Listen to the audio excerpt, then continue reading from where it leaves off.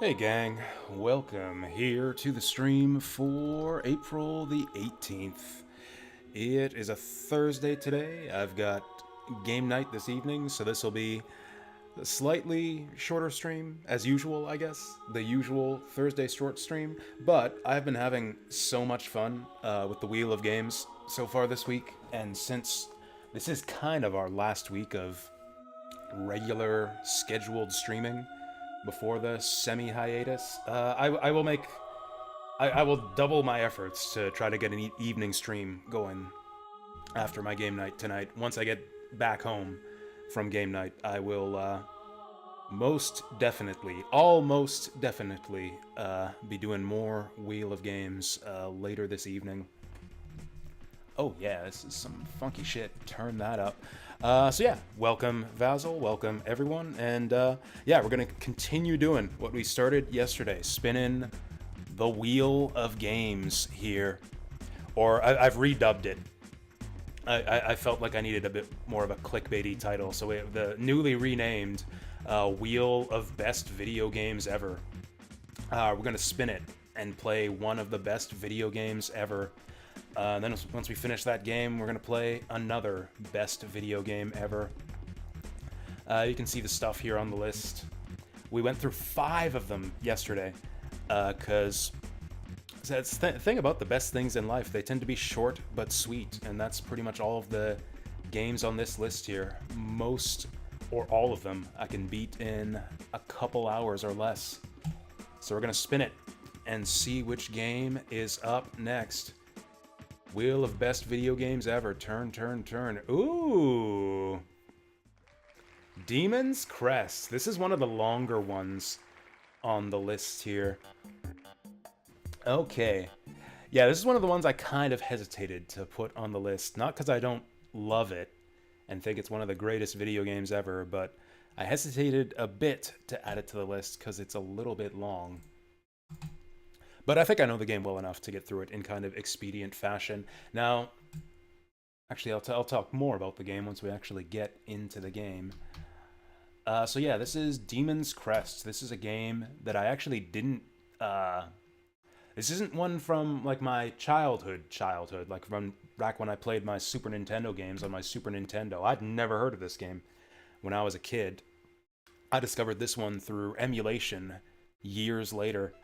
I think I was just going through Capcom games. I was just looking at all the Capcom games that they release in this time period on the Super Nintendo and Sega Genesis, and I happened across some really cool looking screenshots of Demon's Crest here, and I thought the game looked really cool, and so I played it, and yeah, I was actually blown away by this one. It ended up being one of my favorite games ever.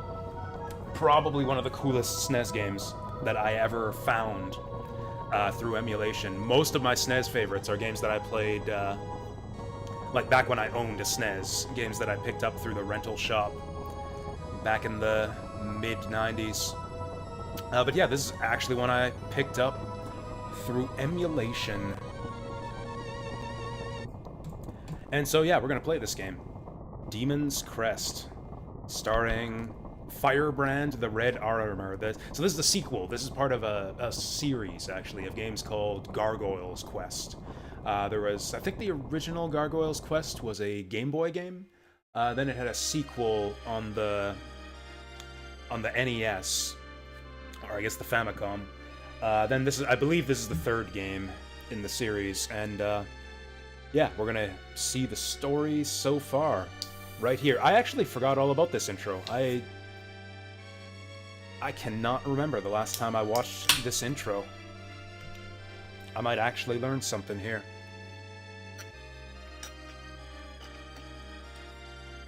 Oh, there they are. This is it. This is what it's all about. These are the Demon's Crests. The different transformation powers that we're going to be picking up over the course of the game. Fire, earth, air, water, time, heaven. By your powers combined. It's actually a kind of a cool image of Phalanx flying over the sky there. You do not see that in the like in the actual game. That like Mode 7 graphic of Phalanx flying over the sky there. Oh, is he about to attack our poor red armor demon here? Good. Motherfucker had it coming.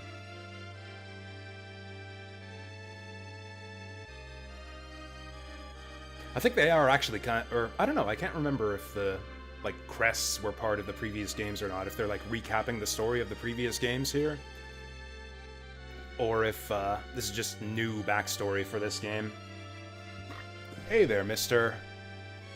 Oh, it's fine. You haven't really missed it. This is the demo that plays, when you idle on the title screen. So we'll see the title screen again once all of this is over. Actually, I guess I will update the stream title. Just so that people know what we're playing here.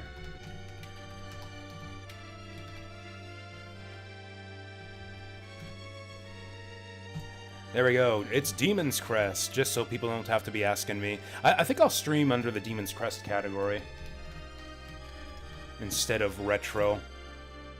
Because I think this game does have like a bit of a cult following. People might actually be interested to see if there's anyone streaming this game. I kind of dig the story here, the idea that that like our main character was like the Lord of Demons at some point, and then was deposed and like fallen down and stripped of his powers. Oh no! He shot me with the blue lightning. He hit me with the Glintaga. And he stole my crests. This is an awesome intro. I forgot all about this. I never watched this when I replay this game. I have defeated the Red Demon! That's my Phalanx voice.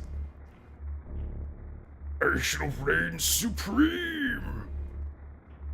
For a little while. For a little while, he'll get to reign supreme. I don't think it'll take us too long to knock this guy down a peg.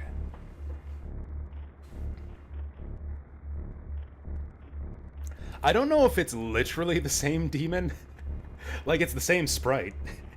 It's the same sprite as the guy from Ghouls and Ghosts. I don't know if there's actually any crossover between, like, the lore of Ghosts and Goblins with the Gargoyles Quest series. I could kind of see them existing in the same universe. They probably are meant to be, like, within the same setting, because there's other demons from Ghouls and Ghosts that appear in the Gargoyles Quest games. Like, you have Astaroth, and I think Lucifer appears as a boss in the original Gargoyles Quest also.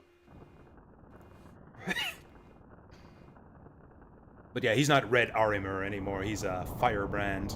Yeah, here it is. Here we got the title screen again. For anyone who missed it the first time around. This is a pretty epic title screen. This is actually poggers. Sorry. Is that Phalanx or is that our guy? Is that Red Arimer in the background? Kind of hard to tell.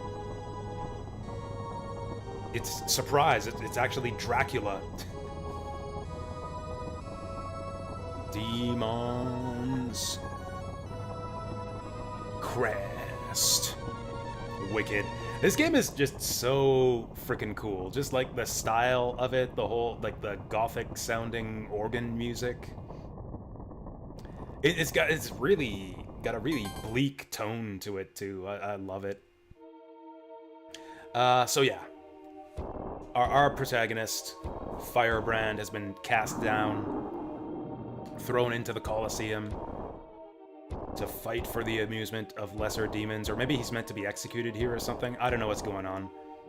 This dragon's attacking us, and we gotta kill him and bust out of here. This zombie dragon.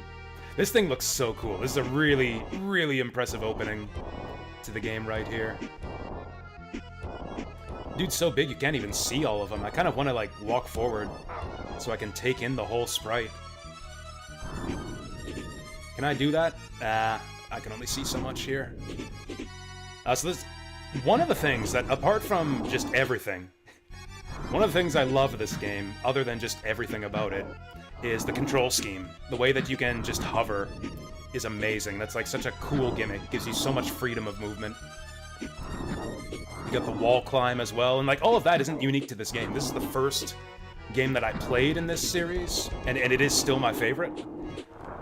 But yeah, I'd never actually heard of the Gargoyles Quest series until after I played this game. After I played this one, I was like reading up on it online, and I discovered that there's like a whole series of these games, and they're also really good. This is still my favorite, but I've highly recommend Gargoyles Quest and Gargoyles Quest 2. This part of this fight's actually even easier because he can't spit upwards, and you can just shoot him in the head right here. Don't even have to wait for him to lower his head. I'm free, and I have an extra health point. Alright, time to wreak havoc on the graveyard here. Oh yeah, we got a headbutt move in this game, too. The headbutt's unique. We've actually got a few systems that were introduced in this game that are different from the past Gargoyles Quest games. But we'll see all that when we get to it. There was kind of like an aspect of like adventure gaminess to the old games where you would like there was a world map, you would visit towns. But it was mostly like this. It was mostly a platformer where you could... The main features are, you can... Stop throwing those. You can grab onto walls like that, and you can hover around, which gives you lots of freedom of movement. Check out that demon gargoyle statue in the background. This is actually one of the most just gorgeous-looking games on the Super Nintendo. I love the gothic aesthetic here. The music, too, I thought was, like, kinda simple. Like, a lot of just organ. It gets, like, a little bit monotonous, kind of the way that the nothing but piano music got monotonous in, what was that game? What's her name? I Am Setsuna? But I think that the organ suits this game's, like, tone and setting a lot better than the piano did for Setsuna. Anyways, hey there's Neo Sigma. And there's a few bangers on the soundtrack, too, that I really love.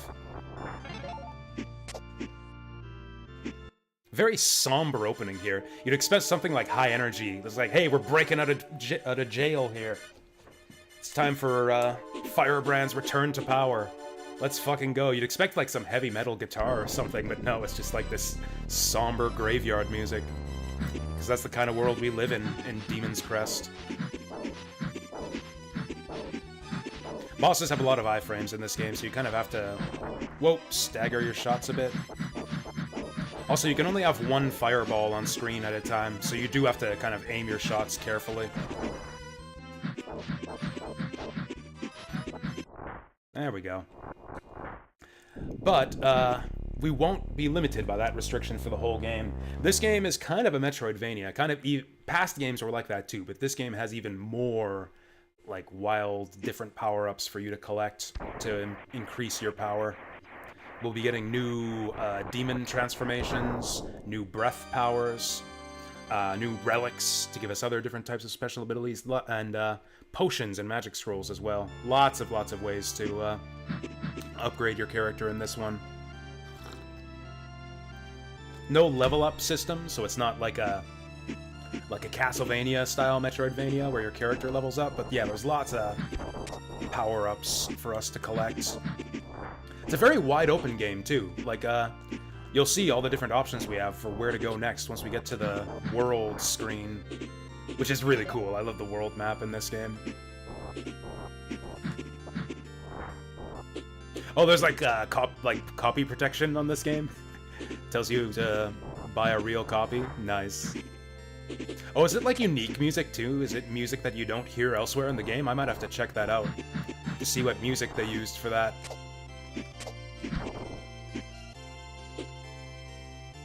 Hey, we got our first empty bottle.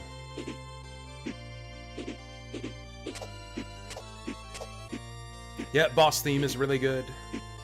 Actually, I like the final boss theme in this game, too. The final boss of this game, not like the post-game boss, but like the true form of Phalanx, is one of my favorite final boss fights in video game history. The big green phalanx with like the 2 sets of claws. Amazing boss fight. One of my favorites in video game history. Extremely challenging, but also like really, really deep and rewarding to learn how to fight him properly. Here's the part where they kind of actually start to put your hovering ability to the test. Like, they kind of require you to start messing around with the hover in the previous area there. But yeah, this screen, they like really force it on you. You gotta use your hover and your wall jump to get through here.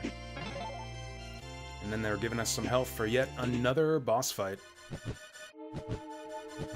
Choops, you fucking piece of shit. I looked up that shit about Gradius 2. So Bacteria, so I'm gonna have to play Gradius 2. You haven't convinced me to play Gradius E, because I've played Gradius E Gopher no Yabo before on the Famicom. But I've never heard of the Gradius 2 on MSX. I'm gonna have to play that. The Gradius E, yes. Yeah, I need to play this MSX Gradius 2 now. This thing sounds awesome.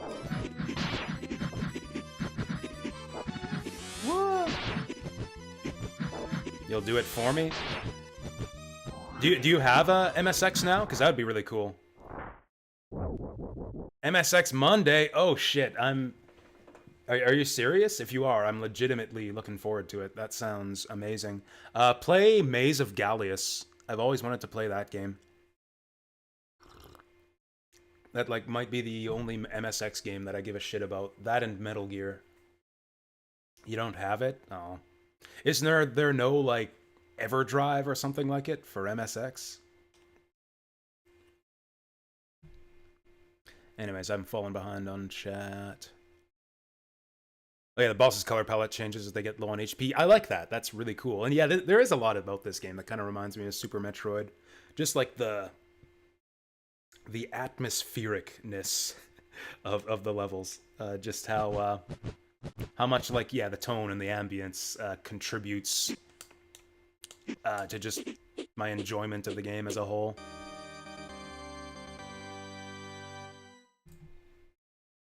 Want to go raw dog on MSX, no EverDrives? Fair enough. What games do you have then? I'm not too familiar with the MSX library. I only know Maze of Gallius because the creators of La Mulana kept on talking about it in interviews. So I looked it up, and sure enough, it's like, oh hey, this is like obviously where the La Mulana guys ripped off all their ideas. And then of course the original Metal Gear, but I think that version was packaged in one of the later Metal Gear games, like Metal Gear 3 or 4, let you play the original MSX Metal Gear on it. So now we're on the world map, where we can fly around and go to different places. You swoop down to enter different levels on the map here. It's kind of a waste. They could really just do this with just a basic stage select, but I don't know. I think it's cool. I kind of love game devs' just obsession with Mode 7 in this era on the Super Nintendo. They just do some really cool looking stuff with it. Anyways, so we see a house here. That's a shop, but I don't have any money. This is a level we can go to. This is another shop. I think a new level will appear there later. I actually don't even know what this house is. Another shop? Oh, do I have the money to do this one? This is a mini game. I think you can earn a health upgrade if you do this one well. I don't have a lot of money to waste right now, though. We'll come back there later. I think the best place to go first... In fact, since we're wanting to kind of get through this without wasting too much time, let's do what I remember to be the best route through the game, and that's doing the town first. Penguin Adventure, nice. You should do that one after Gradius 2. That one's very intriguing to me. So yeah, you can use your headbutt to like break windows in town, try to steal people's money. Because people keep money in their windows in this game. Just like that. We're doing Penguin Adventure first, nice.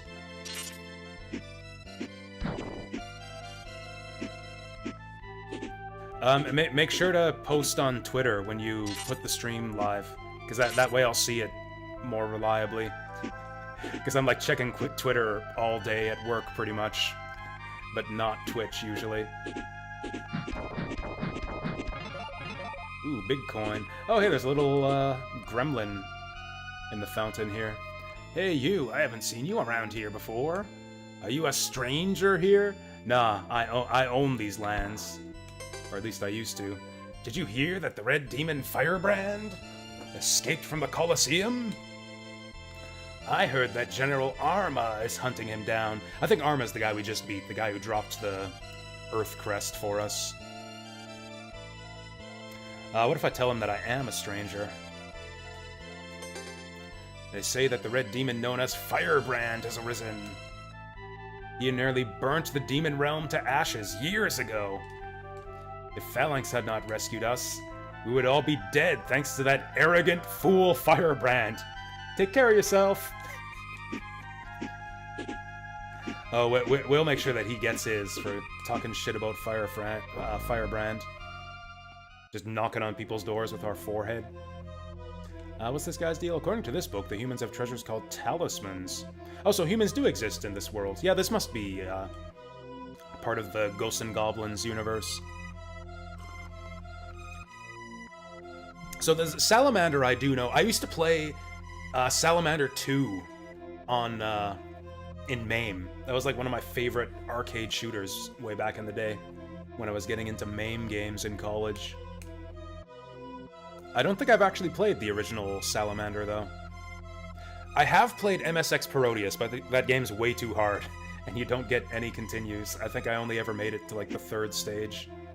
So actually, you can take your bring your talismans to this guy, and he'll tell you what they do. Also, he's got a really cool mustache, so we'll be definitely visiting him again later. Alright, so yeah, General Arma dropped an Earth Crest for us, which lets us transform into a ground gargoyle. And actually, if you talk to this guy... Oh, you can, like, headbutt stuff with your ground gargoyle. I didn't actually know that. You can break blocks from underneath. The General was wearing a uniform something like yours. I saw him run and break one of those fountains into pieces once, so that's your hint about... So you can kind of take your new transformations to this guy, and he'll sort of give you hints about what they do. And yeah, this is what the Earth Gargoyle transformation does. Gives you a Mega Man X dash that breaks through stuff. But you lose your wings, so you can't hover while you're in Earth Gargoyle form. There's kind of a trade-off with most of the transformations in this game. Like the Earth Gargoyle gives you a dash, but you lose your flight. I think the next one we'll be getting is the Sky Gargoyle, which gives you infinite flight. Like you can move up and down in the air, but you lose the ability to cling to walls. Actually, this ground gargoyle's also got a unique feature. His breath looks kind of shitty, like it just kind of goes along the ground, so you can't shoot it straight forward, like it's got short range in the air. But that ground projectile is actually more powerful than your default fire. So the ground gargoyle is, believe it or not, really effective against enemies on the ground.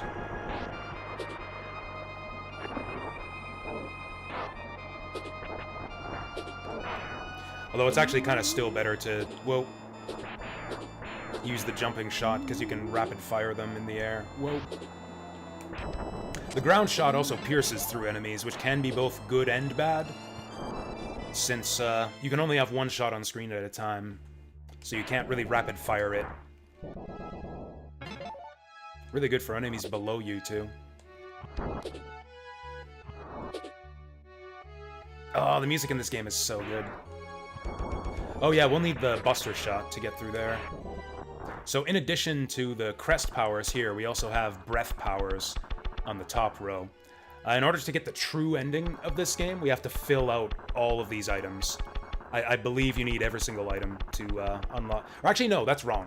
You don't need every item, you only need all of the Crest powers. That's right, if you collect all the Crests, then you unlock the Time Crest, which unlocks Firebrand's full power.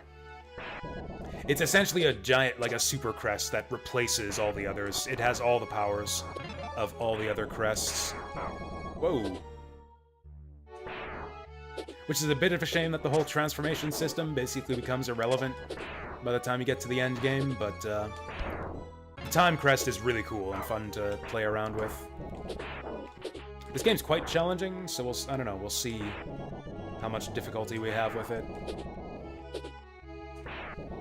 You're very much at the mercy of how many health drops you get in the early game.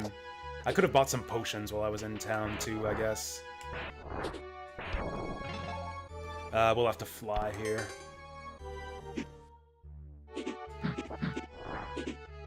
Yep, this is the first wheel game of the day. We have fallen onto Demon's Crest. Do you know this game, BioBilly? I would guess that you do. I love this game. This might be... I'm gonna say this about, like, literally every game we play today, but this might be my favorite Super Nintendo game. Or at least my favorite non-JRPG Super Nintendo game. I know I already said that about Mega Man X and Kirby's Superstar, but it's also true of this game. Literally all of these games are my favorite Super Nintendo game. I kind of wish there were a way to quickly swap between crest powers, but it's actually not too painful in the early game. Super Ghouls and Ghosts is also on this list, actually. I've also got Super Ghouls and Ghosts on the Wheel of Games. That one's also my favorite Super Nintendo game.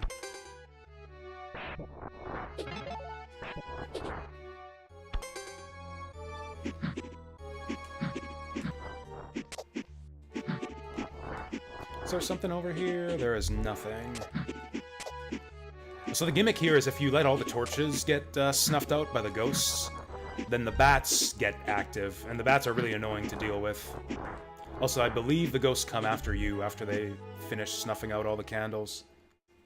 But we don't have to worry about them anymore, because we made it through there.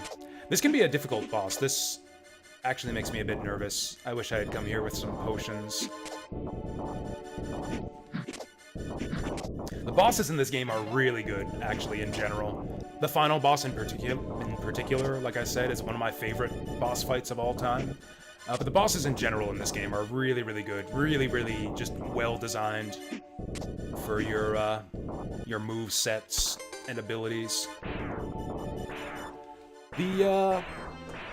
It's tough to know what to use against this guy. It's got kind of a Mega Man-esque weakness system, where like some bosses will be weak against certain breath powers or transformations. This guy is weak against Earth Crest, but it's really difficult to hit him with it. At least with like the good version, the ground version. Oh, can I actually hit inside here? I can't.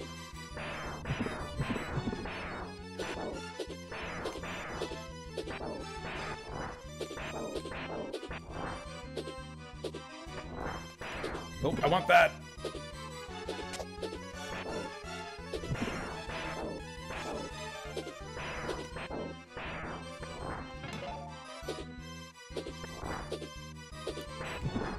Freaking, what's the eyeball guy in it? In Legend of Zelda. Argus? What's Argus doing in this game? Okay, now the actual boss fight begins against this big eyeball guy. Been on Dave the Diver? No, I don't know that one.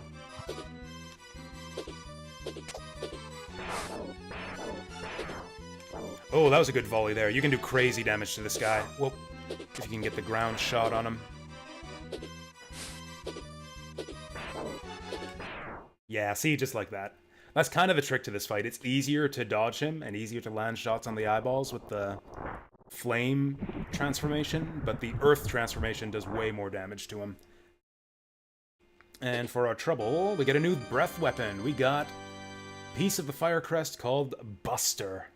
I've got Buster breath now.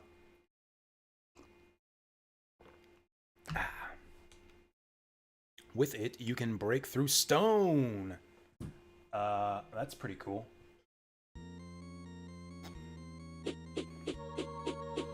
So just about every stage in this game actually has 2 exits. So we could go to the other path through this stage to get some power-ups. Usually there's one path through the stage that'll lead to an essential power-up, like a new breath power or transformation. Then the other path will lead to like a bottle or a health upgrade or something. Speaking of upgrades, I think I will try this minigame. It has been a long time since a customer has visited the shop. Welcome to the shop of Trio the Pago. Gambling for demons. Alright. Oh, it's only 5 GP? You seem to be very good at headbutts. This is actually really difficult because there's a big delay on your headbutts, like hit frames. So the timing on hitting those targets in the air is really difficult.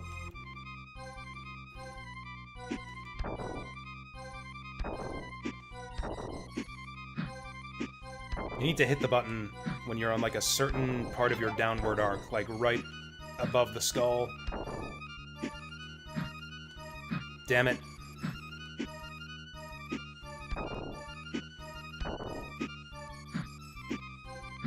Damn it. There we go. Also, some of them drop coins, so you can basically just make your money back. Wonderful, great, here's my prize, cool, I get a bunch of money. So now the point of that is that you have to finish the easy level of this minigame to unlock the medium and hard levels, and the hard level gives you some kind of power-up, like a life extension or something like that. That's right, like he impacts so hard on the wall that he like just sticks. I like to think that his like head is just sticking to the wall because he headbutted it so hard. Where do we go to next? I think we actually go here. I think this is next in the stage order.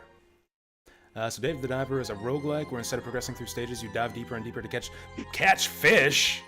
Is it a fishing, like a spear fishing roguelike? Oh, so Buster Breath, here we go. In addition to breaking through walls, it also lets you have 2 projectiles on screen at once, so this is like our best offensive weapon right now. Basically doubling our firepower, so that was actually a huge upgrade for us.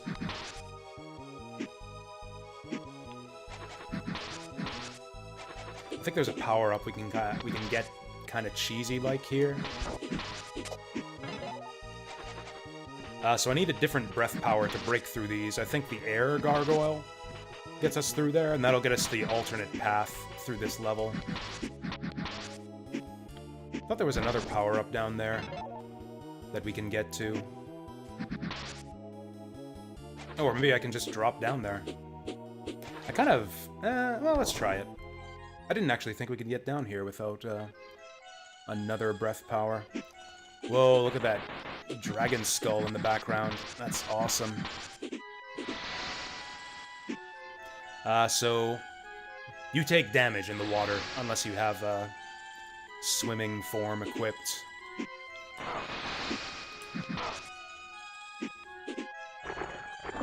Yeah, just like this. Just like this.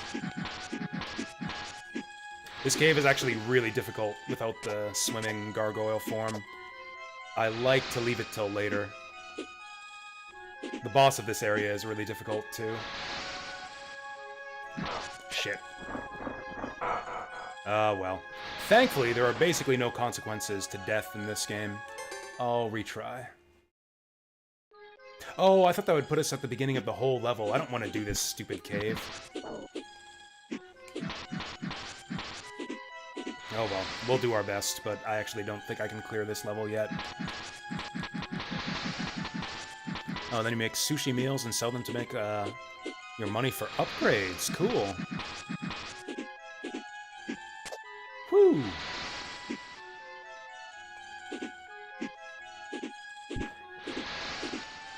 Oh, there we go. We can just fly over that guy. I think there's goodies down below at the bottom of this area, too, but we can't... I mean, we could just tank damage to get them, but I'd probably die if I tried it. Let's just try to get through here and survive. Yeah, so this is how you break these blocks. Oop, new magic scroll. I forgot to buy potions and magic spells again.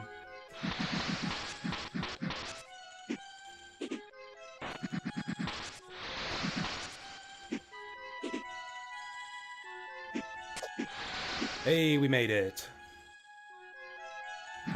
I believe there's a talisman somewhere in this room. If I can remember where. Oh, it's probably down below the water. That doesn't actually go up and down here. Do I want to tank damage here to grab that talisman? I kind of do. You have basically infinite lives in this game anyways. I kind of do want to find where the hidden talisman is. I'm sure there was one down here.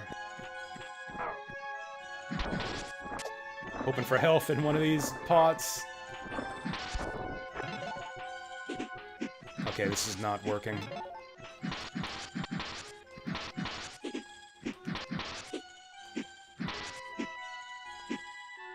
This is super not working. Oh, there it is. Right at the end, we gotta break those blocks. And I dissolve in water like it was acid. Okay, cool, we do get a checkpoint here. Yeah, death is pretty inconsequential in this game. Maybe you lose money? I'm not sure. Maybe you lose money when you die. I can't really tell.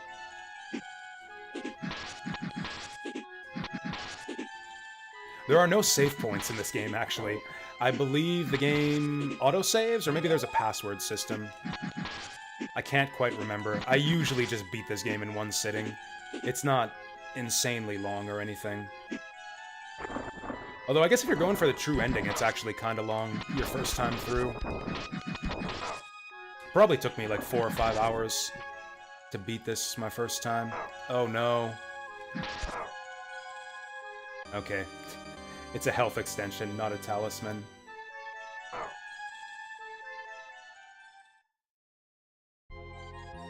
Oh, interesting. Pops us out in this part of the level. You know, I think I will actually go back to the A side of this level. Oh shit! Maybe I shouldn't have selected retry after all.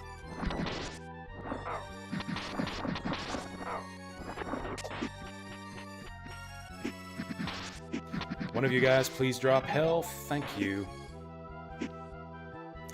So if I had not gone through that cave, we would have ended up in this part of the level anyways.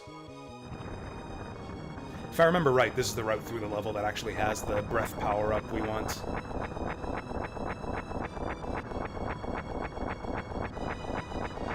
Holy shit, everything's on fire. This is like Sonic 3 all over again. This part can be kind of bullshit, because those fireballs can drop right on your head from the canopy there.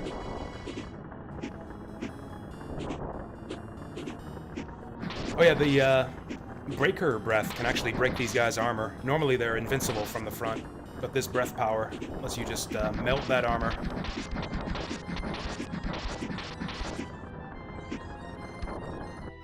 This is like the easiest talisman to find in the whole game. It's also maybe the least useful. So this is the skull power-up, which, if I remember right, increases the drop rate of health pickups from enemies. Which is actually kind of useful in the early game, but there are much better talismans that we'll get later on.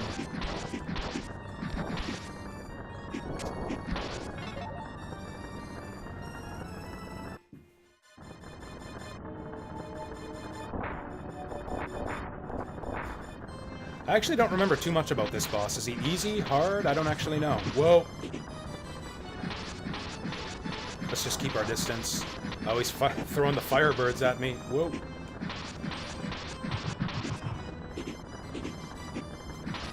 This really is just straight up like a Ghouls and Ghosts boss right here. It's like a fireball thing that turns into a wolf or tiger or something. Literally a Ghouls and Ghosts boss. This boss is a lot harder if you come here without the breath powers. In fact, I don't think your fire breath can actually damage him. Yeah, you actually can't damage him with fire breath, so if you come here first... Or I guess you always have the Earth Gargoyle. That's right, you always have Earth Gargoyle for completing the intro stage. So this, at least, is always an option.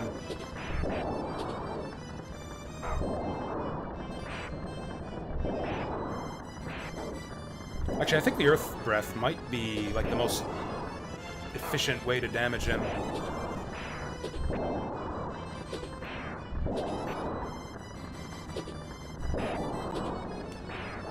Okay, maybe we were doing better with the Buster after all.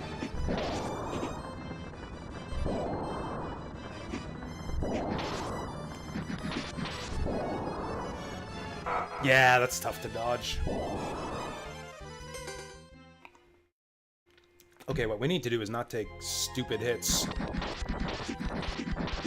Because I don't know if I can consistently dodge that raining fire.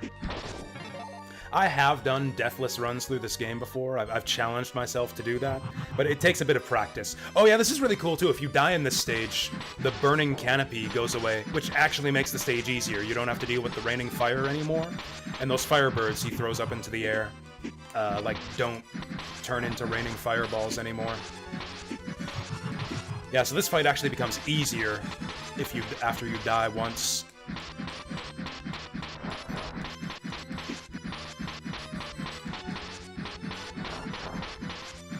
Yeah, I think we actually do more damage with the Buster Breath.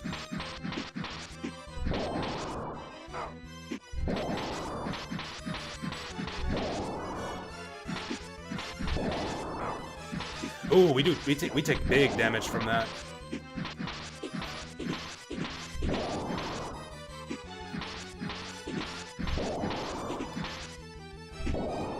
Oh! Okay, he's gonna kill me if he hits me with that again.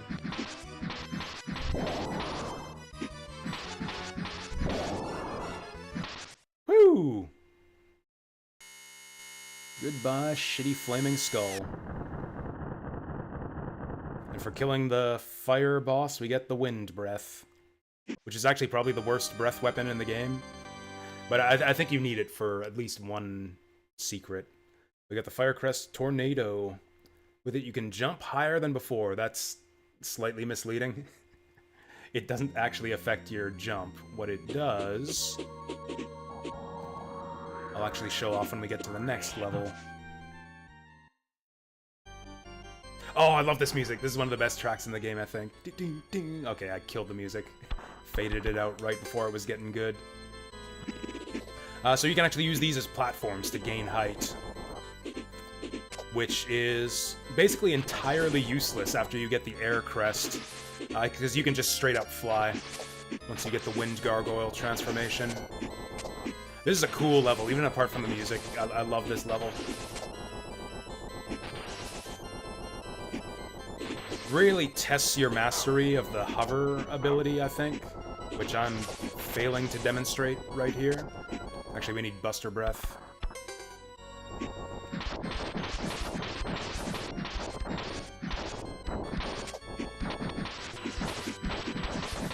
Oh, what do we got here? Oh, new bottle. I still haven't filled my bottles or scrolls with anything yet.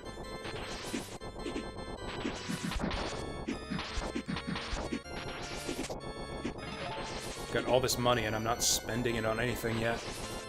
So there are shops where you can spend your money to get stuff for your bottles and magic scrolls. The scrolls are not very useful, I think.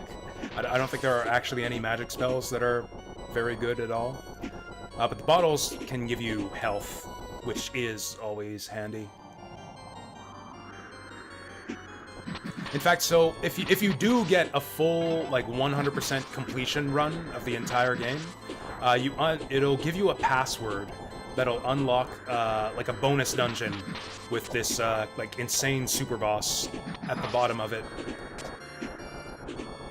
I have never found a good way to beat the super boss other than just spamming health potions, just tanking hits and spamming health potions. So this is the alternate path through the level. If you go down the tornado, you go down here and fight another one of these guys. What is this, Elden Ring? What's up with this boss reusage? I think we fight this guy like 4 times total throughout the whole game.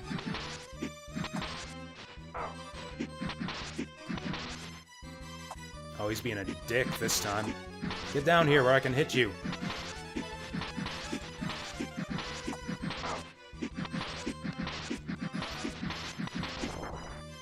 I don't think his attack patterns even change at all compared to the first fight. We didn't see him do the feather attack on the first fight, but he can do it. He just didn't feel like it. Oh, I think he's starting to turn red. Oh yeah, he's blushing. He's embarrassed at how badly he's losing this fight. Oh shit, I'm embarrassed at how badly I'm losing this fight. Okay, we got him.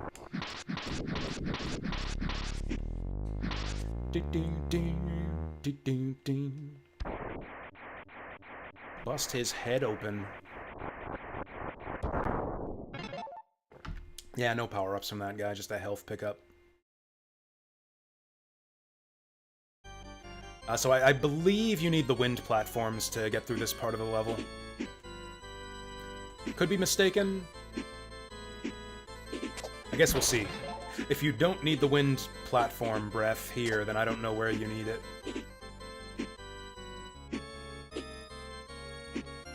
Actually, I think we get the wind crest from this next boss fight. So yeah, if we don't need the wind platforms here, then I don't know where we need them. Oh yeah, we do need them here.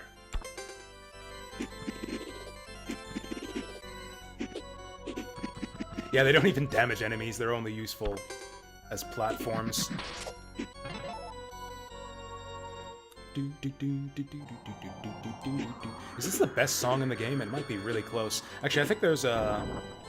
like a talisman or health pickup or something at the bottom here.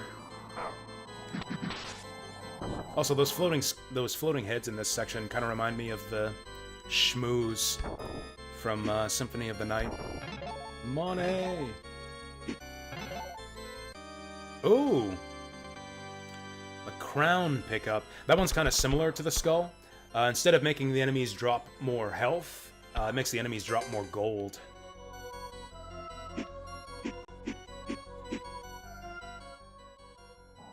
Then I think there's like a... Whoa! I think there's like a bottle or scroll or something at the top here. Oh yeah, the reason we're ascending here is because of the gusts of wind. Normally there's no way to gain elevation when you're flying, unless you have the wind crest. Ooh, those guys got a lot of health. I wonder if they're invincible. Oh, damn. You know what? Maybe I should switch back to the skull. Oh, it's a scroll.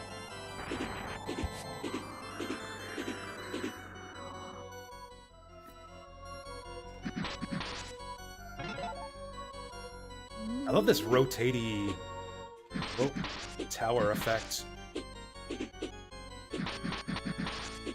Okay, try that again. Is there anything up here if we use the wind platforms? Nope. Yeah, so we only needed the wind platforms for that one part. After this, we're gonna get the air gargoyle transformation, and then never have to use tornado breath ever again.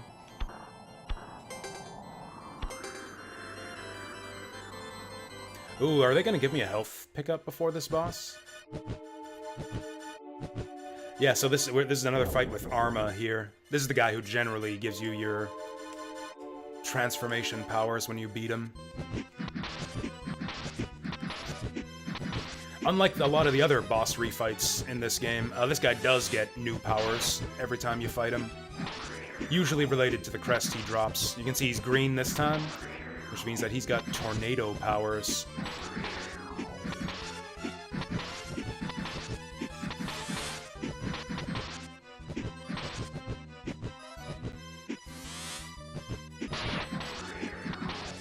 Dude's got his own Buster Breath.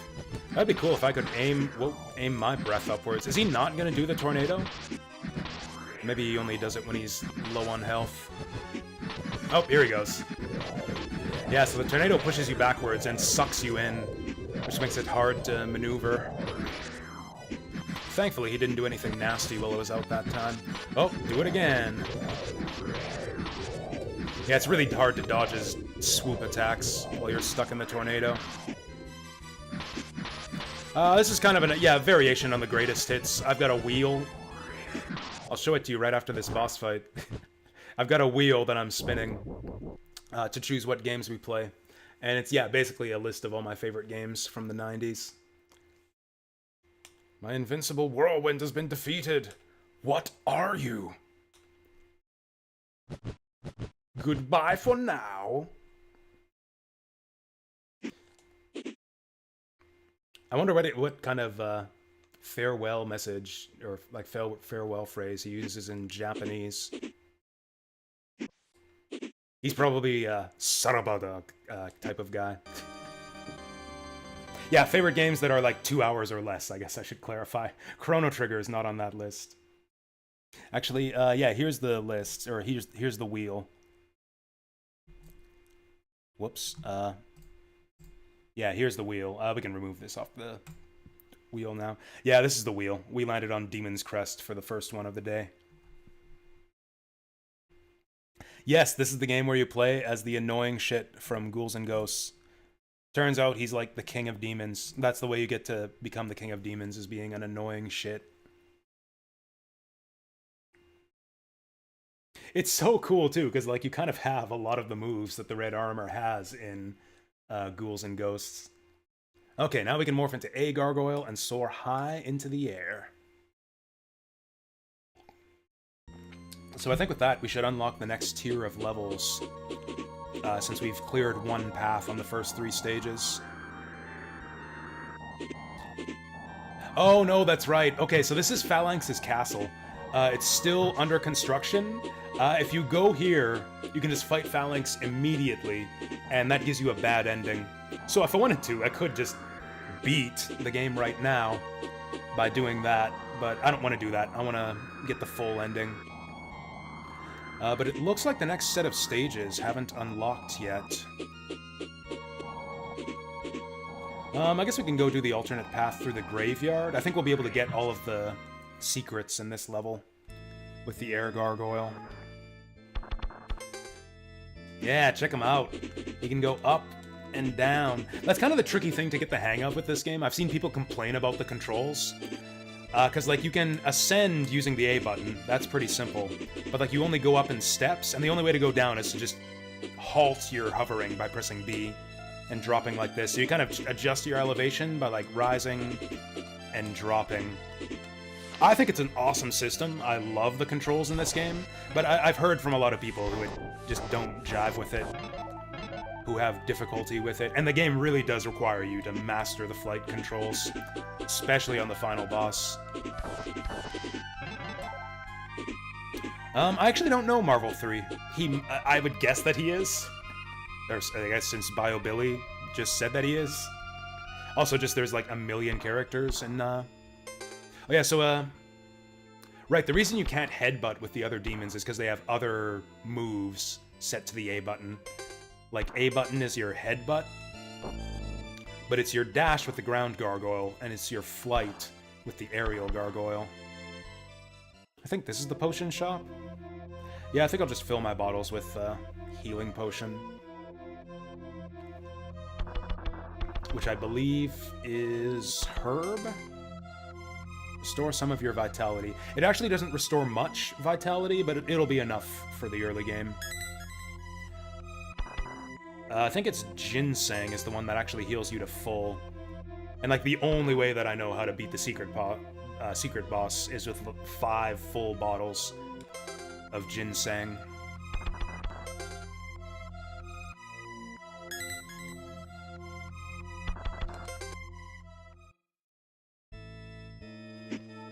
But yeah, so if we go talk to this guy, he'll say something about our new form. Hey, you look like a good flyer. You should be able to fly in strong winds. I don't know what he means by that. I don't know where I'm required to fly in strong winds in this game. And if we go in here, the mustache demon will tell us about whatever talisman we have equipped. This talisman, called the Skull, allows you to capture soul energy more easily. That is really unhelpful. What the fuck does that even mean? But what it means is that you can, yeah, the enemies drop health more often. Collect money more easily. That one means that enemies drop money more often. Is that the one we have equipped right now? It is. I think. Yeah.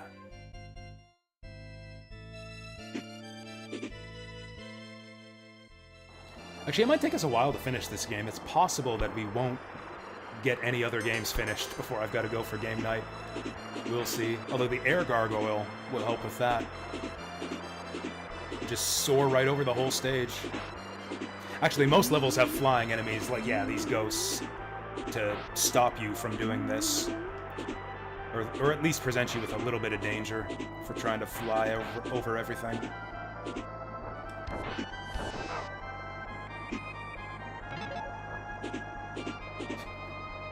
Judgment Day is coming.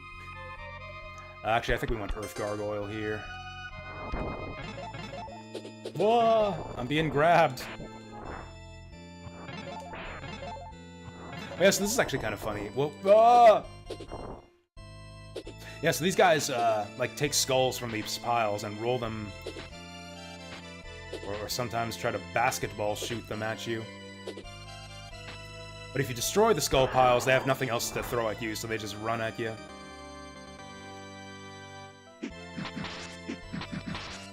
So that was a nice health pickup for us. I think there's another pickup, like, somewhere high up in the level here. Maybe at the other end.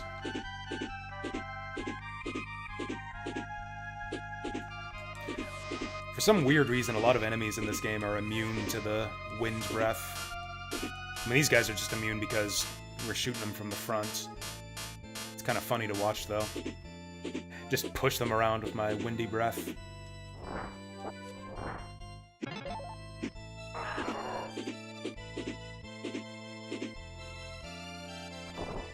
Let's break this shit with Earth Gargoyle. I'm sure there's more secrets in this area.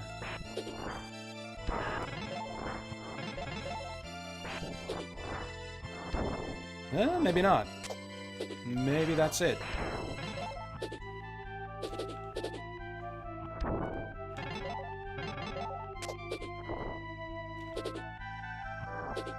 Alright, well, let's move on then. Oh shit, it's boss time already. This guy can be really difficult, actually, if you come here with no power-ups. Like, if this is the first stage that you do, you probably don't have enough health or damage to beat this guy. You can do a lot of damage with the breath weapon, though.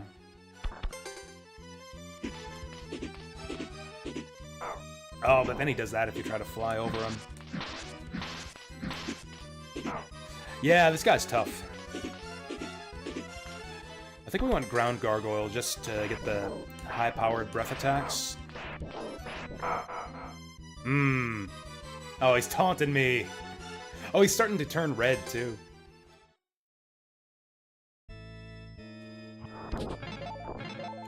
Oh, shit. There were nickels in that one.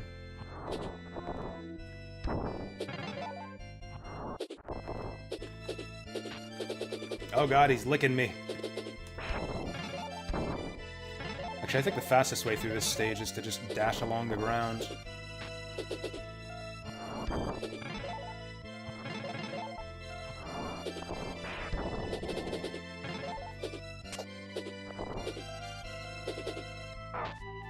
Oh no. I won't have full health for the boss. Oh, yes I will. Okay, I'm gonna try to just Rochambeau this guy. Let's just spam Earth Breath.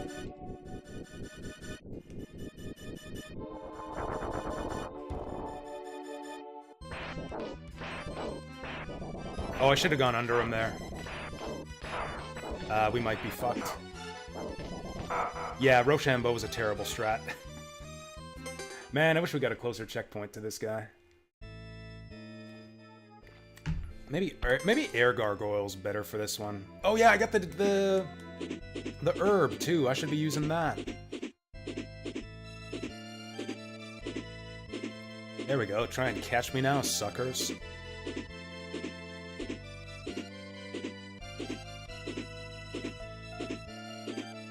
Oh, that guy almost did reach me.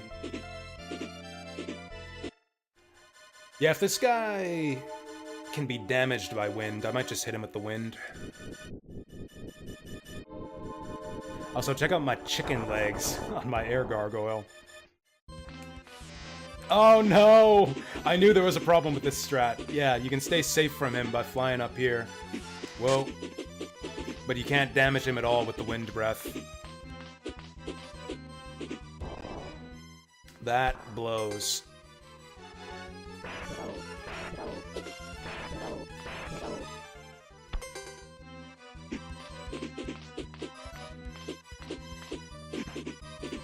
Wait for him to jump. He really commits to those jumps.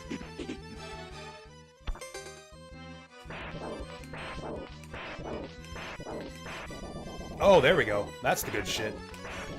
Oh, we were so close. We were so close to getting him that one time. Like, one hit short. Oh, that's it? That's it? Is just a crummy health pickup?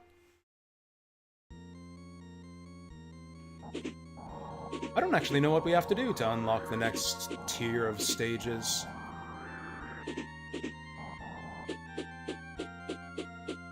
Because, yeah, there's a level that's going to pop up here. And then a level that pops up here in the mountains. When do we get Ice Breath? There is no Ice Crest in this game. Kinda weird, but yeah, it doesn't exist. We could do the alternate path through this level. I actually don't know what we get for this one.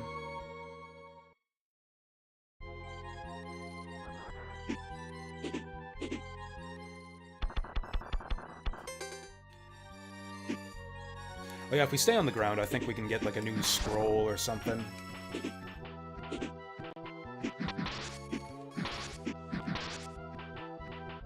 Oh yeah, I think it's right here. Nope. Oh, but Air Gargoyle, yeah, it gets us through these things. That's a funny sound effect. Am I misremembering? I was sure there was a... There it is. So you need the Air Gargoyle transformation to get up there without taking damage, but you can just tank the damage and just jump up there if you want to. Oh, we gotta headbutt it. There we go. The head is butted. Man, Freeze Breath could be such a cool idea for this game. It's a shame that they never made any other Gargoyles Quest games after this. I really think there's like a lot of design space to come up with even more crazy transformation ideas. Oh dear. Although I do have a lot more health than the last time we came through here.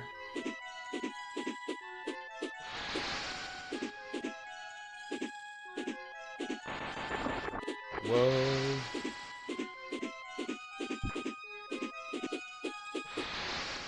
Did we break through this last time? I can't remember if we had Buster Breath. Oh, we did. That's right, there was like a scroll or something in there. I'm not gonna make it! Ah.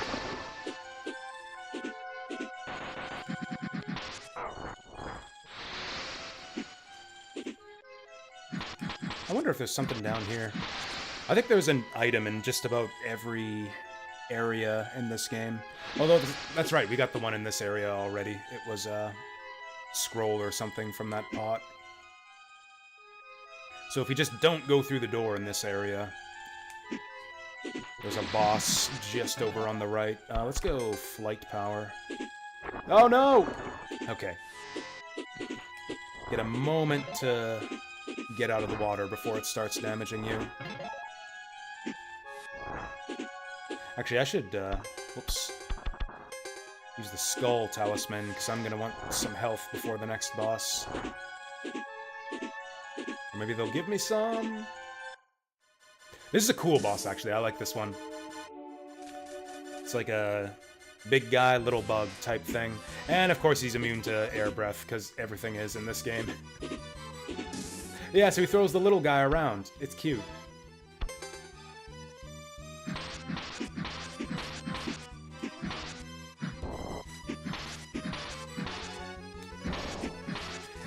So yeah, you damage them separately, and then depending on which one you kill first, it'll have like a different second phase. The bottom one has more hit points, like you can see the little guys almost dead already.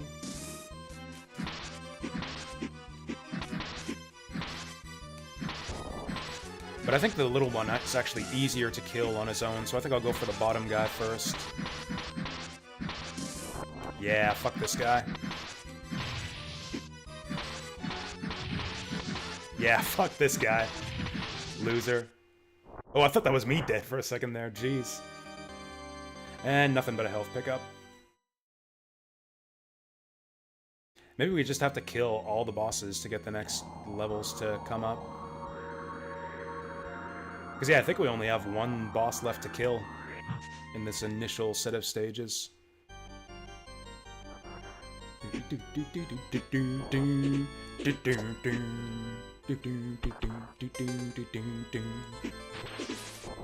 Yeah, I think this might actually be the best song in the game. Also, the air gargoyle that you get from this stage is actually really good for playing through this stage.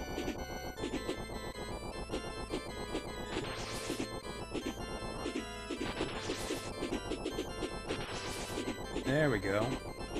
There we go. So I think right before the, like, crossroads in this level, or right after the crossroads in this level, there's another boss. He's pretty easy. I believe he's actually weak to Wind Breath. We're better off with Buster Breath here.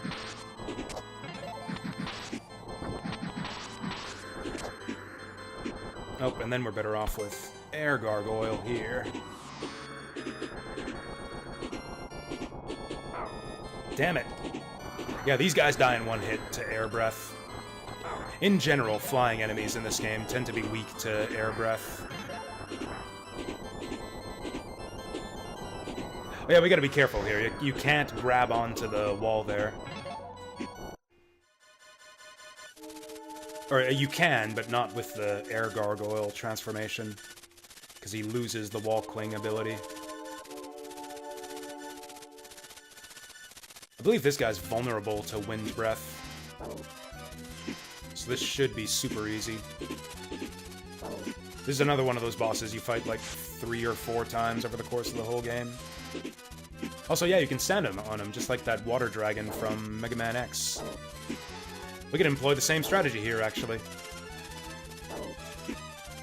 Oh, look at that, he's starting to get weakened already. Yeah, nothing to it. This is a cool death animation. He, like, starts exploding from the tail upwards. Oh, new breath! I forget what this one does. Oh, right, this one lets you... Yeah, with it, you can climb up walls. The descriptions in this game are so bad at actually telling you what the items do. What does that mean? I can already climb up walls. What it does is it makes a little sticky patch on the wall, which basically makes that wall safe for you to climb on. So, like, you can... Basically, anytime you see spiked walls, you can put your claw breath onto it, and that'll make, like, a grippy patch for you to grab onto spiked walls. That's what it actually does. Okay, so that unlocks the next tier of levels. We got the Sunken Palace, and we got the Ice Palace. And Phalanx's castle is gone now, so we've lost our chance to get the quick ending. Which is fine by me. I prefer the full ending. Also, I kind of want to go do the minigame again.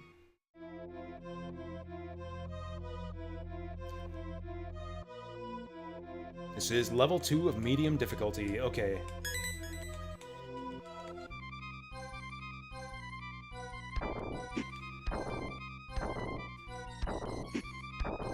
As the difficulty goes up, the targets, like, go away faster, and you also have to hit more of them. Damn it.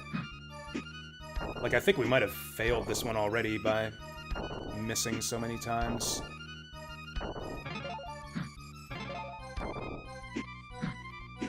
On the highest, damn it, difficulty level, the heads appear. Fuck. Yeah, we definitely won't get this. Fuck! Ah, we fucked it. Lame. Eat shit. I'm gonna try that again. We'll get the timing on it. In fact, I think the trick for this is, yeah, 2 fingers. Yeah. Yeah, you want 2 fingers, 1 on each button. Makes it easier to get the timing right. Oh, there we go. There we go, we're crushing it now. There's a little bit of luck to this one, too, because it's actually way easier to hit the skulls on the top and the bottom than the ones in the middle. So you get a lot of, if you get a lot of top skulls and a lot of bottom skulls, then you'll have an easier time of it. Big money. So that'll get us to the level 3 skull minigame, which I believe gets us some kind of special prize for winning it. If I can remember where it actually is.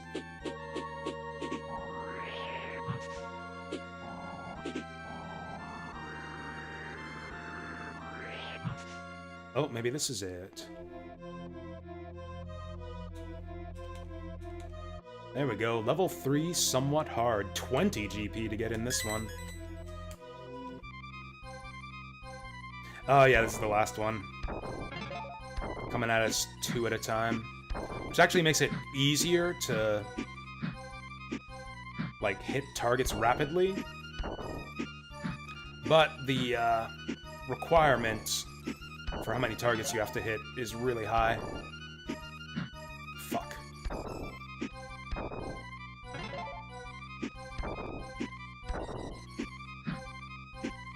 Come on!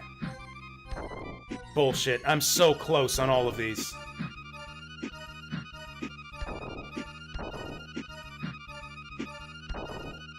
Damn it. How much does it cost to do this one? Alright, 20 GP. Sometimes it takes 2 tries. Fuck! Fuck.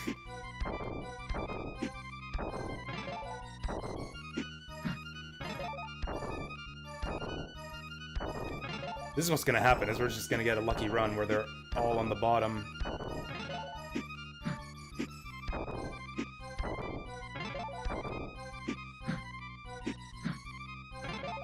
Fuck. No!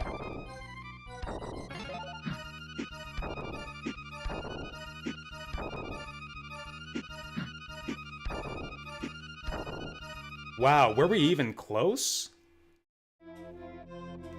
Man, the requirements on this one are too high. Okay, you basically gotta be bonking skulls constantly here.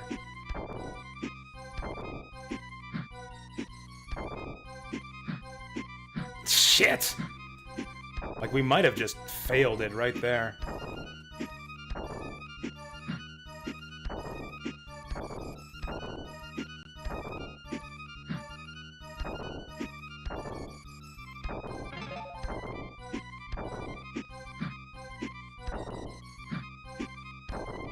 Although I guess we are mostly making our money back. Just from the coin drops. Oh! And with 1 torch to spare.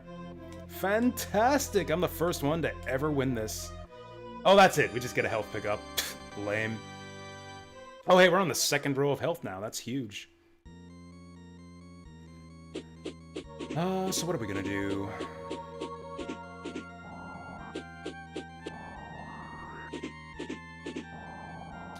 Let's go to Water Palace.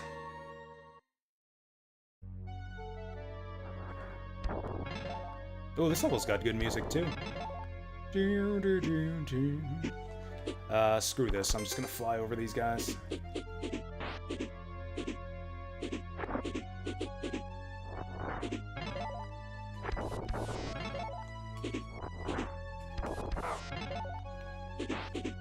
I believe we get the water crest from this stage, and then the alternate route through this stage requires the water crest.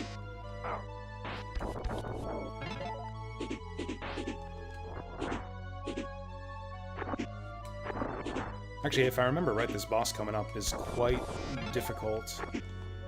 Oh, those birds are pooping on us.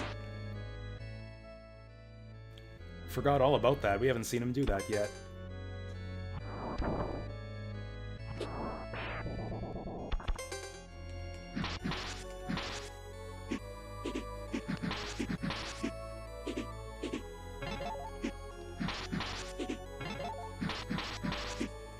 Yeah, so if we drop down there, we go to the alternate route through the level, but since I can't swim, that would basically just kill us. Oh yeah, we could use that claw breath here to climb up the spike walls, but there's, yeah, a lot of the breath, like the mobility breath weapons in this game are pretty pointless. Like, why do I need to climb up spike walls if I can just fly using the aerial gargoyle. I think this one might do more damage than our other breath weapons. Maybe that's a reason to use it.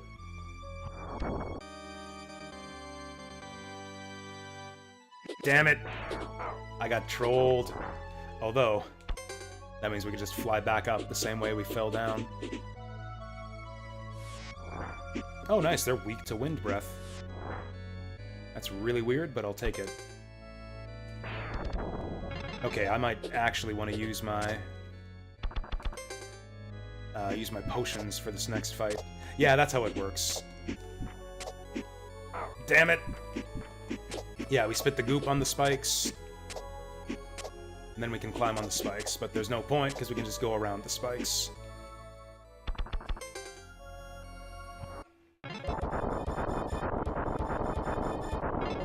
Whoa. Sludge is creeping up on us. Oh yeah, this is kind of cool. Check this out. He's nomming those bones. Slurp, slurp, slurp. Slurp, slurp, slurp. So this boss basically requires you to use the aerial crest to fly over him to dodge his attacks. I believe he's technically weak to the Earth Gargoyle, but it doesn't really matter because you can't get the ground attack on him because you have to jump to hit the eyeball.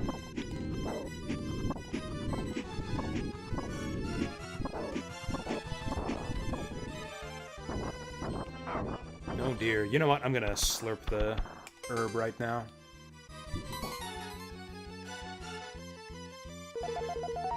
Oh, that doesn't heal much at all. We might have to change to the ginseng already.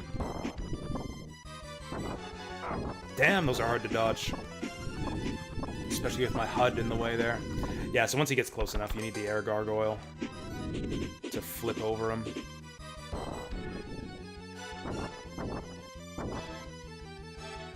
Oh, does he not turn around, though? Do I have to wait for him to back up? Oh, great, and my wind breath doesn't work. Yeah, I gotta wait for him to back up and then fly around to the other side. Yeah, this guy's kind of annoying. Alright. Back it up, Goopy.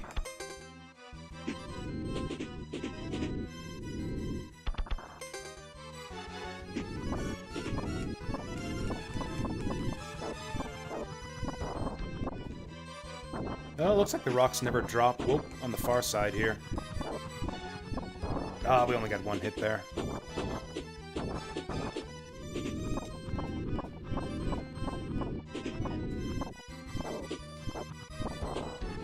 Oh, I think he's turning red. I think he's turning red, but is he gonna corner me?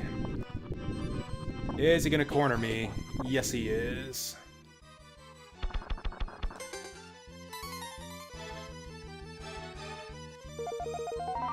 Oh, good, he's backing up, backing up.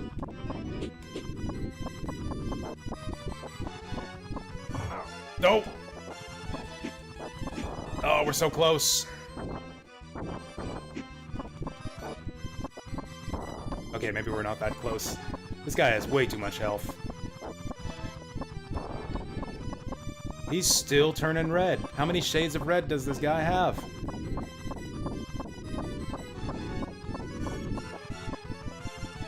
Oh my god, maybe this isn't the best breath for this guy. He's still going. Okay, you know what? Claw breath is bullshit. Ah! Oh! Please no. I used all of my potions on this fight already.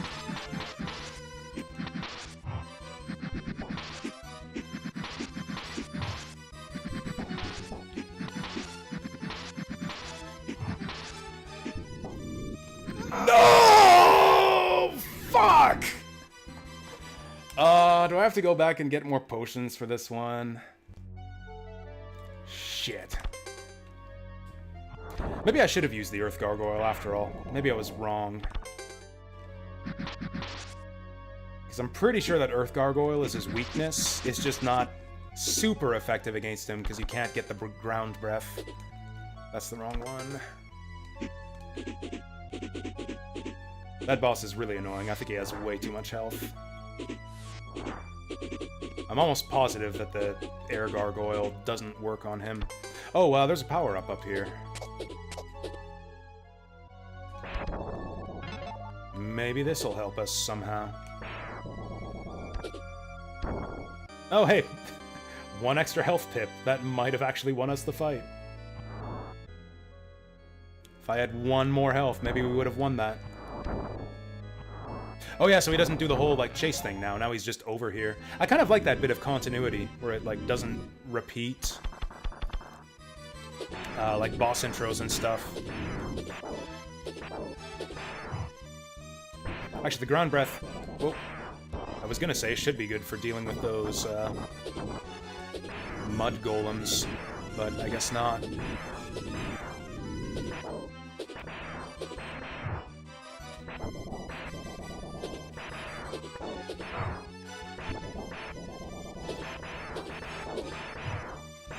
Is he turning red already?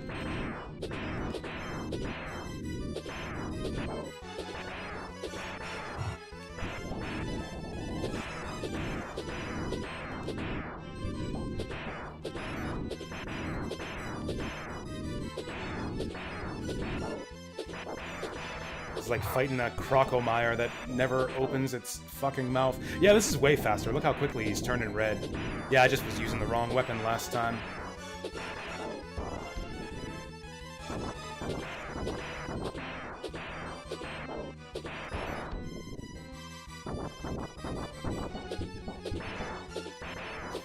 That is way too many dudes. Oh!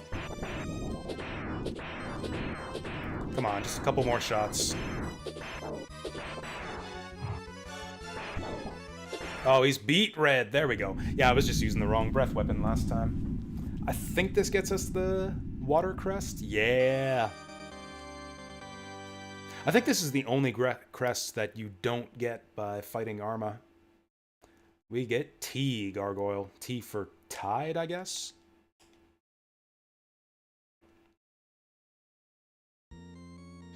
So yeah, let's actually do that. Let's, scope out the waters now. We can go to the water areas of previous levels, too. Plumb the depths for treasure. Also, check it out. This is, like, maybe the most just aesthetic... or, like, the most sexy transformation in the game. Yeah, so this guy's thing is he's basically useless outside of water. His breath power-up is, like, severely weakened, and he can't really do much on land. He can't climb walls, he can't fly, he can't hover. But he can swim, and his breath power is, like, greatly increased underwater. He's basically got, like, explosive torpedo breath. Also, he can, yeah, swim straight forward like this by holding A. So actually, the underwater swimming controls are completely different from the flight controls. They're, like, fiddly in a completely different way from the flight controls.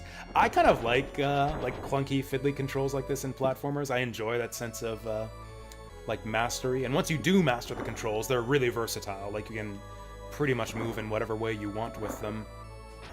Just requires a few extra button presses and a little bit more timing than you might be used to from regular platformers. Also, check it out, our breath explodes on impact. Right, so if we go up there, then we go back to the main path of the level.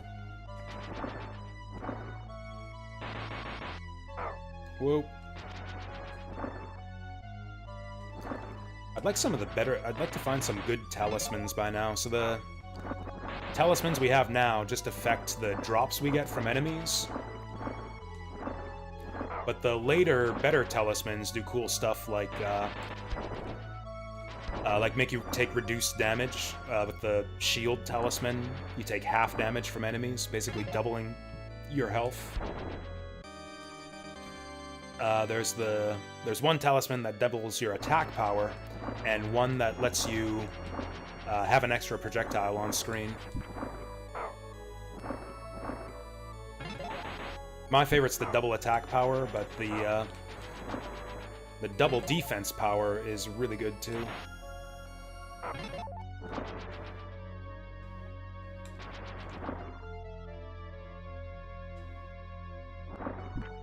Also, we got a cool boss coming up at the end of this area. All the bosses in this game are really cool, but, whoa, this next guy is especially cool.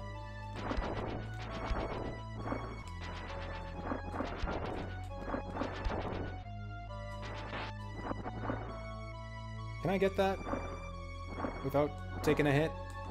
Ah. Mess it up.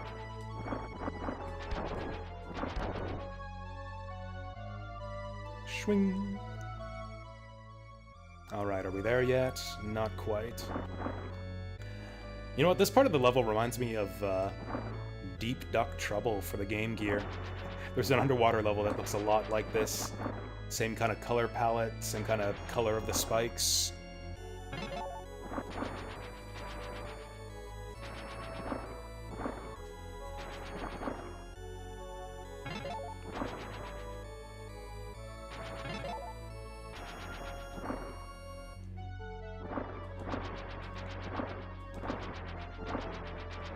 There we go. We look like an... You know, he really does look like some kind of Ninja Turtles character. It's like, what if the Ninja Turtles had, like, a swimming power-up? It would make that one level in Ninja Turtles 1 a lot easier. Yeah, this guy totally looks like some kind of Ninja Turtles villain.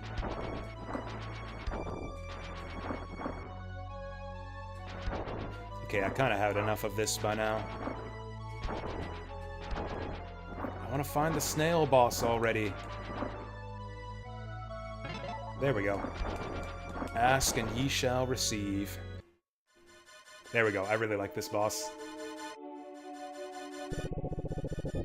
He's just really big and really cool looking and has a gross mouth and antenna stalks. And he does crazy things with water currents like this. Yeah, he basically spends the whole fight like just swirling you around with the current. I wonder if there's any kind of, like, speedrun reason or something to try to beat this guy without the water crest, if that's even possible, since you'd be taking damage the whole time from being underwater.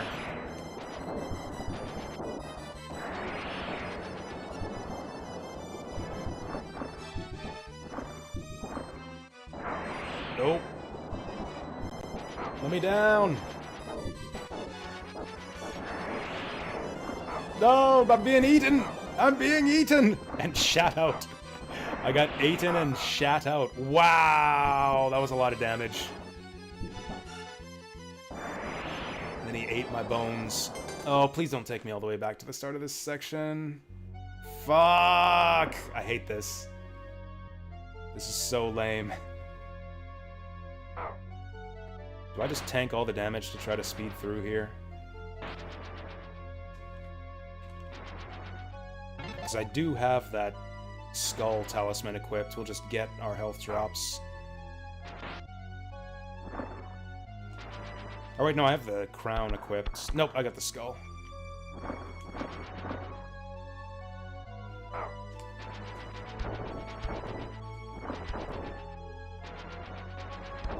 This might actually be the most tedious part of the whole game. It's like, okay, have you mastered the swimming controls? Yes, I have. Thank you, game. How about now? Have you mastered them yet? Frick this guy. Also, my skull's not working. These guys aren't dropping anything for me. Oh, that wasn't nearly as long as I thought. Shit, I should have been less reckless. We completely wasted all of our health potions. Just spent them all on a failed attempt. At a boss that we could have easily killed if we'd have used the right breath weapon.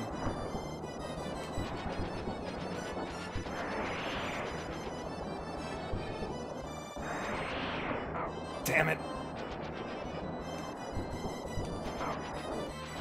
The lag is fucking with me. It's really hard to shoot these things down. With all the lag.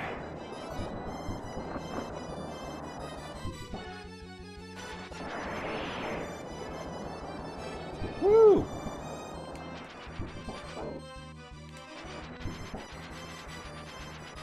Use the poop blade. I don't have... Fuck! I don't know what determines, like, the force of the tides here. Sometimes you just can't get away from his suction. It is hilarious, though, the kind of the way that it looks like he poops you out. Like, the current just passes you right through him, so it looks like he eats you and shits you out. Maybe I should have come back to do this one later with one of the, like, better talismans. Fuck.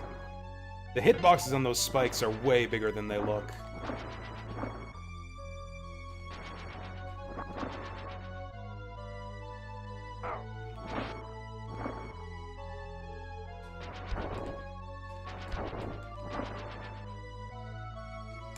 Alright.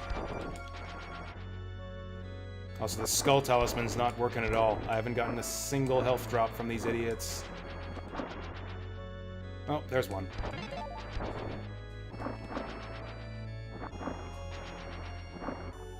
Fuck it, we're going through.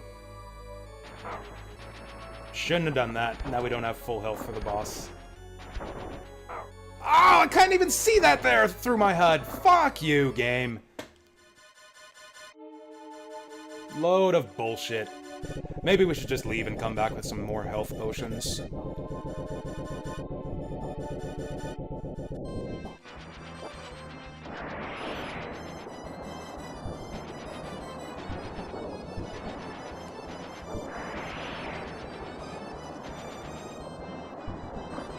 Oh shit.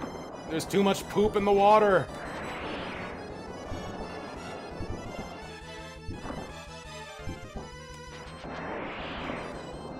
That's what we gotta do, is we gotta go straight up. When you start getting sucked into the mouth, you gotta go straight up! Well, okay, I literally can't move at all.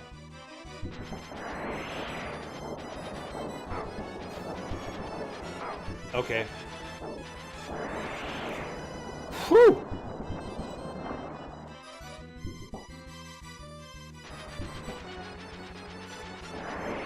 Oh, come on! Yeah, fuck this shit. We're going to do a different level. I'll come back here when we got a better talisman or more health or something. But then we gotta do that whole boring stage again. Fuck. He was barely even starting to turn red there. Nah, we gotta come back later. Fuck, that blows. What a waste of time. Let's go back to other levels and, see what we can find underwater. Yeah, like there's an underwater bit in this level. Sadly, I don't think there's a way to, like, fast travel back to the world map. Oh, also, let's see what this guy thinks of our new form. Hey, you and me, we're green together. Whoa, you can swim? There are those that say there is treasure under these here seas. Maybe we can find it. This guy's a total wimp outside of the water, though. Love his jumping animation, though. Yeah, jumping attack animation, that looks cool. Like he's throwing a tantrum or something.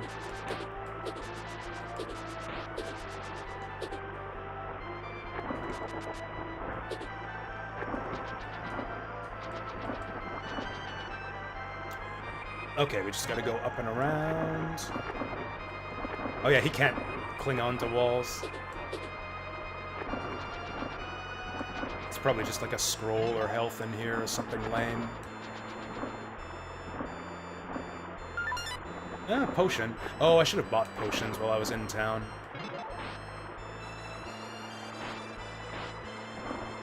That's fine. You can actually exit the town from the left side. Whoa. And actually, while we're here, yeah, there's no way to fast travel back up, but we can just go through to the end of the area.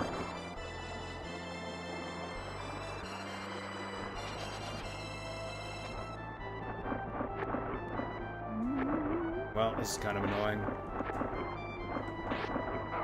Oh, that works. Just damage boost my way up there. So now that we got the Buster, there's actually some new pickups that we can get in here. I guess we will probably end up just 100%ing the whole game here. As I try to figure out from scratch where all the secrets are hidden. Oh yeah, there's a thing. I don't think you need all the scrolls and bottles and health extensions in order to get the full ending. But those things are all way easier to find than the real power-ups. So we'll probably just end up finding them anyways in the midst of... Yeah, see, we almost got all the scrolls and bottles already. But the talismans are way harder to find. Also, I can't remember what the final breath power is. Oh yeah, the dragon breath. I don't even remember what the special ability is of that one. Right, let's do this. This is a longer game. I was kind of expecting, like, closer to a 3-hour playthrough time for this one than the usual kind of 2-hour time limit I allotted myself for the others. Super Metroid's kind of one of those two. This game's a lot like Super Metroid in a lot of ways.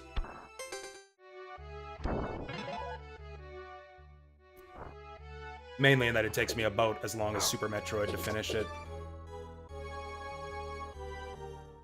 Oh, we can get through here now. So actually, the one unique property of your starting fire breath power is it's the only one that can light these torches. That's like the one use that your default fire breath has. Otherwise, it pretty much gets replaced immediately when you get the Buster breath. Okay, that's pretty good. We need, what, 5 more health pickups?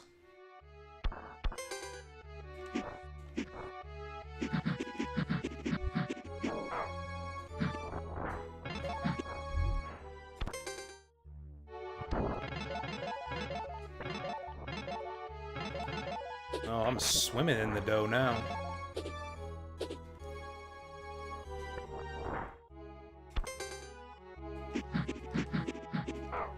Oh god, I can't see the spikes. Okay, the bosses, I believe, do not reappear. So yeah, we just leave once we get to the boss chamber. It'd be cool if there was some kind of hidden power-up down through that hole where that eyeball used to be, though.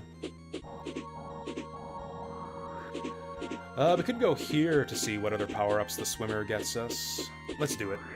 Because I think there's at least a new talisman here.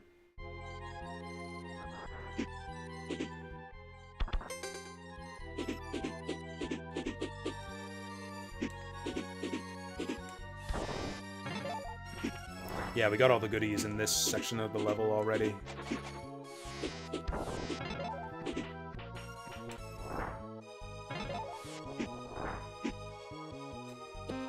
Boing!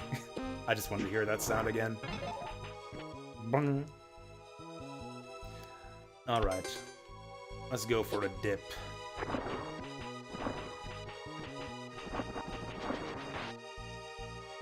I think there's like some kind of hidden, like illusory wall down here or something. Oh, that's right, we went through it on the other side. No, it's not illusory. Yeah, we can totally enter this one from the other side. Oh, right, it was like a health pickup in here. That wasn't very useful. Bleh.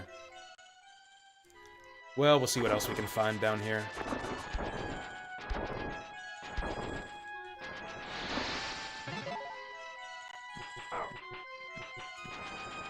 Surely there's something else down here.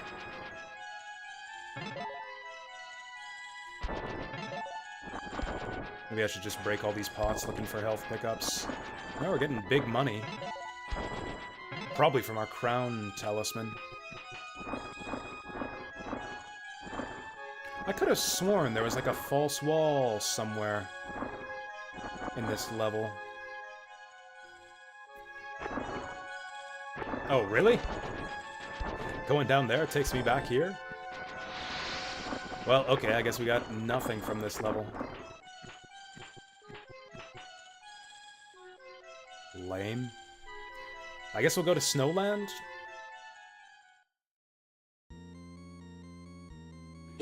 I guess we'll go to Snowland. Oh, before that, though, let's go buy some more herb. We need to stock up on herb before we go to Snow Mountain.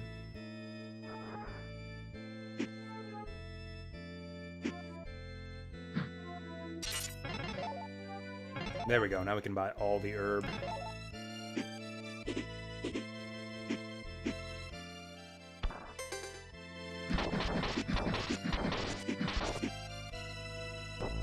It's weird how this door is basically locked off from you the first time you come to town, but then just about any power-up will let you get here. Buster Breath, Air Gargoyle.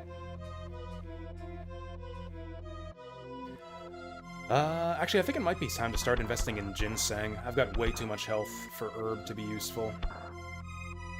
I don't even know what these other ones do. Escape from an enemy. Oh, you know what? I think this lets you, like, reset the area that you're in, which is not very helpful. And I think this one actually lets you fast travel back to the world map. This actually is useful. I'll buy one of those. Elixir gives you an extra life. Oh yeah, it's basically like a fairy in a bottle in Zelda. But just like the fairy, it's actually not good. Pro Zelda players do not use fairies, because they only give you like 7 hearts. You'll get better bottle efficiency using the red potion. That's the good stuff. And I've got the money for it. There we go. Now we should never game over again.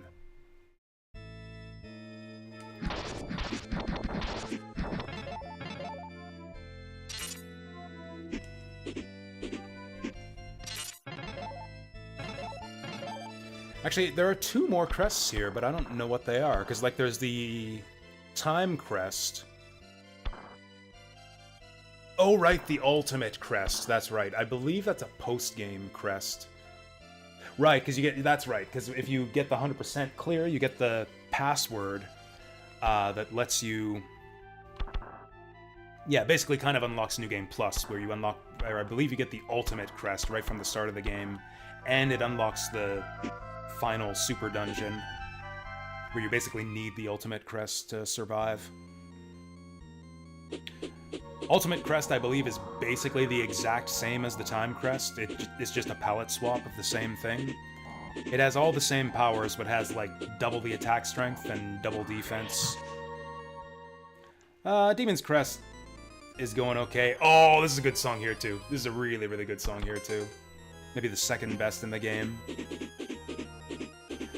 We got curb stomped by a underwater snail, which is kind of disheartening. But, yeah, I decided we're gonna go play in the snow instead now. I'll be back for that stupid slug. Actually, I could probably go back for him now. I was saying I'll go back for him when we get better talismans, but I can probably do it now that I got a bunch of potions instead. I got shat on.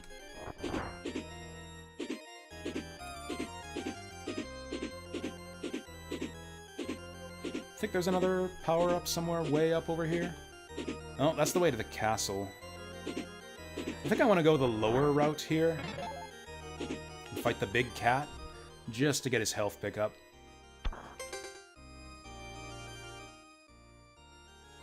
Yeah, let's take the low road first.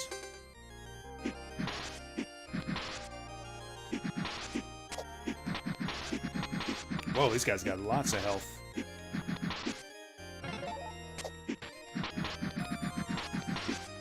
Actually, you know what? I should be breaking these. Just in case there's extra stuff. But yeah, other than that stupid slug, it's going smoothly. We just gotta clear, actually, this one level and that one slug. We're basically 3 bosses away from the final level. And then I'll get to find out if I actually collected enough stuff to get the true final boss.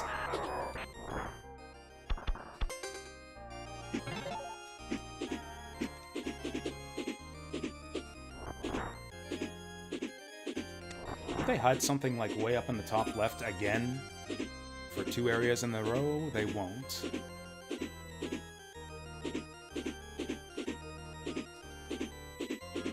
I don't know, maybe I'm a weirdo, but I really like the flight controls in this game.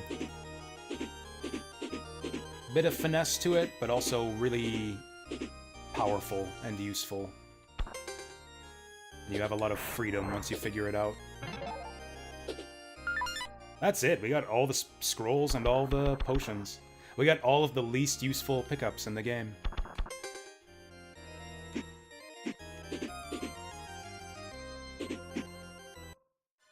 Okay, this... For me, this has always been one of the hardest bosses in the game.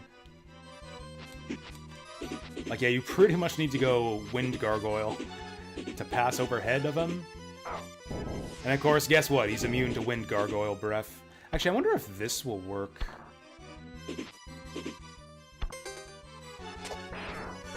Oh, no, he doesn't get the ground breath. So what do we do?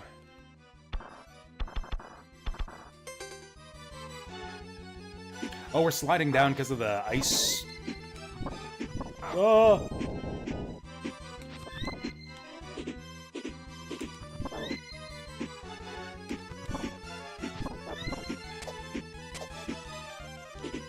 Oh, my fly didn't... Oh, you know what it is? I don't think you can fly when you're off screen. Yeah, I think your hover controls are locked if you jump above the screen. That's kind of annoying, but also kind of reasonable, because that'd be dumb if you could just fly infinitely above where the enemies can hit you.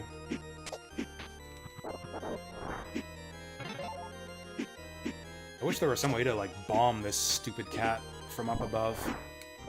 Because it's easy to just fly over him forever, but you can't actually damage him if you do that.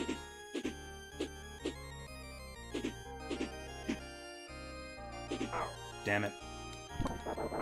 Oh, double damn it. That guy did a lot of damage, too.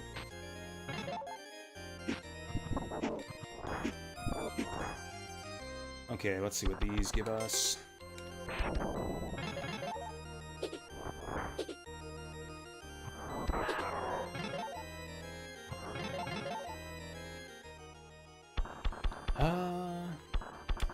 Well, Claw Breath is the best we've got, so let's use that. Oh, it took me forever to kill that, like, Earth Sludge with this breath, so maybe this is... Ah, shit! Normally he jumps after he turns green. Oh, damn.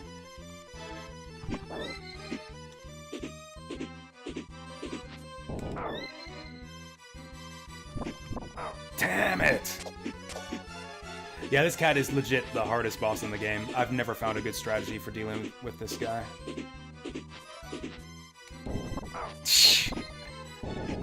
It's such a crapshoot. Yeah, either he jumps or he runs straight at you.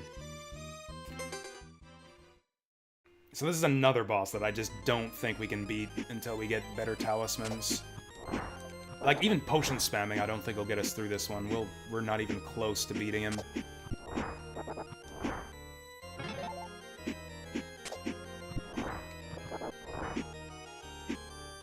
This is another boss we're gonna have to fight like 2 or 3 times.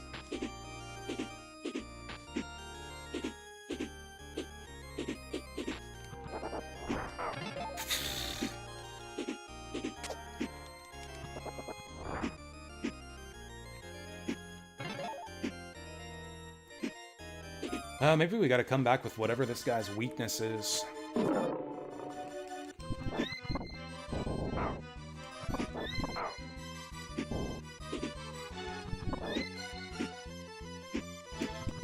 Oh, he jumped it again! Yep, and then you try... So you jump to try to hit him out of the jump, and then he just runs at you. And then he just double jumps. Yeah, we're so fucked. We can't do this. We cannot do this fight without a better talisman. Fuck, so we're stuck. We can't beat any of these bosses. I guess we'll try for Arma. I guess we'll do that. Although I doubt we'll do any better against him. Oh, maybe Fire Breath, actually. Maybe Fire Breath is this guy's weakness, since he's like a snow dog. I think it actually is. Ah! I'm being shat on. Now let's use the Air Gargoyle.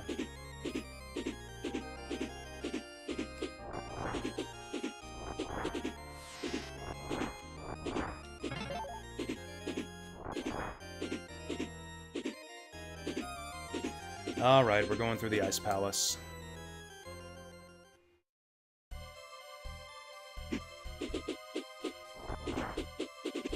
Now, do I know where the secrets are in this level? Because I'd rather not have to come back here.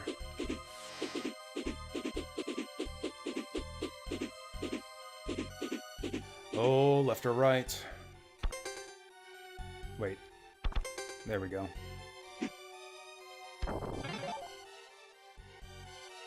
Okay.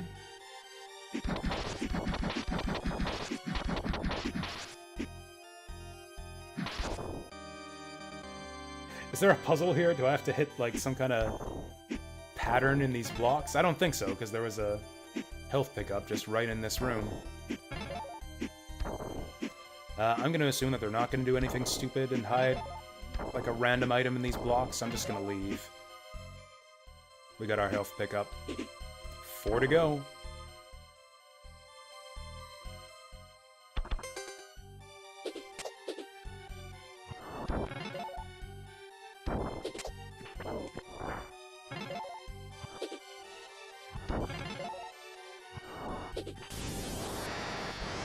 The fuck?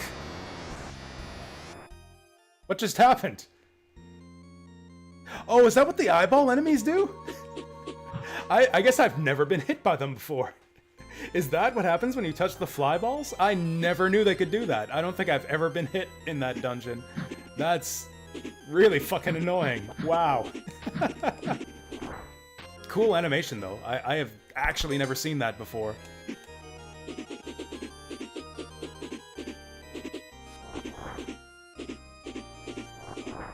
For a second, I thought I'd accidentally input, like, some, like, secret attack, secret spell input. But no, I was just getting trolled by a fly ball. Okay, so let's be careful not to get hit by those guys.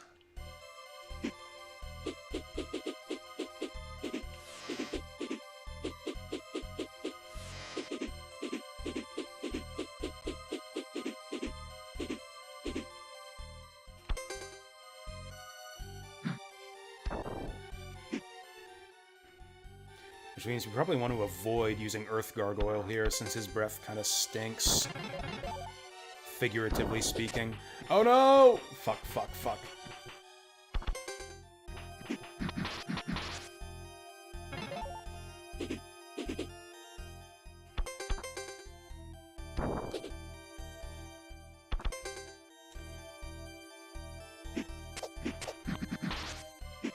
That's funny that I've apparently never been hit by those eyeballs before in this level. I guess they're not that hard to dodge or kill. I hope they're weak to Air Gargoyle, because that's what I'm using for this part. Oh, he's jumping down onto the spikes, is he? Oh no! Nope, we're fine.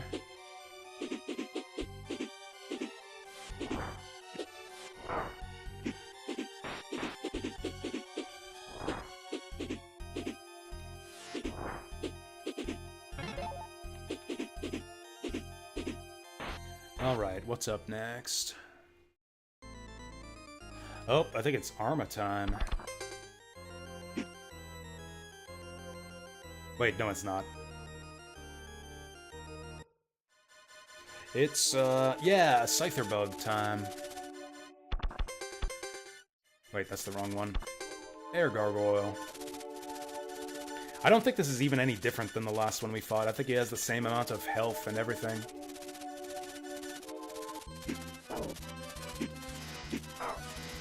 Oh, he might do more damage. I don't know if the last version of this guy did 3 points of damage.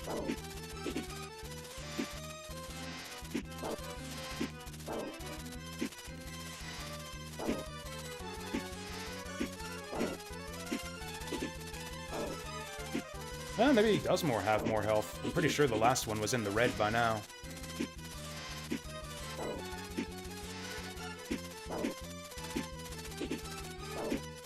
He's on his tornado attack phase. Ah, there he goes. Now he's starting to turn colors a bit. Oh yeah, okay. That was about the same as the last time we fought that guy. Where'd you go? There we go.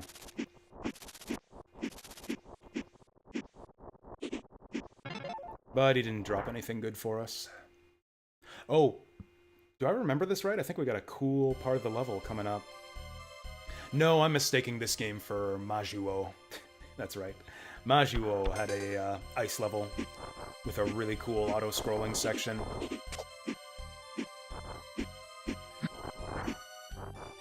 Okay, so we want to keep the lights on to keep the bats from attacking us. Oh, what's that up there?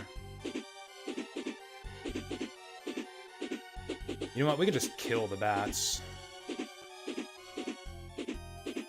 Yeah, the bats aren't hard to deal with. Although, I can't really see where I'm going, so let's turn the lights on.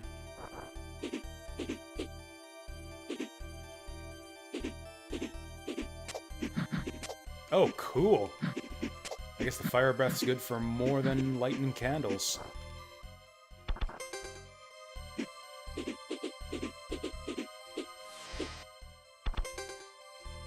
I like how it doesn't drop your flight when you change transformations. Oh, they're trying to drag me down to the biter mouths.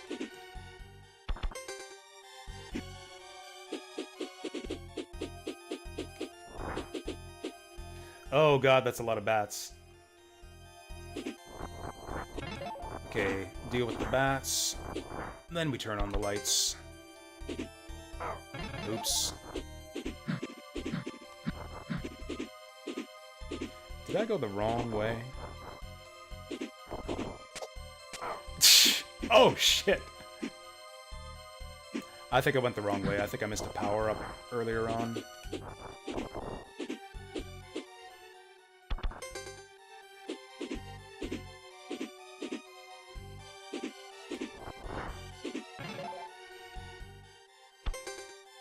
Ah, that's the wrong one! Now I can't see shit.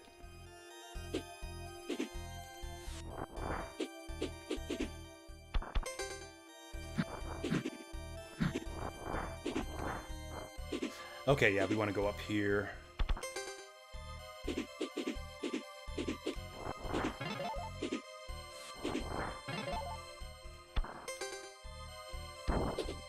There we go, that's the good shit.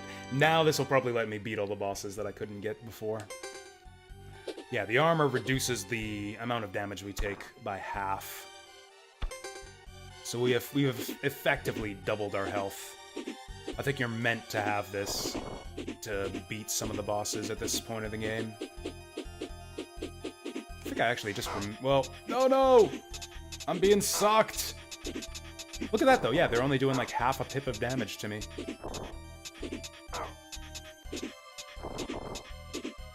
Okay, fuck these guys. Now I can't see anything. I'm sure there's a door here somewhere. Yep, there it is. Oh, here it is. Arma time. I'm glad we found that before trying to fight Arma.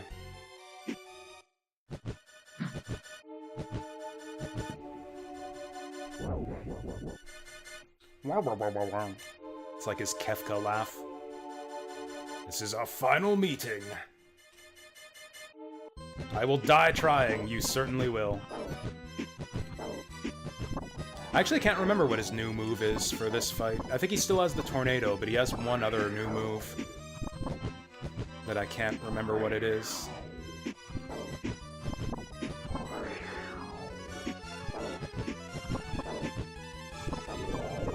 Yeah, he's still got that tornado. With the whoa, tornado suction's a lot stronger now. Oh, he's got red breath. Maybe that's it. Maybe that's his new move.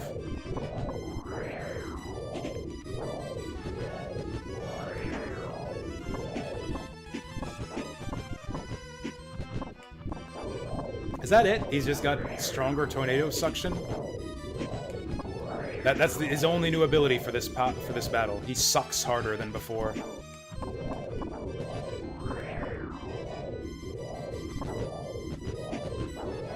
Yep, that's all he does. He just sucks a little bit harder.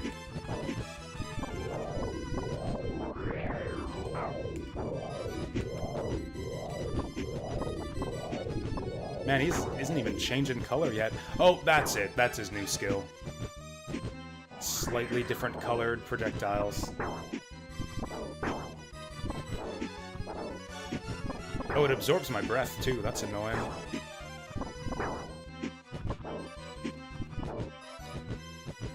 If that's all he's got, that's not, well, much to do. Oh, he can cut short his sweeping to do it.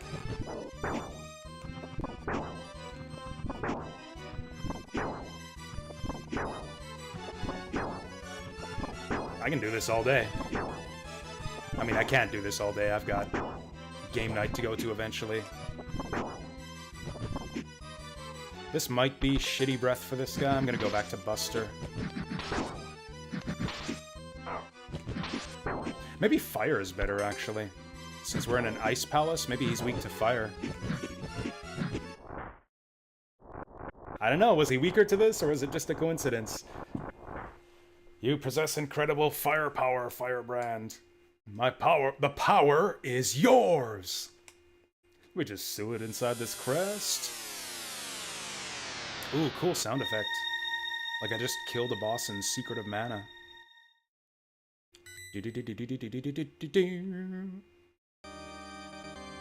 We got the Crest of Time.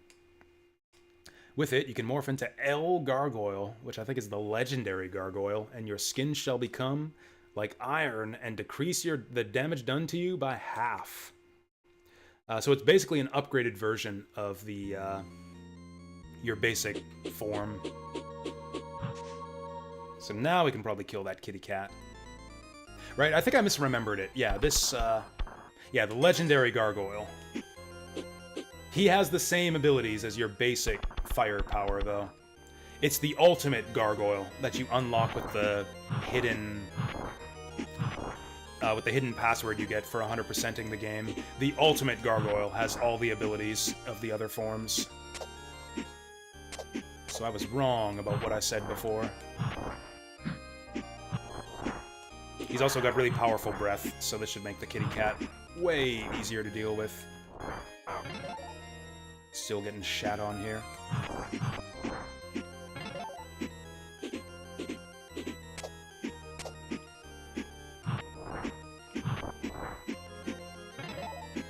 Now, I don't think we need all the health pickups to fight the true final boss, but I think we do need all the talismans and all of the firepower upgrades.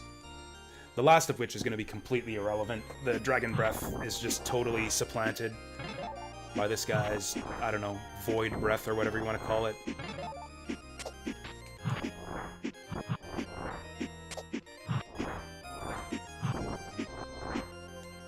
It's a little bit of a shame. I wish the power-ups were a bit more balanced in this game. Like, pretty much the Buster is, like, you only need to use the Tornado, like, once in the whole game. The Claw is completely useless. I don't even know what this one's good for.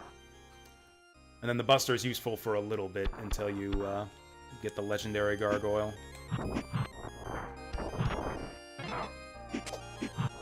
And then the Dragon Breath is just obsolete before you even get it.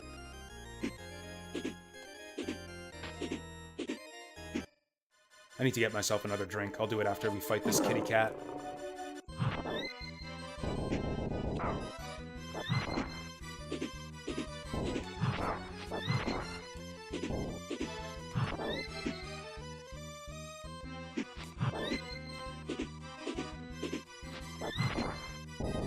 Man, we've kind of figured out a strat for— look at that damage! Look at the damage we're getting out of this new one. I think this is actually our Dragon Breath here. Yeah.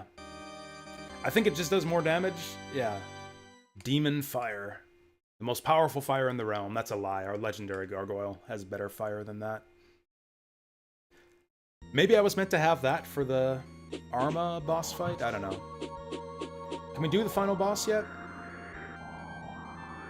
Oh, we can too. So yeah, Phalanx's tower is back, and now he's completed his fortress. So now instead of just going straight to the final boss, if you had done this early, you have to play the whole final level now, which I believe has at least one talisman in it, maybe two.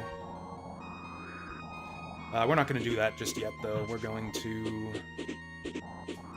beat up that snail.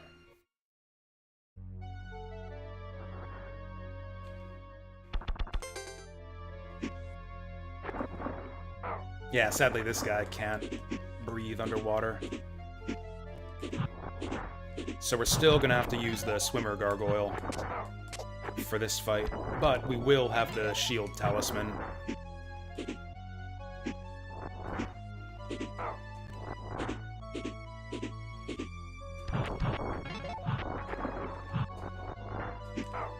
I am loving this new breath power this guy has.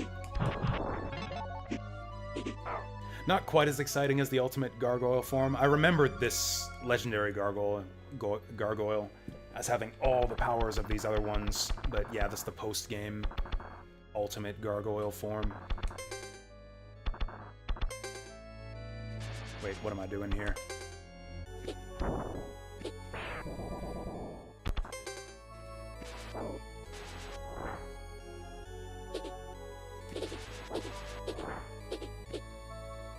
Oh wait, this guy can't cling to walls. There we go. This is the way. Okay, let's try to speed through here.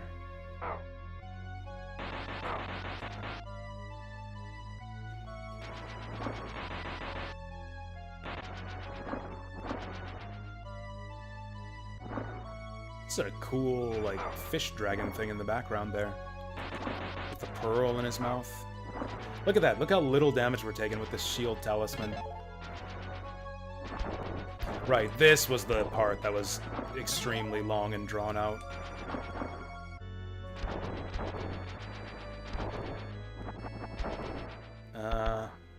Let's actually get our skull talisman back.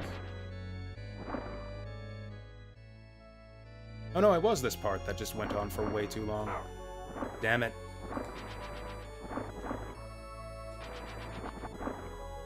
Please give me some health. I don't want to die to this stupid snail again.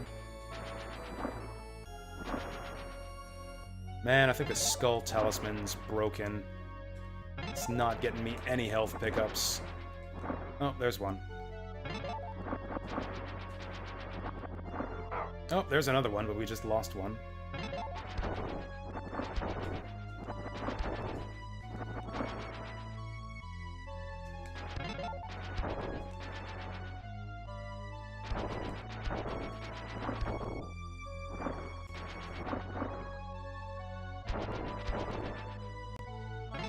I mean, even with this amount of health, which is about the same as we had before, with the shield talisman, we're effectively doubling our health, so this should be easy. There we go. Probably just stand and spam. Stand and spam this guy.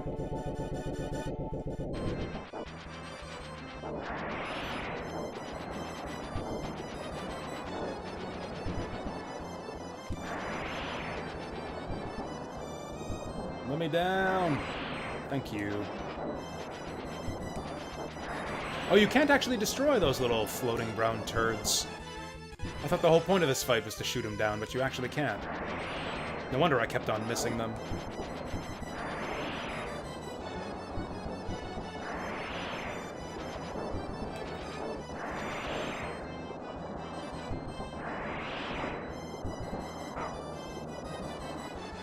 I can't actually move. There we go.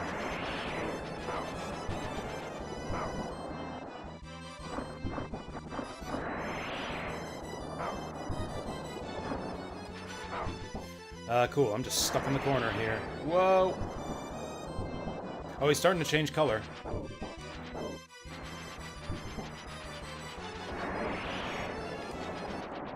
Oh, there we go. We were so close to getting him last time. Like 3 hits away.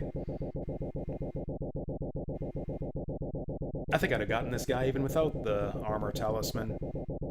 Okay, what does he drop for us? Probably just, yep, a health pickup. So now, what are we short? 3 health pickups and 2 talismans.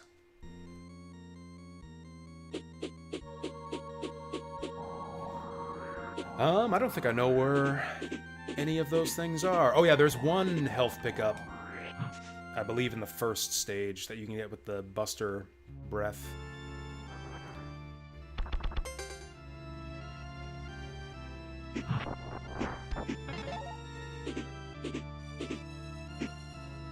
Maybe I'm mistaken. I think you had to revisit this first stage for one reason or another. I think they use this music for the ending credits, too.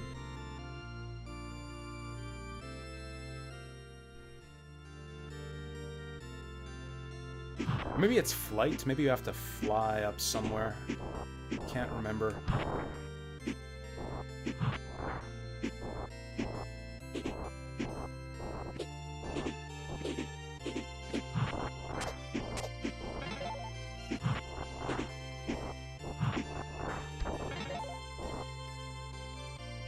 Oh yeah, this one we got already. That was like a bottle or something. I think it's in this next area. I think there's like blocks you have to break through here. Or maybe it's just that I always go through this level a second time looking for stuff whenever I replay this game, but there isn't actually anything here. Oh no, there it is. There it is.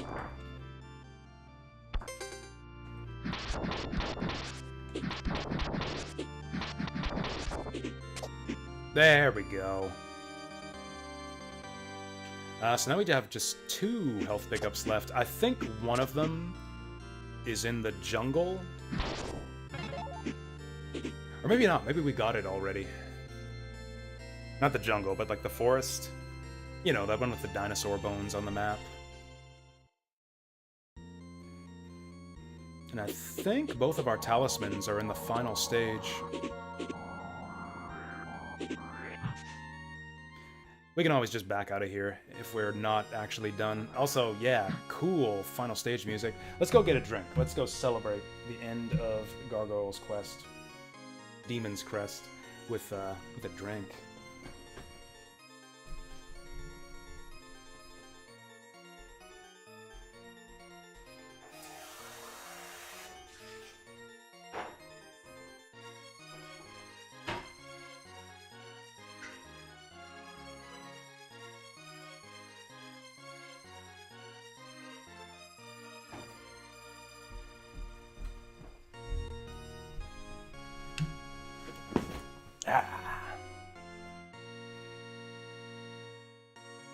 Alright, there's only one power-up we want for this stage.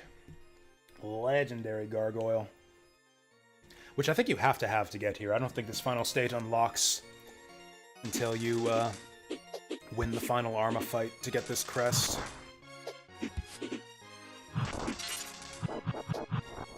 Easy. Oof. So how many endings are there in this game, now that I think of it? Oh, whoops. Yeah, we do have the armor. These guys just do tons of damage. Man, fuck these guys. I'm just gonna leave. Oh, is this another stupid cat? No, it's another stupid, gargoyle. This guy should be easier than the others, since we got better breath this time.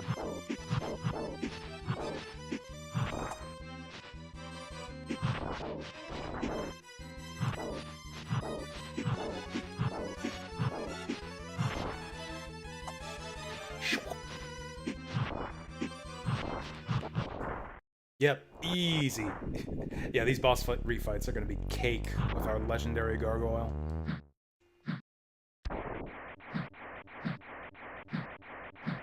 Keep bonking him till he dies.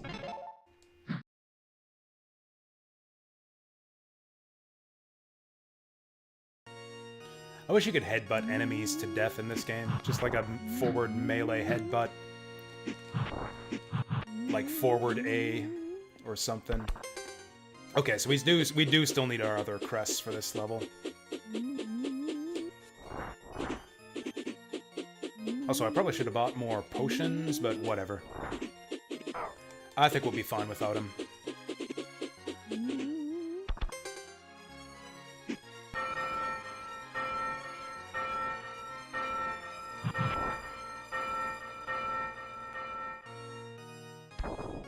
Booyah! Oh, right, we only got one left.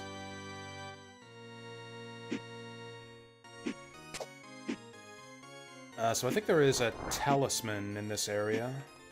Whoa. And the question is, are there two in this stage? And if there's only one, where's the other one?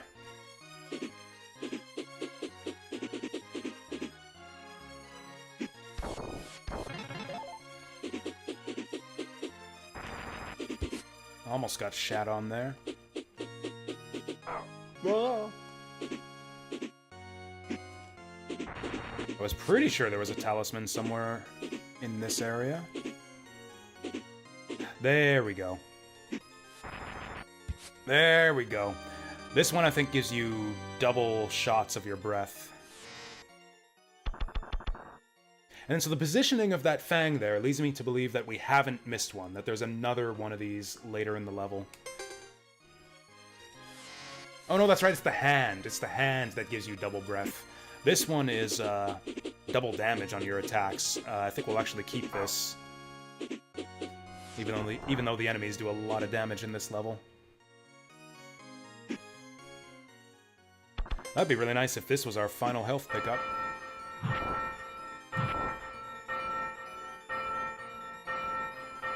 Ding, ding, ding, ding, ding. Nope.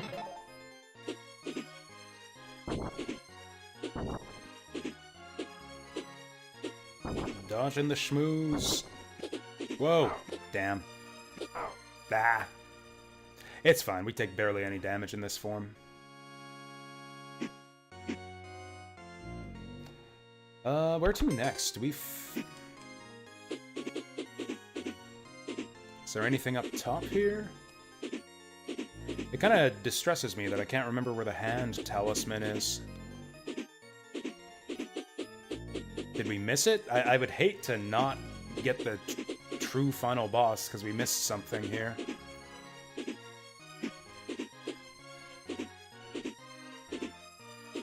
Oh. Alright, it's fighting time.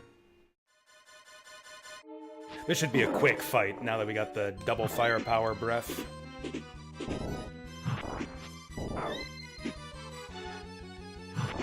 Oh! Fast jump. That was like 4 hits. We do so much damage now, holy shit.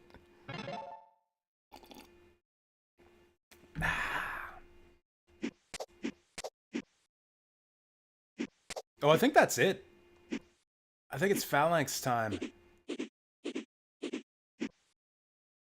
That blows. I mean, I think... Okay, just in case. Just in case. Gonna drop a save state here, just in case we...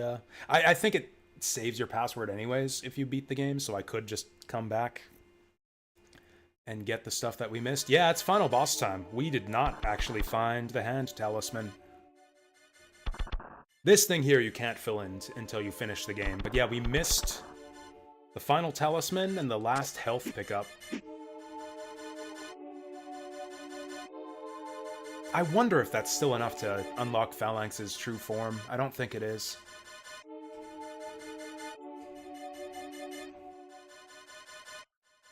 Oh dang, this guy's been reigning for 1,000 years. This is actually a really good final boss too. The final form of Phalanx is the part that I really like. But this first part of the fight's really good too.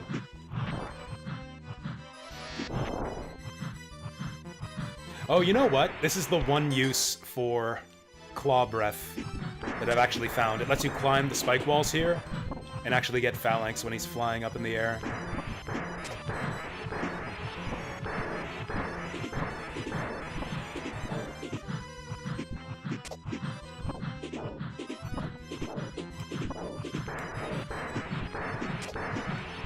Yeah, actually, I forgot about this. This is actually the one good use for Claw Breath. We do so much. Now, that's the first phase of the fight. If you fight him early, the game is over right now. If you do the early Phalanx fight when his fortress first appears, that's it. The game is just over at this point.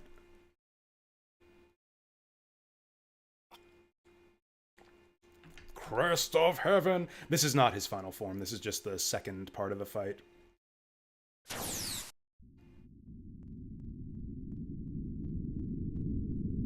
Or am I wrong about that? Am I wrong about that? I'm wrong. He's going into his final phase here. Ooh! Oh, no, I was... Okay, yeah, this is just the second part of the fight. This is just the regular fight. Yeah, so now he gets some new moves. You could use the swimming gargoyle here, but I prefer to just jump out of the water using the regular... Whoa. Oh! Am I dead? Help! Okay, he's really, really bad at hitting me when I'm held in place. Ow.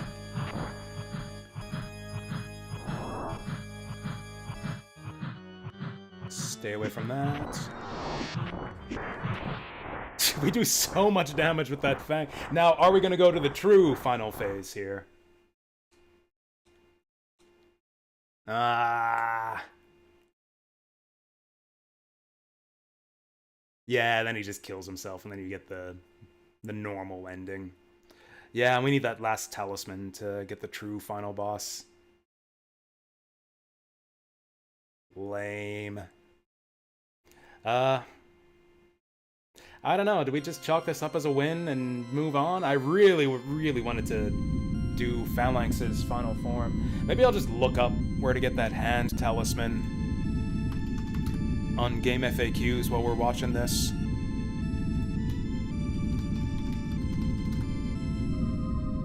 Well, at least we get to show off the normal ending this way. What are we looking for?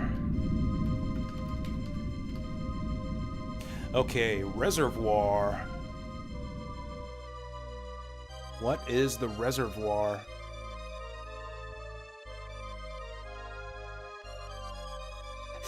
It says it's in the reservoir, but I don't know which level the reservoir is. Oh, head to the town and to the reservoir. Pick up 2 new items, the title gargoyle.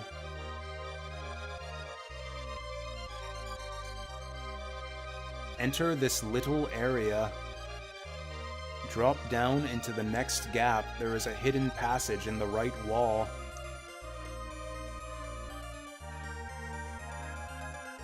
Phalanx sealed himself into the crest of heaven. What a jerk. I need to find a better guide. Which level is the reservoir? Where are they getting these level names from?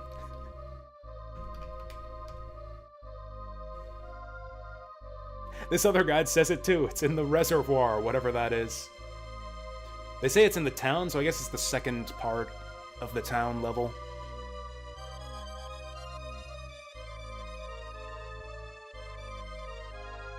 Oh, okay.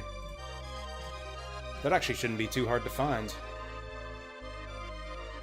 Now, do we need the final health pickup too? Because that could be trickier to find.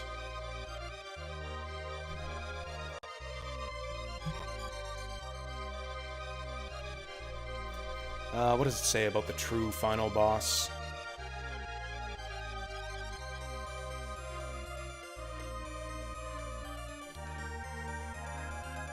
Oh, then we just, like, throw all the crests out there.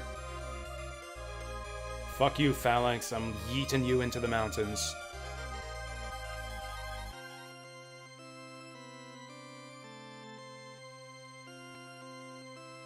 This isn't a bad ending or anything. It's just...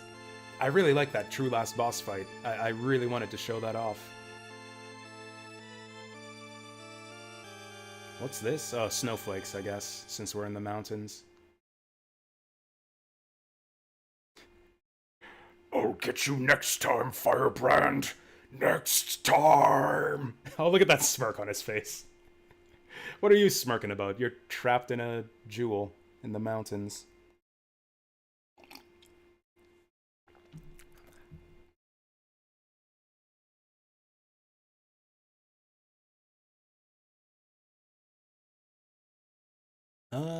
Yeah, it doesn't say what the requirements are for the true final boss. I think we might need to find all of the health pickups, too.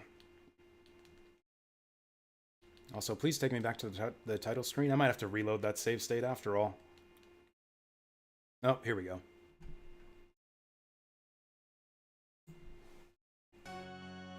Oh yeah, we got to see the credits still. Oh, we get a nice like rearrangement of the first stage music. This guy's name was Somulo.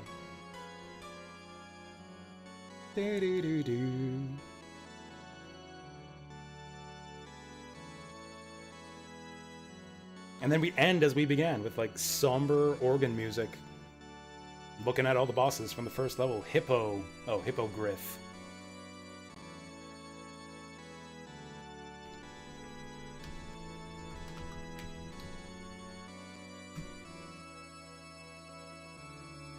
Okay, I was right. The hand talisman is behind an illusory wall. I was just in the wrong level.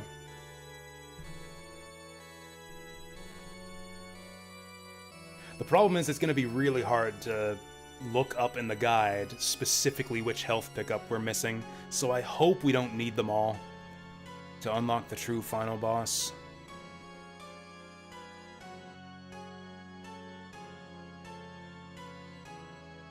It says you do need all the items. Yeah, according to this guide, you do need to find every single item in the game to unlock the true final boss, which I guess is fair, because the true final boss is really, really difficult. So you probably want all the items in the game to even have a chance against him.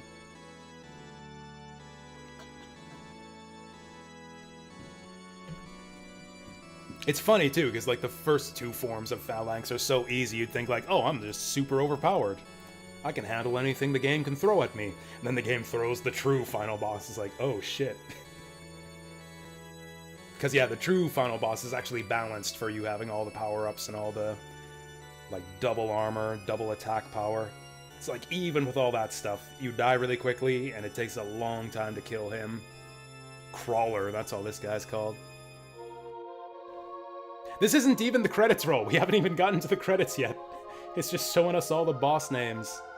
With weird names like Gruon. And Crawler and Somulo.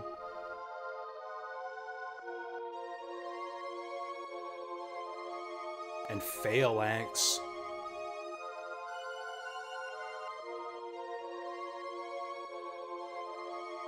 I do like it when games do this. Capcom did this in pretty much all their old games.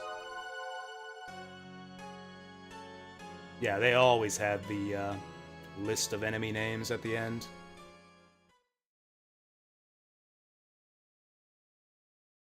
Oh, we don't even get credits. That was like so... It's so not the real ending, you don't even get credits. Also, why is it showing us the air crest? Or no, this isn't the air crest. Green is the time crest. That's right. Presented by Capcom. Hopefully they send us to the title screen and I can just load my password, because otherwise I'll have to load my save state.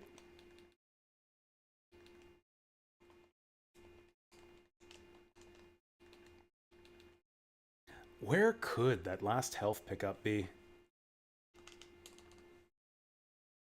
GG, not exactly. We got the medium ending. I want to go get the good ending and fight the true last boss. I missed 2 items. I missed the hand talisman and one of the health pickups. I looked up where the talisman is, but I have no idea which health upgrade we missed. Can we get out of here? I might have to load my save state.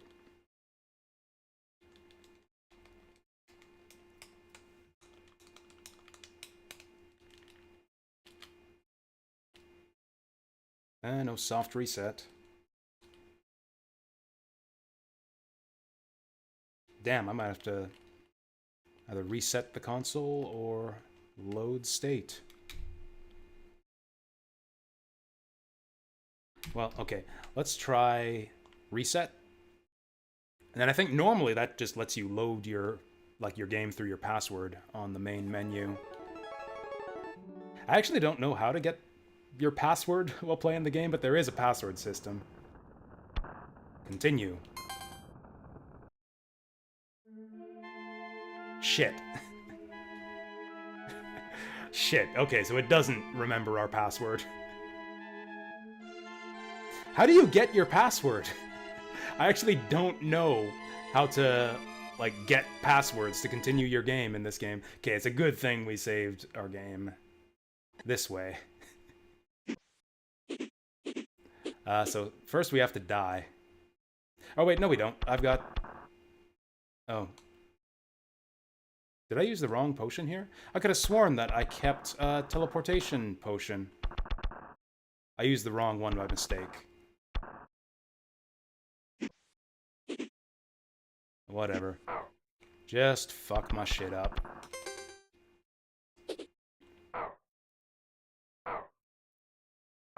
That's a joke. I get it now.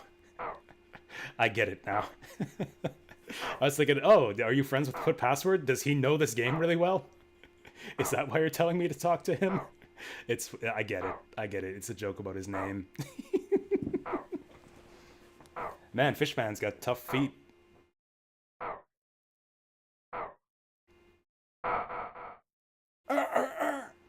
It's a badass death animation. Okay, so we'll have to do that final stage again, but I'm fine with that. My toe, my toe. Man, and then we're back to Ninja Turtles again. Or is there another minigame hut to get another health upgrade at? Oh, also, we never took our new form to this guy. We never showed off our new threads to the fountain gargoyle. What do you think of this? No, you're dead! This can't be! Please don't kill me! That'd be cool if you could kill him. Just disintegrate him with your blue breath. Have I played the Shredder's Revenge DLC? I did, yeah. I played a decent amount of it. I played enough to, like, beat the new mode. Like, I beat the new Super Shredder fight. Like, I beat the new mode once, and that was enough for me. I also ran through the game with one of the new characters. I think I did a Usagi Yojimbo run in arcade mode. I didn't love the new mode. Like, I don't think it's nearly as good as the Streets of Rage, like, roguelite mode. But I really like the new characters. The new characters are totally awesome. They're, like, almost too good. Like, not that they're overpowered or anything, they're just fun. They're so unique compared to the rest of the cast. They have, like, really cool, unique abilities and are, like, just, like, more fun to use, I think, than any of the original characters.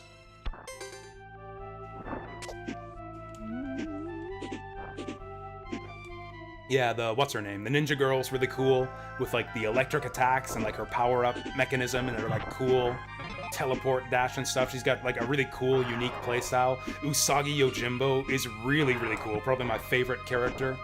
He's got the crazy, like, jump combos. Like a totally different, like, totally unique aerial playstyle. Totally changes the game using either of those two characters. I love it. But, yeah, the new roguelike mode kind of sucks. It's fine, but, like, it doesn't have the longevity of, what's it called? The one in Streets of Rage 4. Mr. X Nightmare. I have a guess at where our missing power-up might be. The problem is, it's very random. Like, the power-ups aren't useful. You don't really get anything permanent. It's just stuff that, like, maybe helps you survive longer, temporarily.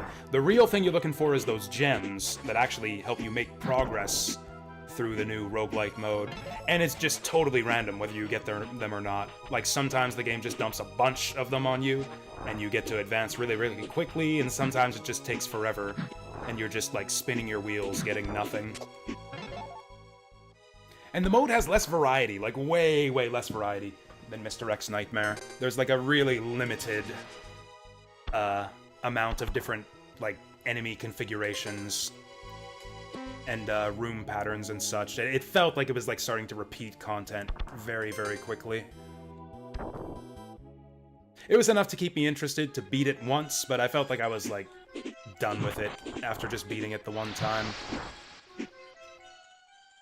Yeah, we only explored this area the one time, so I bet you there's something down here that I missed. Oh! I thought that would be it.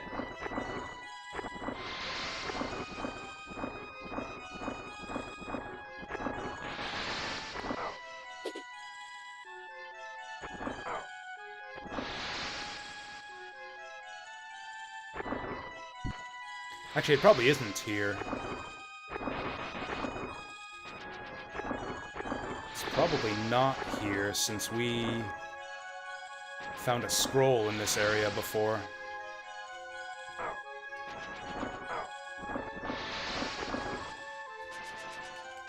Damn it, I have no idea where this health pickup could be.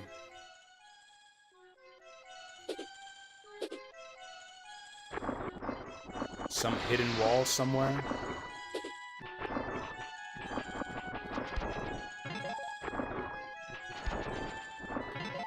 Oh, also the hand is not actually very useful during the levels, since most enemies die in one hit anyways.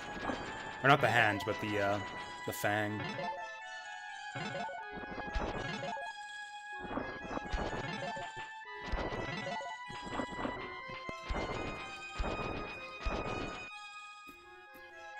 So there used to be a health upgrade in this room here. Oh, you know what? I think I know where it is. It is in this level. It's actually hidden in plain sight. It's like I said before. When you go to this next section, and then it lights the jungle canopy on fire the first time you go through this area, and then if you die, or if you revisit this area, all of the, like, the canopy and, like, the forest in the background is gone. So there's just no trees or greenery overhead. And that should reveal a health upgrade that's just out there in plain sight. Yeah, you used to be able to not get up there because of the overhanging canopy in the way. But now, with all that's burned away, we can just grab that. And that's it. Now we got all the power-ups and we can get the true ending. Which means we gotta do the final level again, but whatever. We're cruising to beat this game in about 3 hours, which is about what I expected. We will have time for probably one more game, maybe two, depending on what we get. Depending on what the wheel spits out for us. Alright, let's go kill Phalanx for real this time.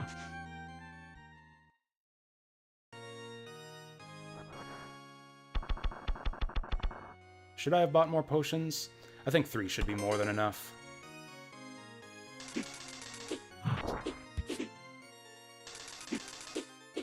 I love the way that there are, like, permanent changes to the level, to some of the levels, after you go through them the first time.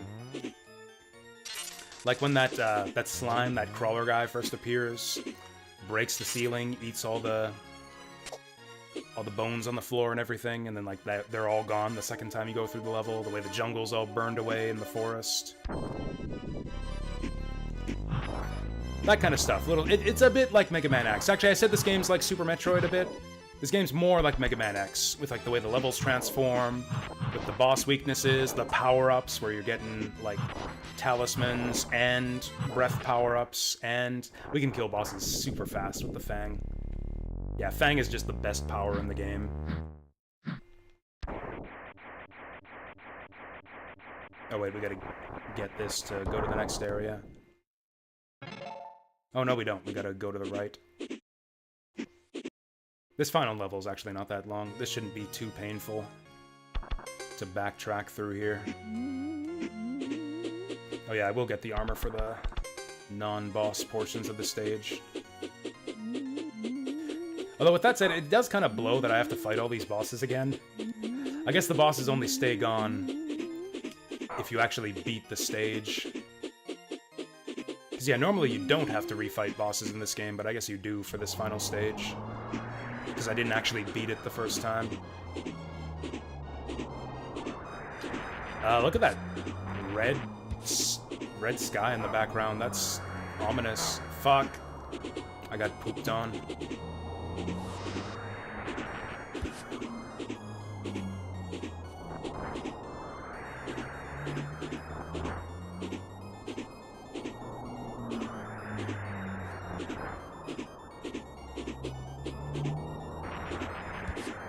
Ooh. I could headbutt that for a health pickup, and I think I will. Ding ding. Dinner's on.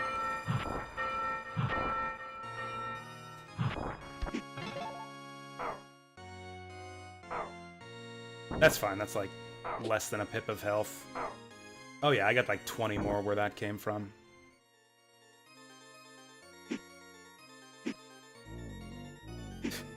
Got the zombies popping out of here, but you can just skip them. Cool effects though, with like the blood dripping out of the eyes there.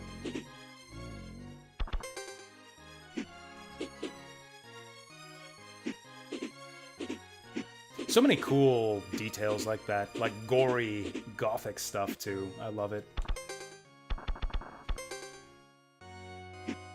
Alright, let's kill this doggy in 4 hits.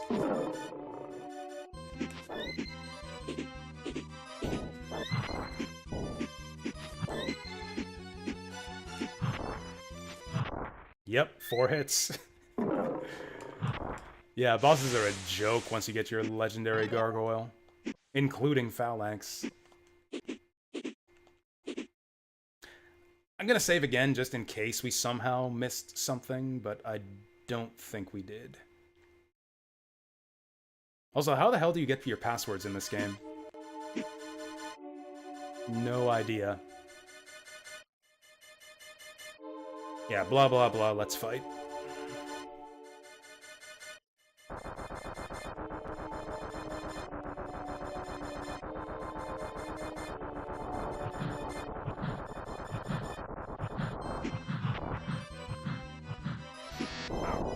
Ooh.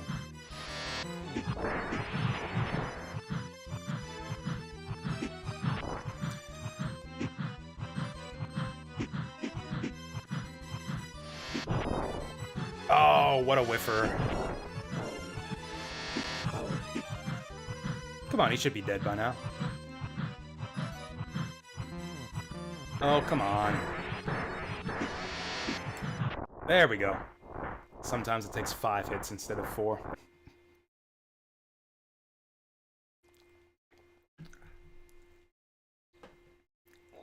I like how he goes to like this epic transformation speech. Now I shall demonstrate my true power.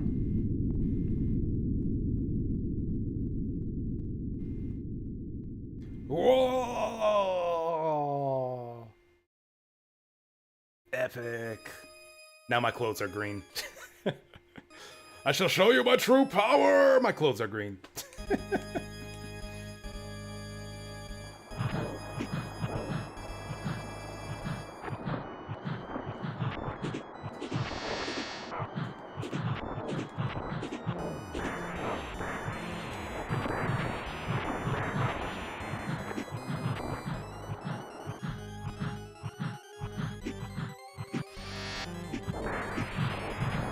Oh! Oh shit, we're gonna be half dead before we even get to the true final boss.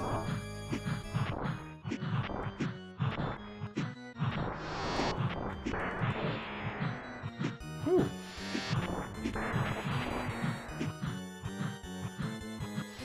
Yeah, this actually does decent damage, even though his health total is pathetic. Okay, this should get us his true form. You think you have destroyed me, but it was merely a shadow! Man, he's just pulling out every cliche in the book here. So it was his shadow that he trapped inside the Crest of Heaven last time. Now he goes to his actual epic transformation. The Crest of Infinity!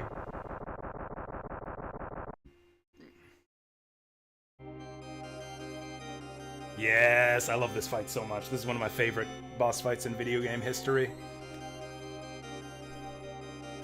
Let's see if we can do it on half health. I'm pretty rusty at this fight, but I did practice it a lot back in the day because I thought it was so much fun.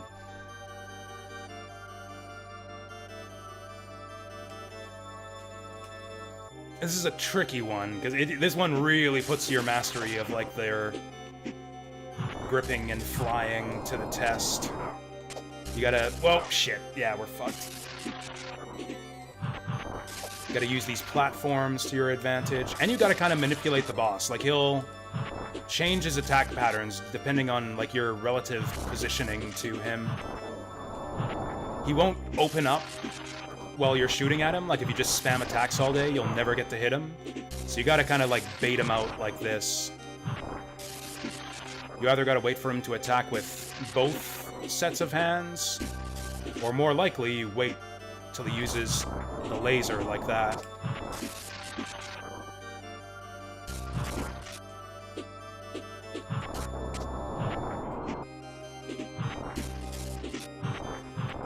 Whoa! There we go. That's the main trick to this fight, is just don't spam breath attacks. Wait and bait. That's the key for this fight. Oh shit.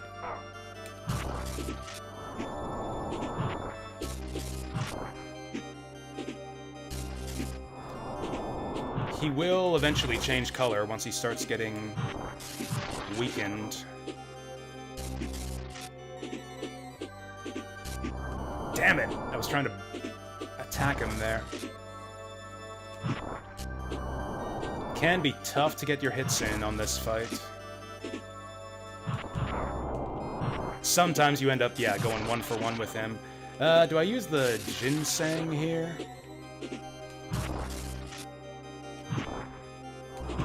Damn it, I should have used it. Oh well. It was a nice attempt. I'm gonna try to beat him without using potions. Just to prove that I can do it. That was a pretty good fight, but he has a lot of health. I don't know if we even got him halfway down. There's just so much going on. He's got like 3 or 4 different attacks. You got the moving platforms. Oh, thanks, Choops. I'll try to win this one for you. Whoa! Watch me fail miserably again here. Although I do have twice as much health this time. Whoa! Gotta be careful with your positioning too, because he'll destroy platforms with the lightning. So you kind of want to not let him destroy all the platforms. There's a lot of things you gotta stay on top of with this fight. That's why I like it so much. Cringe, thanks.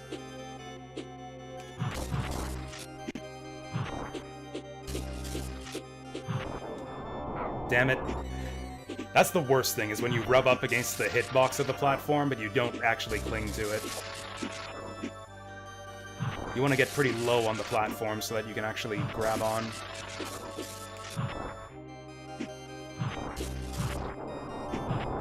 There we go.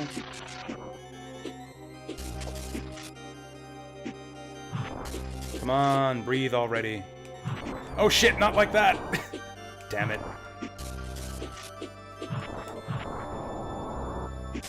Shit, the platform got in the way. Oh no! Oh no! We're losing it now. Oh, shit.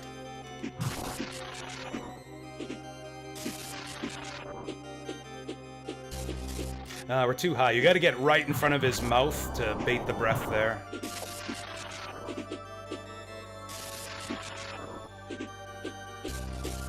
And sometimes he just doesn't do it at all.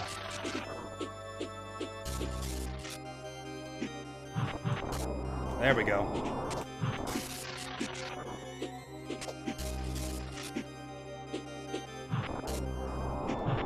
He's not even changing color yet. Holy shit. This guy's got so much health. He might be close to half dead now, but then so am I. Oh, barely caught myself there. The lava doesn't actually hurt you that much. That was also very close.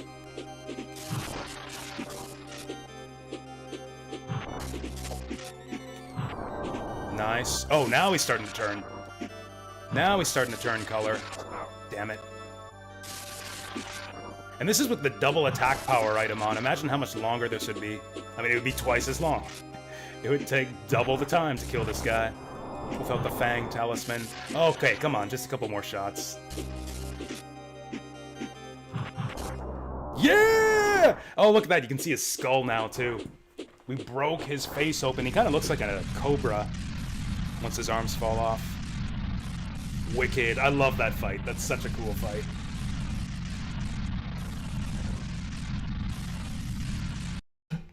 GG for real this time. There's a post-game boss after this too, but I will not go for that guy, because that fight sucks and I hate it.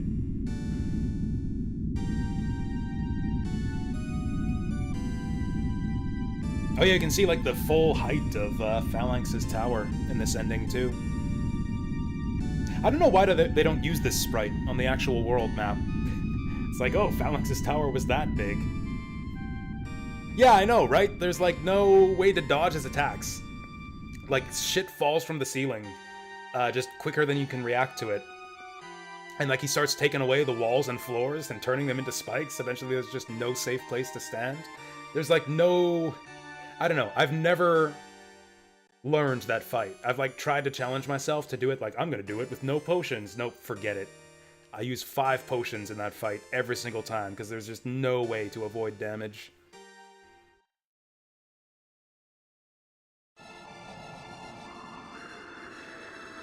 Also, this is literally the ending of Mega Man X.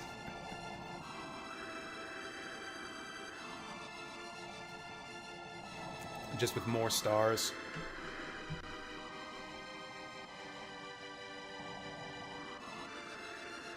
Like, I've done it, but yeah, it takes 5 potions pretty much every time. And even then, it's a bit of a crapshoot. Fight on, Demon. Fight on, Demon Crest, for everlasting darkness.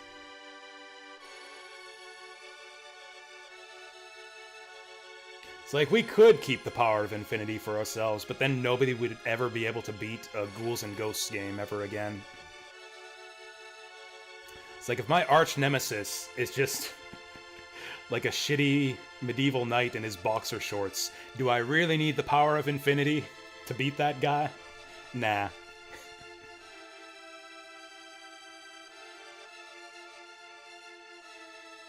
Nah, all I need are my wings and my ridiculous speed and my ridiculous abs. That's all I need to kick the shit out of Arthur.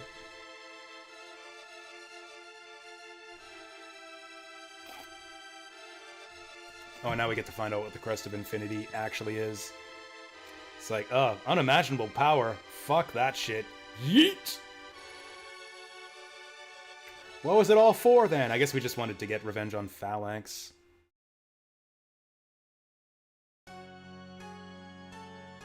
Oh yeah, we get like a different ending sequence here, too. They're showing off the crests instead of the enemy names.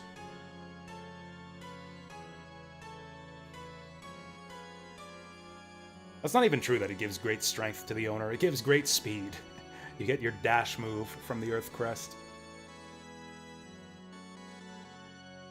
Also, I believe that this ending sequence kind of shows off the boss weaknesses. Every boss they show the gargoyles fighting is usually kind of their weakness.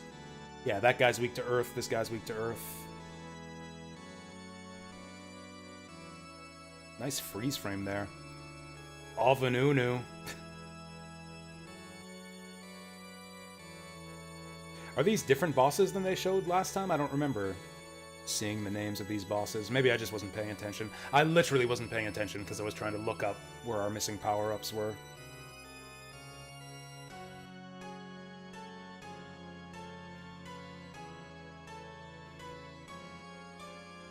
Do I even care to see this? Like, oh, this is the Wind Crest. It gives you the power over wind. This is the Earth Crest. It gives you the power over the Earth. Would you like to find out what the Water Crest does? It's like, no thanks, Demon Crest. I think I've got a handle on it.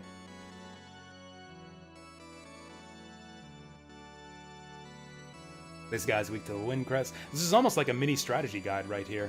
It shows you, like, what all the bosses are weak to.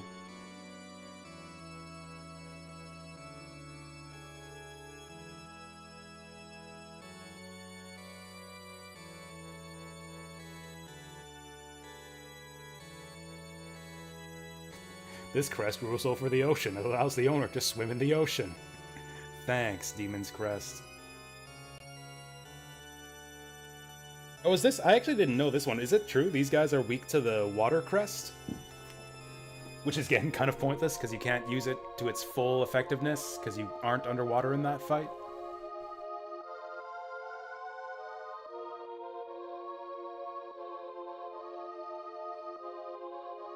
Oh, what's this guy's name? Holothurion.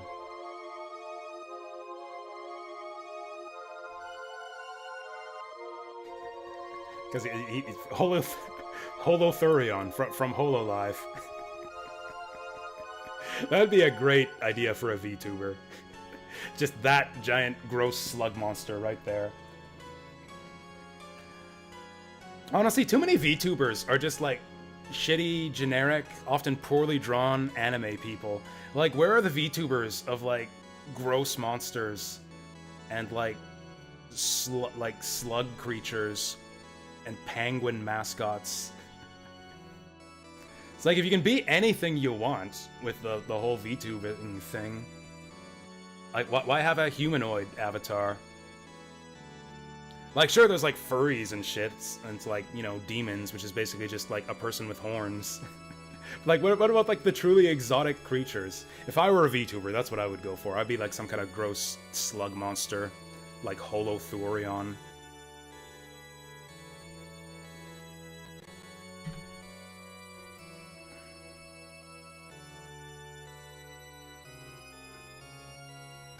Oh, that's a good picture right there. They're just showing off their fancy pixel art here.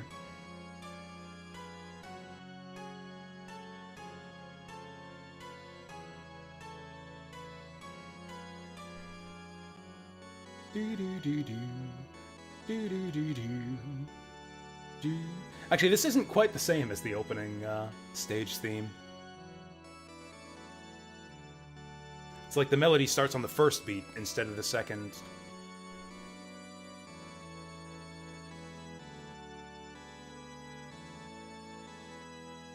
And Phalanx. I feel like we can start fast forwarding at this point. Is there anything different gonna happen here? Like, do we get actual credits this time?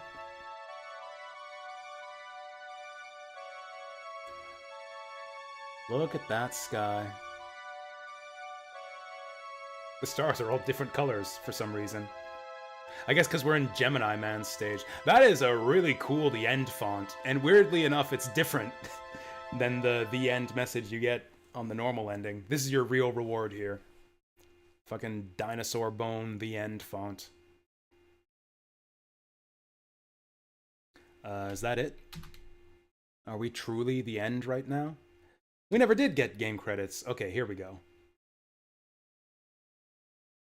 I desperately want to find out who made this game. Capcom, I guess. I guess Capcom made this one. Do-do-do-do. Do-do-do-do.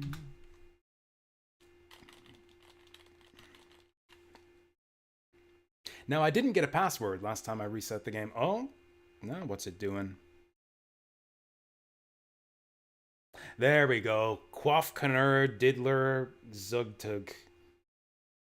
Just remember that for next time.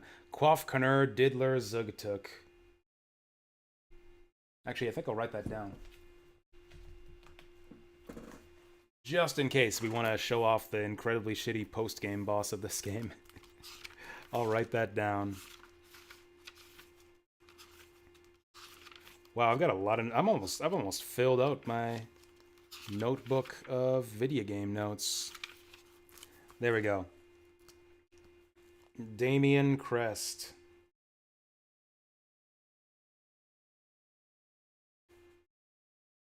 Quaff. Canur. Diddler. Zugtuk. That's a Q, right? Yeah. Zugtuk. There we go. I'll probably never do it, but it's there in the notebook if we ever want to do it. Maybe just to show it off. Maybe just to show it off. Quafkaner Diddler Zuktuk. I won't bother showing off the shitty boss, but I will show off the cool gargoyle power that you get.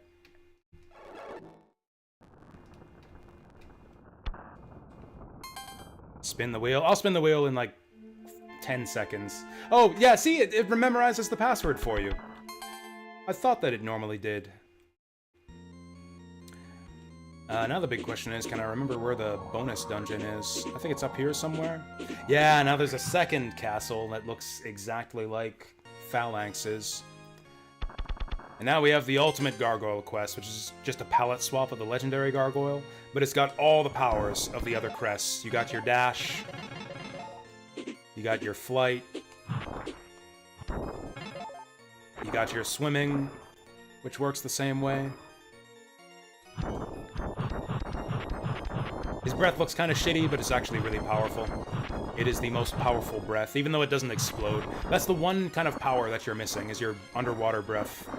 It doesn't explode. Oh yeah, I guess that's all there is to this dungeon. And you still get your headbutt, too. Maybe we will try this guy out. This is it. This is the post-game boss. He's pretty ridiculous, and he just has the same music as Phalanx. I'm playing it. You can dodge these attacks. This phase is actually pretty easy. He has 2 forms that he swaps between. Oh, I lost all my potions, too. That blows.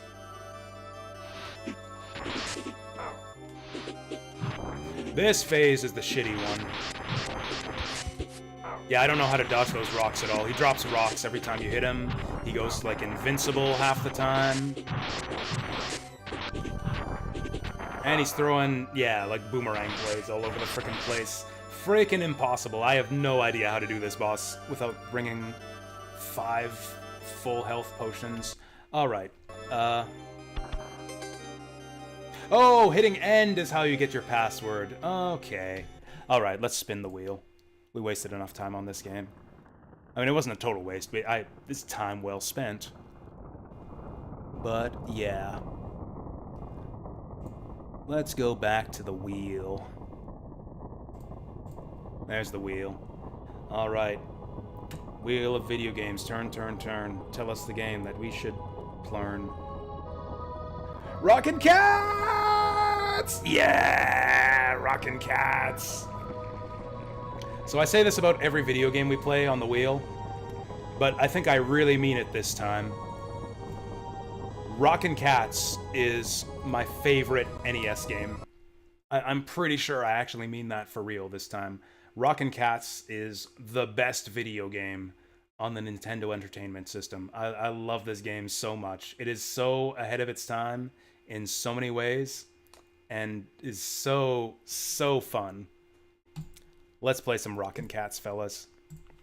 Right after I... Whoops. Oh no. I exited my dashboard.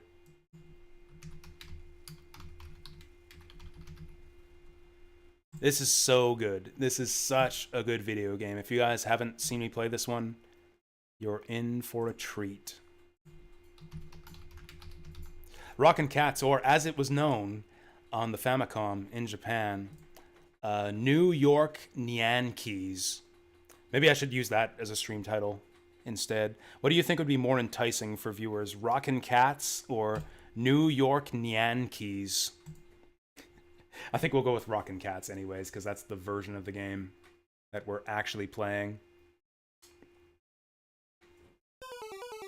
So this is Rockin' Cats. Atlas, 1991. I actually played this game back in the day. I rented this frequently from the rental shop when I was a kid. Probably around about like probably not 1991, more like 1992. I think I discovered this one. Yeah, they're gonna show us how to play the game here, right here. These are all the moves you got. You got jump, punch, punch and jump. But wait, there's more. There's smash attack, where you can launch yourself off of walls by punching into them. You can grab onto light posts and different objects in the background to do a spin attack. You can vault off from a spin attack to do a spin jump. You can land on enemies and do a little flourish from a spin attack. You can hold down the punch button to grab objects and then throw them at enemies. And he taps his foot impatiently, just like Sonic the Hedgehog. This is, man, I love this game so much. So we got this cute little, like, television motif for the stage select here. We can visit channel 1, 2, 3, 4. Then channel 5 is the final stage, but we gotta beat the first 4 before we unlock that one. We can do the stages in any order we want. We got a shop. That's useless to us now, because we have no money. We got bonus games where you can go to make money, but they're useless because we don't have any money yet. So let's just go do stage 1. Actually, let's show off the stages first. We got Downtown Street, where our girlfriend Kate, I think her name is Kate, has been kidnapped by Mad Dog? I think his name is Mad Dog. Bulldog, something like that. We can go to the Sky Ace level, where our girlfriend, what did I just say? Jane or whatever, has been kidnapped by Air Dog, who was a servant of Mad Dog? No, what's his name? I can't remember the dog's name. Whatever. We got Playland, where she's been abducted by gremlins, and Western Adventure, which is my favorite stage, where she's been abducted by, like, dogs riding vultures. So you can do the stages in any order, kind of like Mega Man, except you don't earn any... Oh, right, I forgot to do that yesterday. I forgot to put the word filter yesterday. I'll do it when I get back from game night. I'll add that word filter to Nightbot. Let's just get started. Let's go to Downtown Street. Yeah. Okay, so yeah, here we are. You can bounce, so you got your punch glove, you can jump around, you got your punch glove, and you can bounce off of things by punching the walls and floors. And if there's stuff in the background, including platforms, you can grab onto them, start swinging around, then do a jump and flourish. Same with light posts, you can vault off of these. Ta-da! Go off of garbage cans, hit these flower pot dogs. There's like so much just like depth and versatility to the controls. It's just like I was saying with Gargoyle's Quest. I love games that have like incredibly in-depth, like versatile controls that let you just fly all over the screen once you get good at them. You can also interrupt your momentum from your spin jump by pressing the attack button, and then you regain your aerial control. Grab this thing, fling it at him, punch that guy, vault off the ground to get over the hole. A little bit slow down here, because there's so much going on in the levels. And we haven't even gotten into the power-ups yet, so you've got a stage select, but there's no, like, boss powers or anything, like Mega Man or Gargoyle's Crest. What you do get, though, is money, and you can spend money in the shops to get different upgrades, which are quite useful. Basically, different upgrades and attachments to your punch glove. Whew. Vault over the hole. Ta-da! Boing, boing, boing. This is one way to just... Oh, damn! I didn't know they could do that! I was just about to say you can kind of cheese your way through the level by just pogoing off the ground constantly. I actually didn't know they could do that high jump. Man, those dogs got some powerful legs. I thought that cats could jump higher than dogs. Alright, here's our first boss here. Surprise! It's Shimapan Bird. Just farting eggs in your general direction. Basically just rapid fire puncher. Oh! Second phase, Shimapan Bird's angry now. Which basically just makes her speed up and fart eggs a little bit faster. I like this boss music. Woo! So that's just a mid-boss. Every level pretty much has a mid-boss and a main boss.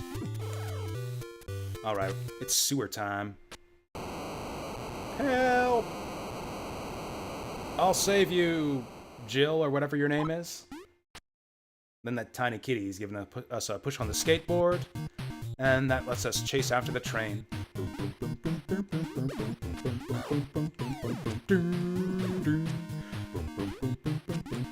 Whoa! I just love this game. I love the vibe. I love the controls. I love just how good it looks.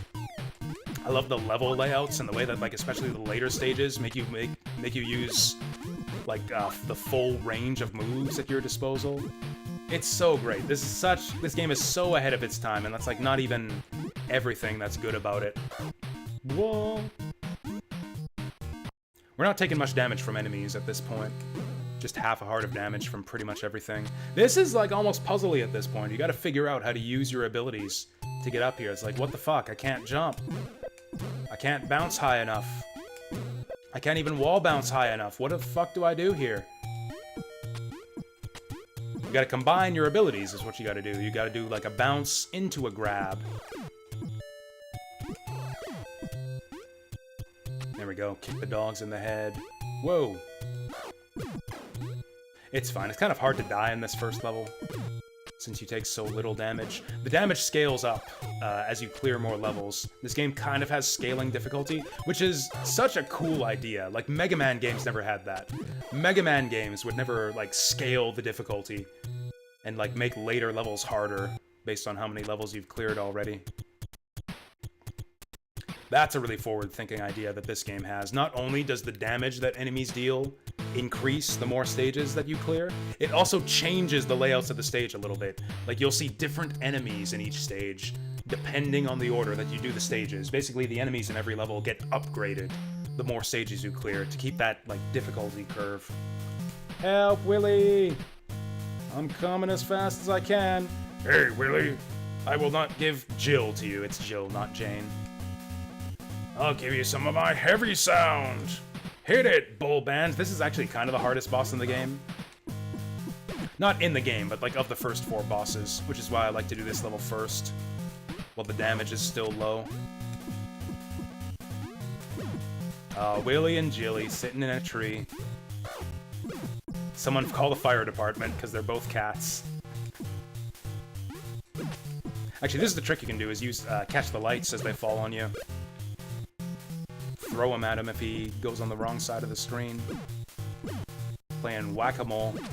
Oh yeah, you can actually kill the dogs up there too, actually.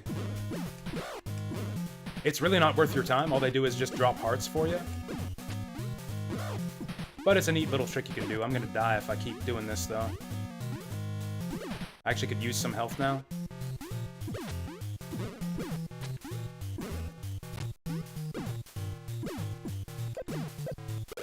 He's probably close to dead anyways.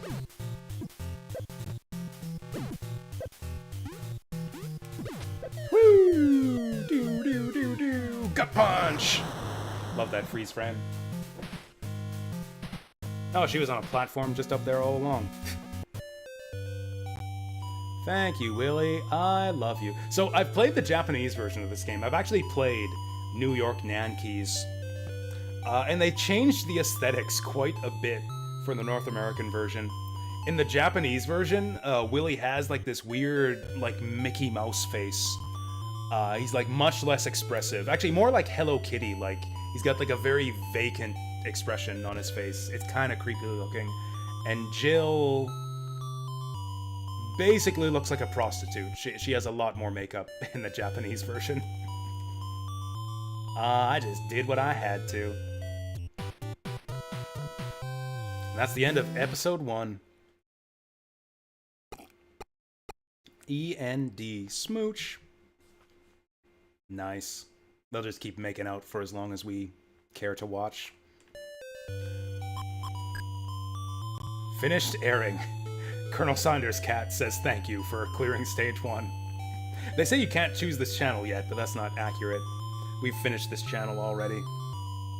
I don't know why Colonel Sanders is on TV, but there he is.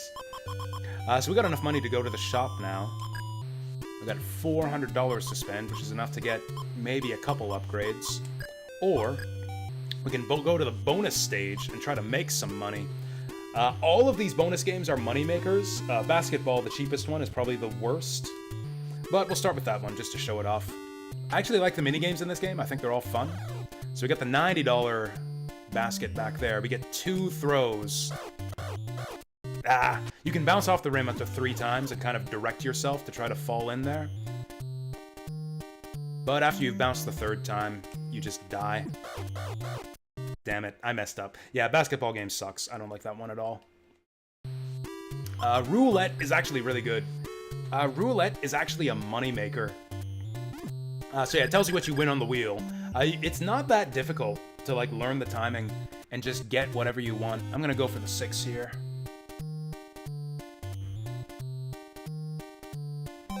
We were pretty close. Pretty close. But you see how you can get it within like one space of the thing you're going for. So you can like improve your odds pretty good here. Let's go for number 1. Nailed it! Yeah, so you can kind of master the timing to just get whatever you want. But even that, if you look at the payout matrix of this wheel here, you don't even have to aim for it. If you just close your eyes, you will make tons of money and 1-ups on average on this minigame. Just like go into the roulette and just close your eyes and spam the button, and like you will make money and lives without even trying. Like, what am I even getting here? I got a 1-up and $50. I got a free 1-up because it costs $50 to play this one. But the most lucrative money maker by far is Pipe Toss. This is the easiest game. All you gotta do is put the balls in the pipes, and you got plenty of time to do it. Every time you do it, you make 70 bucks. We've already made our money back. It's really easy to learn the timing on this. There's a limited amount of balls that you can actually put in there. Yeah, we just maxed out. You can do up to 8, which makes you, like, what's 8 times 7? It's a lot. It's 560. So we can just keep doing that to make basically infinite money. But we don't need infinite money. We only need, I think it's about $1,000. And then we basically don't have to worry about money ever again after that. Oh. He's on fire! He's in the zone! Oh, I missed it. Oh no, I'm choking now. One more. Yeah. Alright, so now we got enough to buy all the power-ups. Which is good, because the enemy damage is gonna go up now that we've cleared that first stage. Okay, so we got bombs, which suck. That's why they're the cheapest. Basically just lobs a little bomb every time you attack.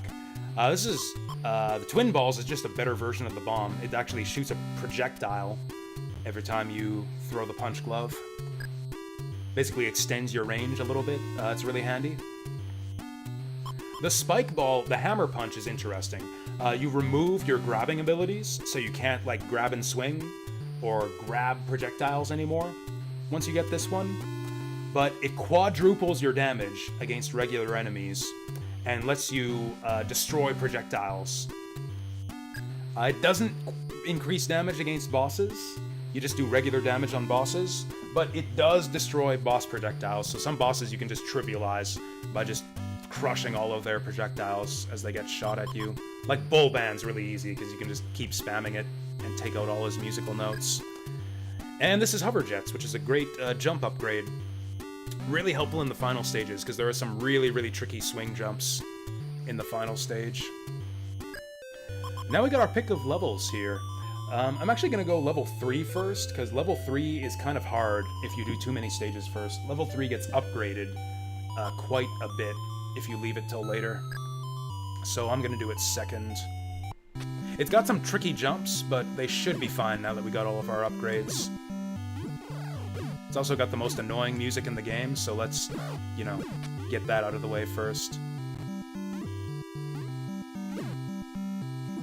Clown dogs in the background shooting at us, so, whoops.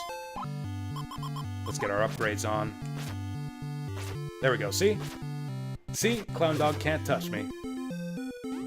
Can I destroy these things? Oh, I can, too. Spike glove goes through everything. Boing. Oh, I'm unstoppable now.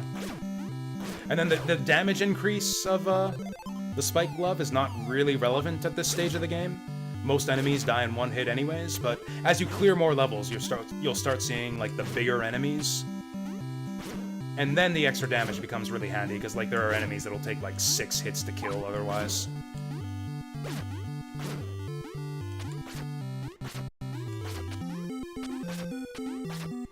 So yeah, Atlas was making, like, amazing games as far back as 1991.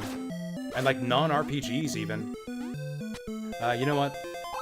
As much as powerful as the spike glove is, I kind of prefer the twin balls. It doesn't increase your damage, but it does increase your range, and it lets you maintain your grabbing powers. Hey, I landed on the dog's nose. Alright, we made it into the House of Horrors. This is actually legitimately spooky music here. Like something out of Sweet Home. Killing ghost dogs all over the place. Like Way of the Samurai. Whoa.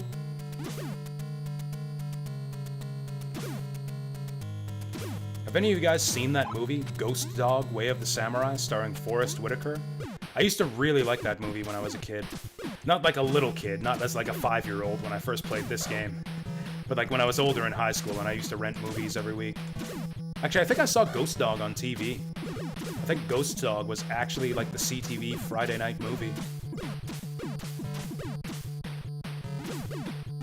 Alright, here's the big ghost dog. He just goes back and forth and then swoops at you. And sometimes turns into little ghost dogs. Whee! Nice. You get a full health refill after every boss fight too, which is nice. Alright, back to the fairground. How do I get that money bag up there? You just gotta swing for it. Here we get some tricky jumps. I think I prefer to swing this one. You got a few different ways you can approach these. You can do like a diagonal floor bounce off of that top platform. You can vault off of it. You got like the controls are so versatile. There's multiple ways you can handle each obstacle. Whew, that was close. This last one's a bit tough.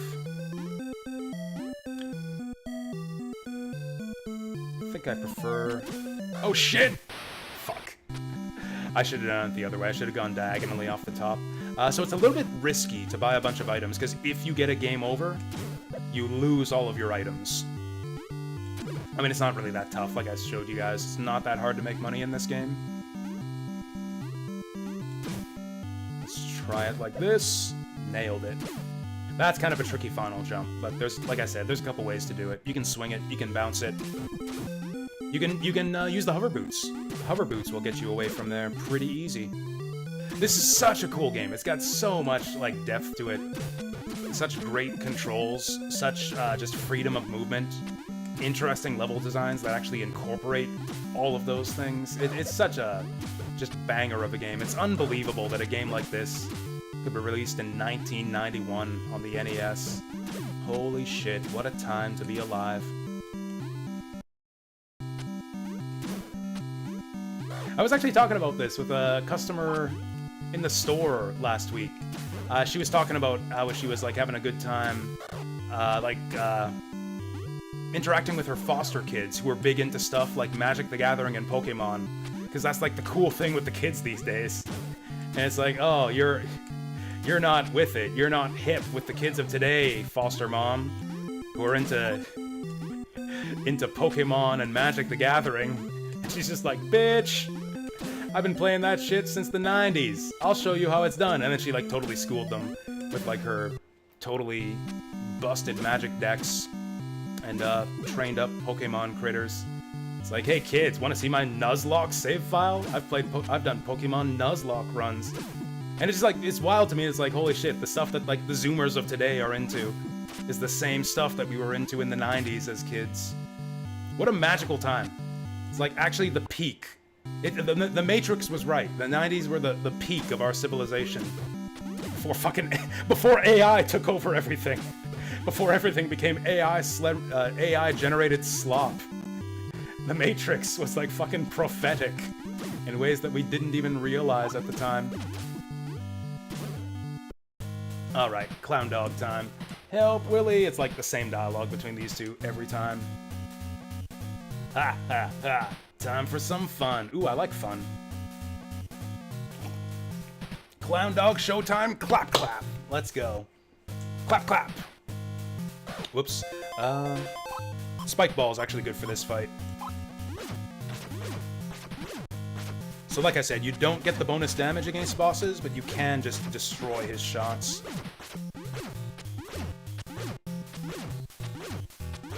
So the real target is actually the spinning clown that just exited the dog there. But if you take out the dog face up top, that prevents him from going back into it and wasting your time throwing projectiles. Whoa! That's right, rock'em sock'em cats. Ooh, might have to be careful here. I'm 2 hits from death. You know what? Another strat for this fight is to use the long range of the balls to get some distance on them so that you can see the projectiles coming. Oh shit.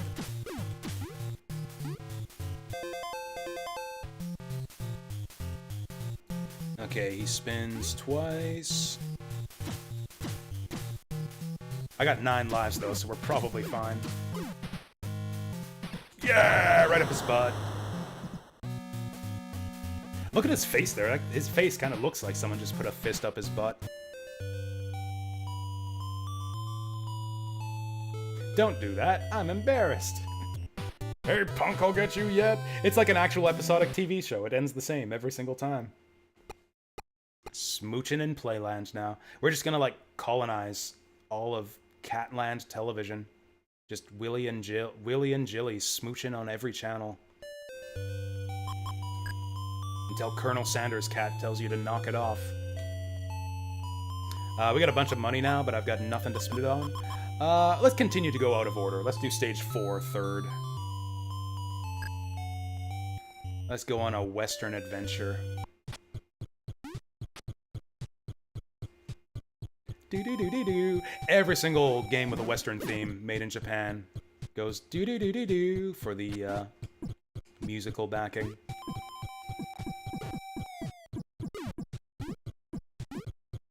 It's like musical copyright? What's that? Let's just use the good, bad, and the ugly theme for every single Western level in every Japanese video game. Wow, wow, wow. So these enemies are actually quite challenging. You'll fight weaker enemies here if you do this stage earlier. In fact, it's... Whoops. I keep pressing start instead of select. Select opens up the menu, and start pauses the game. But the select menu pauses the game anyway, so I don't know why they don't just give you the item menu. There we go. We can kill those squirts in one shot with the spike ball. This is where the spike ball starts coming in handy. Where they start throwing stronger enemies at you. Oh yeah, this is Atlas Town. Atlas Town from 1885 is what we just walked through there. Oh yeah, I just want to double check something. Okay, we're fine. Chat is fine. Whoa! Now we got slightly racist red Indian dogs. I don't know, is this racist? I actually think it's fine. Although I did play this game when I was like 4 or 5 years old.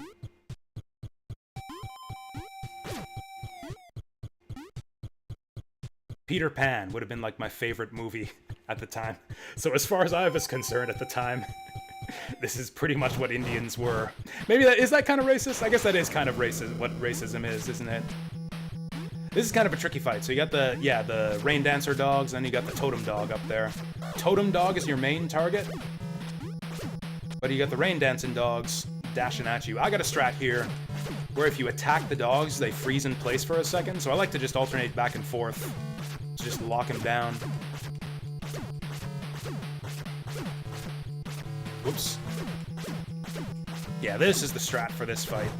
There we go. Get out of here. Whoop. There we go. Whoop. Oh yeah, that branch in the background there. Never gonna fail. There we go.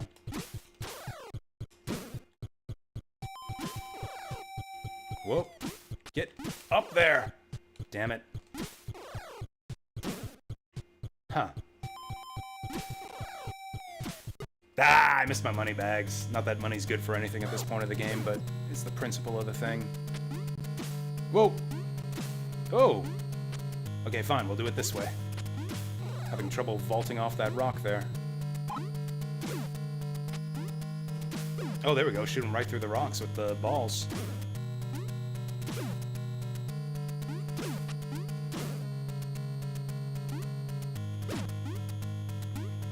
Again with the spooky cave music.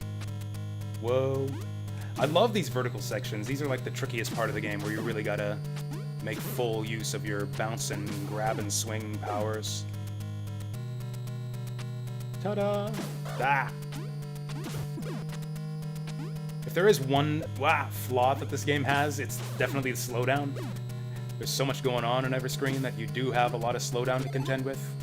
which can mess with your controls, which is a big problem because you got to be pretty precise at times to pull off some of these acrobatic maneuvers. But, you know, it's worth it. It just shows that the game is ambitious. Really, any NES game worth its salt is going to have at least a little bit of slowdown. Slowdown means, like, ambition and cool, big ideas. Am I going to die? No, we're good. Minecart just fell on our head, but we just jumped on it. Like Apache.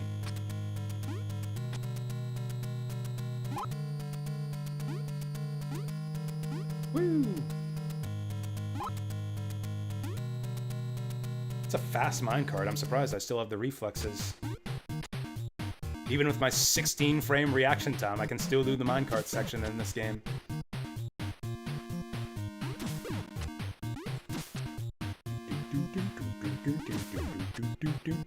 Oh yeah, so if you actually read the manual for this game, there's like some lore and backstory behind it. Willie here is actually a jazz musician in New York City. He's a literal hepcat, which is what that word means. That's an archaic term for a jazz musician. Oh, we got some wife-beater dogs here. Spike balls would be good for those guys, but we could just punch them a few times. Whoa! Made $1,000 off these guys. But killing enemies gives you like a handful of change too. Alright, let's fight Big Eagle.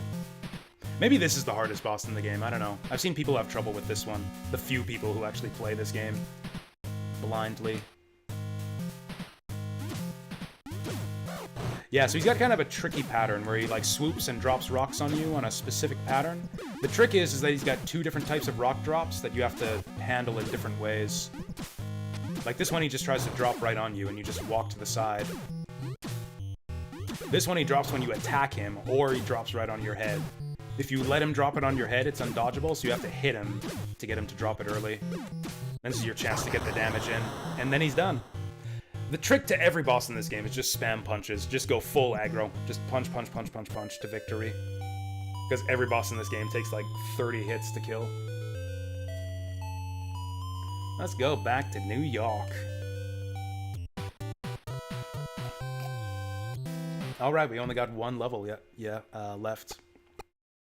This is a quick game, which is part of the reason I like it. Although Stage 5 is pretty long. Stage 5 is actually almost as long as the rest of the game combined. Actually, you know what we can do with our extra 1-ups, or our extra money, is buy 1-ups. We're up to 11 now.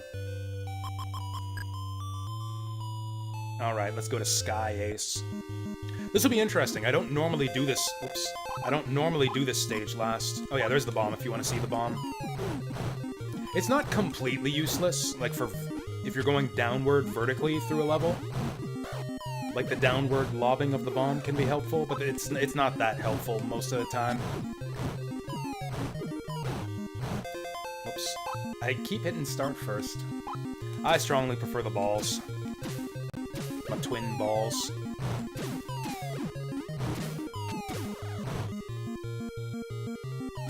My twin balls I named them Willie and Jilly.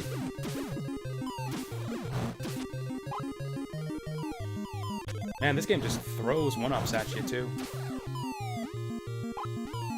I am destroying this game right now because I know it so well. It is pretty tricky. I've seen people have a lot of difficulty with this game.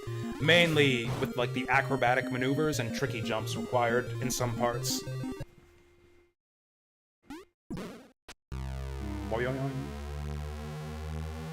It's Tails! It's baby Tails! He's colored brown and everything. That is a fox. That is a baby two-tailed fox flying our plane here. I wonder if this was the inspiration for Tails' plane in Sonic 2. This part's a bit tricky, requires good reaction time to deal with all this. Ooh. Damn. Second guessing myself now, because sometimes they come from above. Oh. Yeah, you can't actually dodge that. You have to hit those things to interrupt their shots. Okay, balls are really good for this fight. You can move around on the plane now. It's tough to hit this guy without the balls. Because you really got to get, like, right to the edge of the plane to get enough range to hit him. So it's really nice to have the balls to be able to just, like, stand back and not risk falling off the plane to try to hit him. There we go. Like I said, just spam punches. Alright, we're going inside the plane like Rocket Knight Adventures now. I love these vertical climbing sections. This is the best part of the game.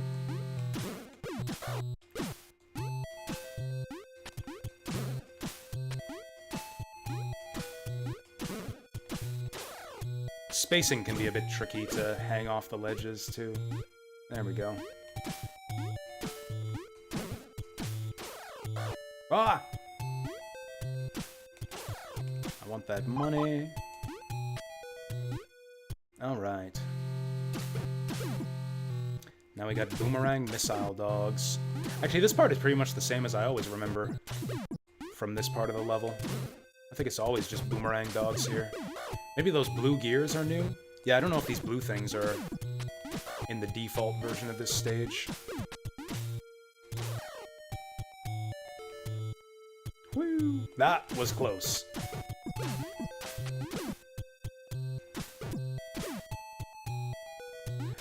Alright, there's power-ups for us on the, whoops, other side of this pipe here.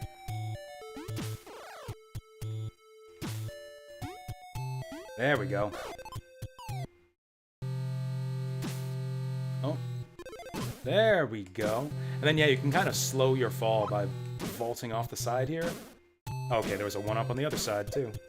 Oh, can we get that? I think we can still get that from here. I think we can still get that. Ah, whatever.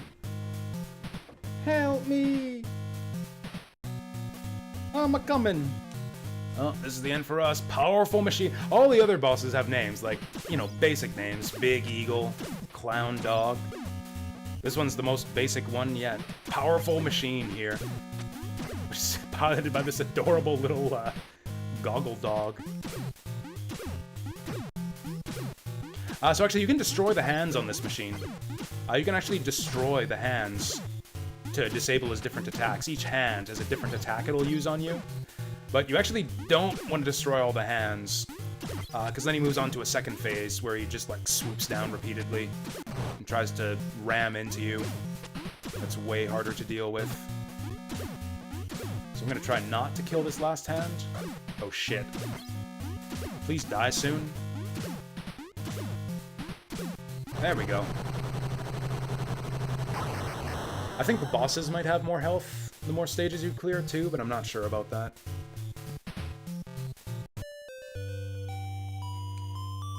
Let's get out of here. Alright, final stage time. This game's even shorter than I remembered. Though I guess we'll see how this final stage goes. Ooh, I can afford 2 extra lives. Alright, 17 lives. Is that going to be enough for stage 5? We will see. I love New York. Oh no, she's being abducted by Shima Pan Bird now. Which is kind of a hint for what you're in for in this stage. The reason this stage is so long is because is to accommodate all of the boss refights. Yeah, this stage is basically an amalgamation of like every other level in the game. You refight all the bosses and you see pretty much all the stage gimmicks. You'll also see a lot of new enemies here that won't necessarily be new, depending on the stage order you took. Like, yeah, these moonwalking dogs, you actually see these guys in stage 1, if you do stage 1 later in the stage order. Yeah, the gun dogs get replaced by moonwalking dogs in stage 1.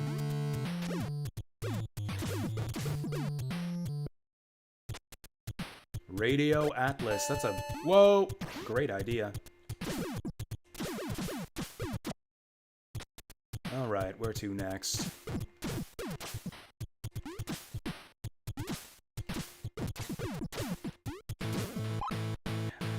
You know, this is probably the funkiest stage music in the game. The one, probably the music that best fits the kind of, like, I don't know, what era is this? I don't know, like New York jazz musician kind of theme they're going for here. I guess the 60s? I think 60s was like the era of like bebop and new jazz movements and stuff.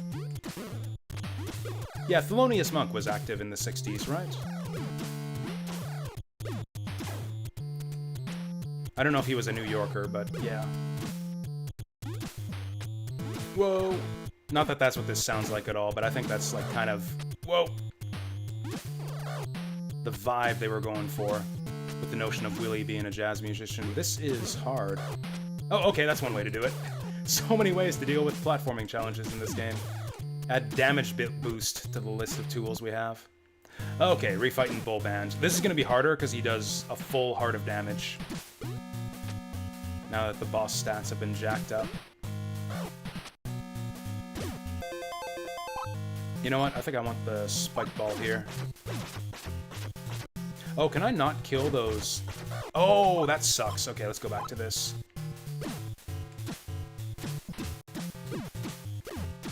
Oh, we can hit him from across the screen with the balls.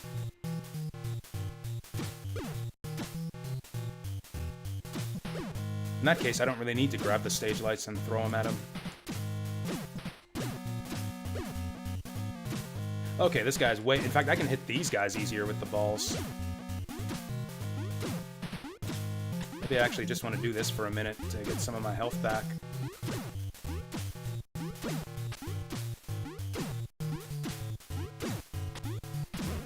There we go, and now we get some health back. It's really not worth the effort most of the time.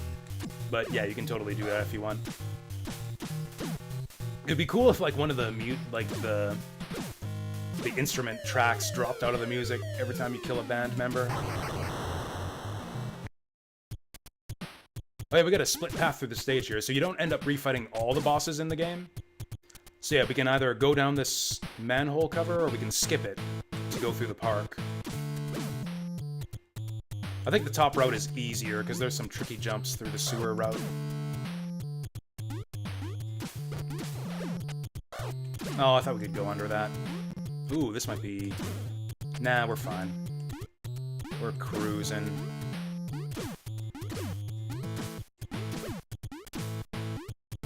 Ooh, 1-up. I was wondering if 17 lives was going to be enough to get through this final level. We're actually gaining levels, gaining 1-ups going through this level. Alright, Shimapan Bird, take 2. I wonder if that's its official name. I bet you it is.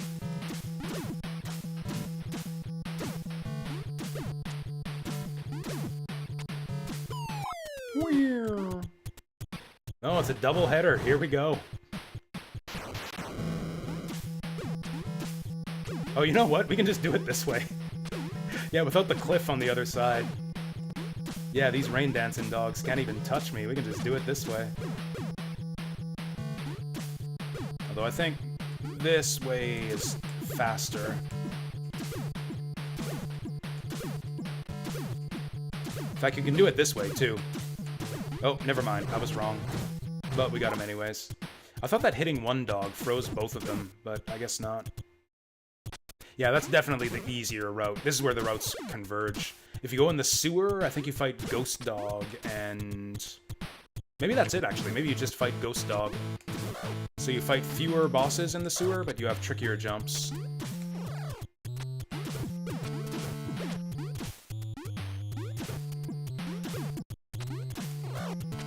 That works. There we go. Actually, it makes it easier to, well, get up on the platforms. I've actually never done this before. This makes this section a breeze. Alright, Big Eagle refight. I don't know why Mad Dog shows up all of a sudden here. This is the checkpoint of the level, actually. This is the midway point.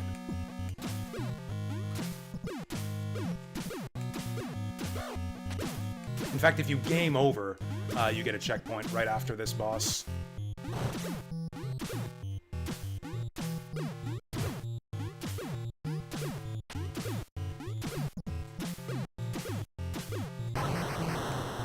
too easy. I almost wish some of the bosses in this game had more health, just so that they could feel a little bit more epic. Speaking of feeling more epic, check out this music here. This is where this level starts to get a bit trickier. There are actually some really, really hard jumps right near the end. I actually wasn't kidding when I said I wonder if 17 lives will be enough.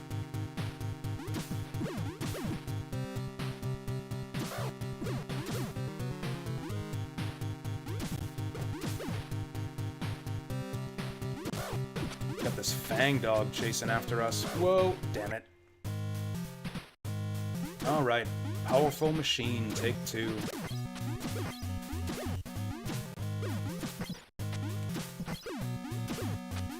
If you want to kill the hands faster, I think that the spike attachment actually does do extra damage to them. No. This is fine. I think we still get our health refilled after every boss fight.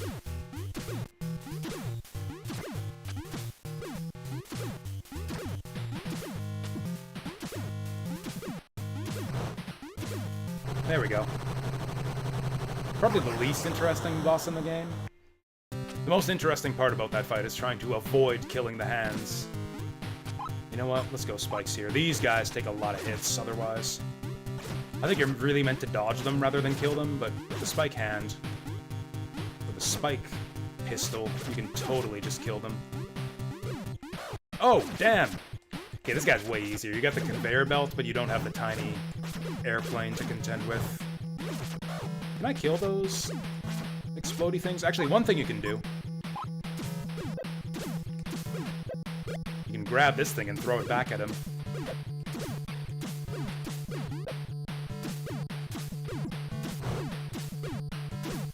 Oh yeah, that's like his worst attack he can do, is try to sit on you. Ooh, can we get that? I think we got it? Hard to tell.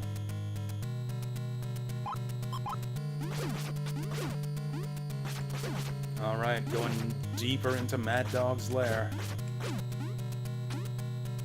Turned out the lights. There we go. Yeah, the power-ups definitely help you a lot in this final stage. What sucks is getting a game over and then losing all your power-ups. And then you can't get them back unless you go back to the stage select, which causes you to lose your checkpoint and have to redo the whole stage. So yeah, this game can be kind of nasty to you before you've mastered it. It's a fun game to try and master, though. Like I said, I love this game. Best on the NES.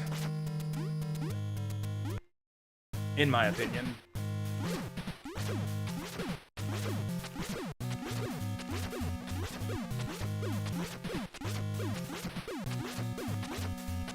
There we go, just punch him in the nose 50 times till he gets a bloody nose. I'm trying to go for a quick kill on this guy this time.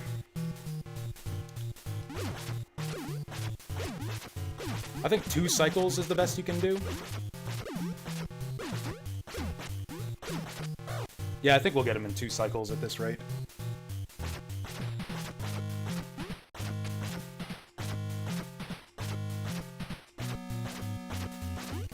Oh, we missed it. We might not get it. We might not get it in 2 cycles. I'm fucking it up. Ah, we missed it. I'm probably 2 hits short.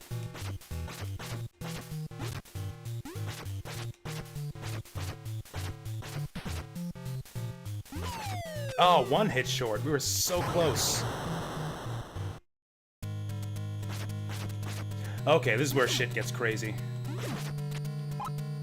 This is where Rockin' Stunt Cats starts to get real. Take the high road here.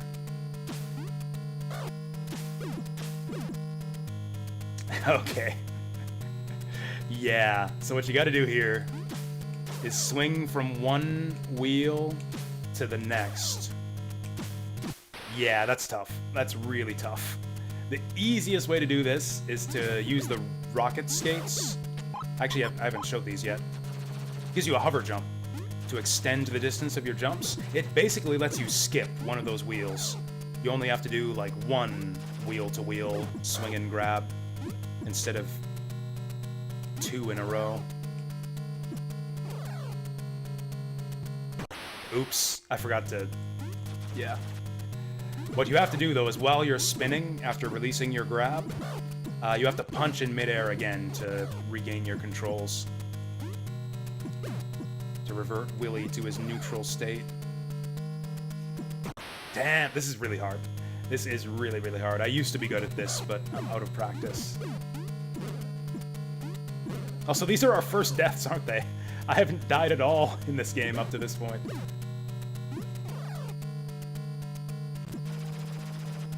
Oh, you drop so fast. Like I said, we legitimately, 16 lives might not have been enough. Should have played more minigames to make more money. Oh, we could have sunk all our money into the roulette wheel. That's the thing. I forgot to point that out. Yeah, buying lives in the shop is for suckers. You get a way better money to lives ratio if you play the roulette game. Because you can make, like, up to 6 lives for $50 on 2 roulette spins. Yeah, for $50 you can get, like, up to 6 lives. Yeah, spending $500 for lives in the shop is a sucker's game. Alright, finally a new boss. Yeah, we're done boss refights. Now it's time to fight Mr. Kong. This is actually the hardest boss in the game. Yeah, he does standard damage, 1 heart, but he has a crazy amount of health, and it's kind of hard to predict his attacks. He's like a true, like, 800-pound gorilla. He jumps wherever he pleases. And there's just, like, most of the other bosses in this game have a strict pattern. This guy, and that's why I think Bullband is the other hardest boss in the game. He doesn't have a pattern. You can't, like, memorize what to do for Bullband. It's just whack-a-mole. You gotta play purely reactively. And it's the same here, except this guy's got even more variety to the things he can do. He can turn lint out of his pockets, he can drop bananas, he can jump on you. With his weird chicken talon feet that I've just noticed. Why does he have that? Is that what gorilla feet really look like?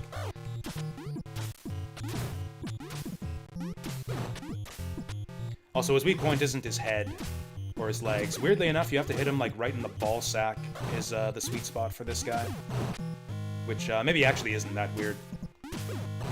You know, if you were to get in a fight IRL with a 800-pound gorilla, that'd probably be the thing to do, is attack his ball sack. Although maybe not. Maybe that would just piss him off. He's got so much health, too. Ah, yeah, I knew it would take us a couple tries to get this guy. One strat is to try to get underneath him so that you don't have to worry about his pocket lint.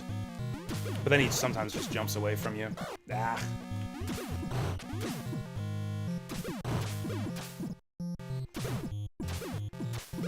I don't know if I like being underneath his legs. Apart from just, like, the terrible smell of his taint, it also leaves you little room to maneuver away from the bananas.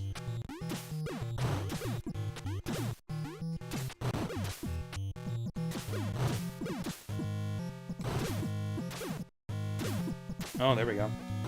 Dodged the pocket lint that time. This is going really well, actually. You know, maybe there's something to be said for the between-the-legs strategy. Whoa.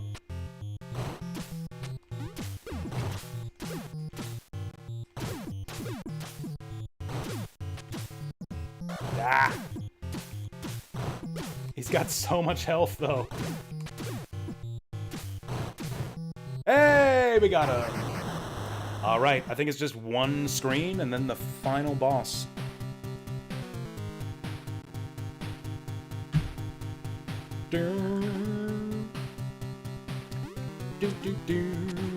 Playing Phantom of the Opera here. I think we can just normal jump this one. That's a tight jump.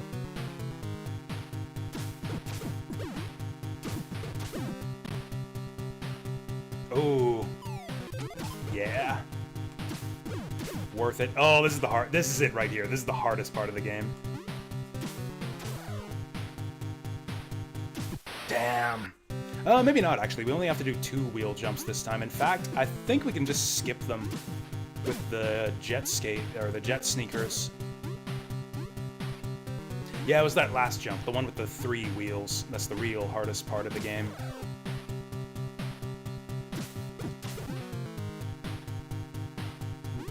I'm being chased by oranges. Oh. Oh, do I not? Oh, that's right. I switched to the balls for the monkey fight. I took off my shoes and put on the balls. Damn it.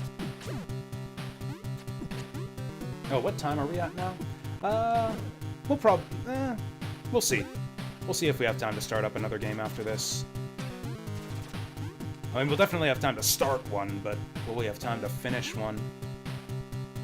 Actually, I said that too quickly. Maybe we won't have time to start up another game. Ooh, those go for quite a ways. Yeah, that just trivializes that. Also, skunk monster we've never seen before. Alright, here we go. This time I will fight! Alright, final battle against Mad Dog himself. Let's go.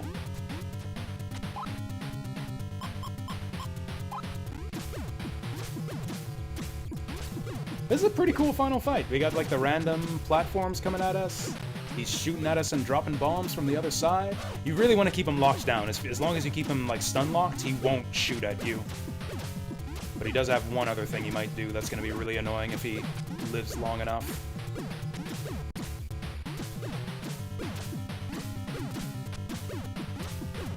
Okay, we're getting lucky. Oh, there he goes. This fight becomes a lot harder when he goes from the rear.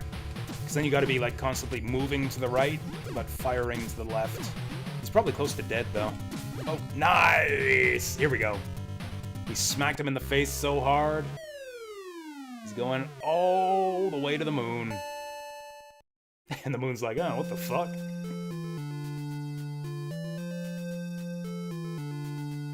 Yeah, a little bit, actually. Yeah, a little bit like Mecha Dragon. Okay, the moon got over it pretty quick. He's ready to go to bed now.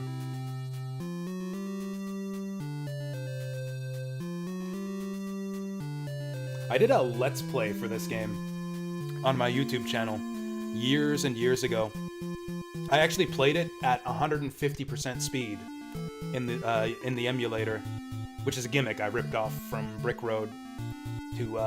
That was his gimmick, is he did a bunch of Let's Plays of games he knew really well at 150% speed. Not like recording footage and playing it back at 150% speed, but actually playing the game at heightened speed. I did that with this game. This ending theme actually sounds really good at 150% speed. And we get the nice shot of, New York there in the background. And then they keep making out all through the night. Wow, really looks like he's really enjoying this. Oh, shooting star. You think that's just a regular Statue of Liberty back there, or is it like a Statue of Liberty with a cat face? Anyways, the end. So I don't think anything else happens here. That's pretty much it. So I'm gonna take a quick bathroom break, because I've got to pee, and then we got 45 minutes till I gotta be gone for game night, which, depending on what comes up, might be enough to finish another game. Probably not, but it's certainly enough time to start one. But yeah, nothing else is gonna happen here. Nothing interesting at all. You guys can just enjoy these credits. Definitely watch them to the end. Definitely watch them to the very end, and then like wait a few moments after. But nothing interesting is gonna happen. I'm gonna take a bathroom break and be right back.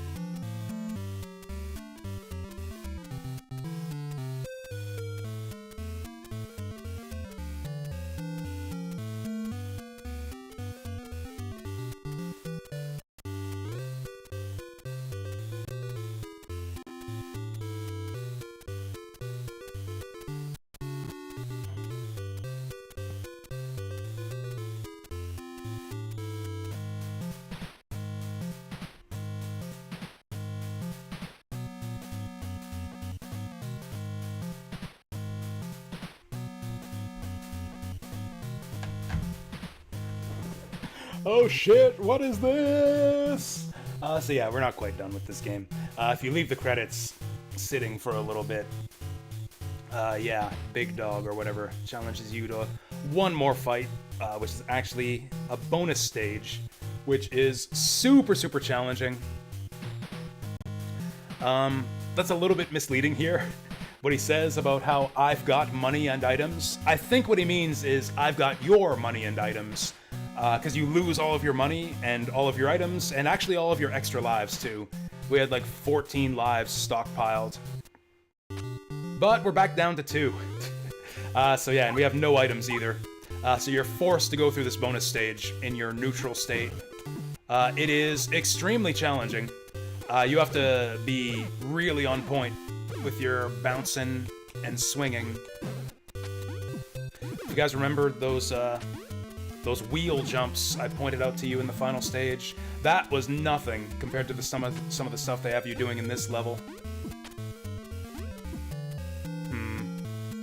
Let's go on this side, actually. It's almost like a puzzly type stage. Because, like, there's tricky solutions to how to progress and, like, make some of these jumps. There's, like, a few solutions to each problem because of how versatile the game's controls are. But yeah, this is the level that really tests your mastery of all the powers of your punch glove. And I love it. It's so cool that they have something like this in the game. For advanced players! Fuck! Which is apparently not me anymore. I am way out of practice at this shit. And I did indeed do this level as well, at 150% speed in my Let's Play. There we go, get rid of flasher mouse there. You know, I think I might be able to... Yeah, there we go.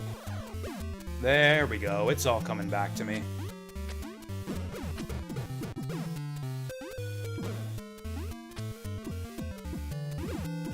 I don't think there are 1-ups in this level either. I think you have to get through the whole thing. Whoa. On 2 lives. Damn it! Okay, that was not great. Thankfully, the enemies are all back to doing half a heart of damage. This level isn't really about the enemies, it's all about the platforming. Can't believe I'm messing up such a basic jump here. There we go. Okay. Second trial. Pogo bouncing across infinite spikes. Damn it. Ooh, we might actually die to damage. Shoot! Okay, at least we made it through there. So we get checkpointed at the start of each room, but if we lose all of our lives, we have to do the entire level from the beginning, which blows. And yeah, we only get 2 lives, so this might take a bit of effort. Oh, you know what? I think this is how we do. Okay, let's not take stupid damage anymore. No! There we go, this is how you do it.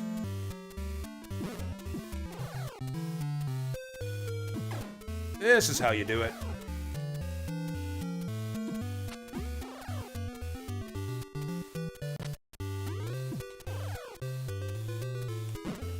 Oh, okay. This is how you do it.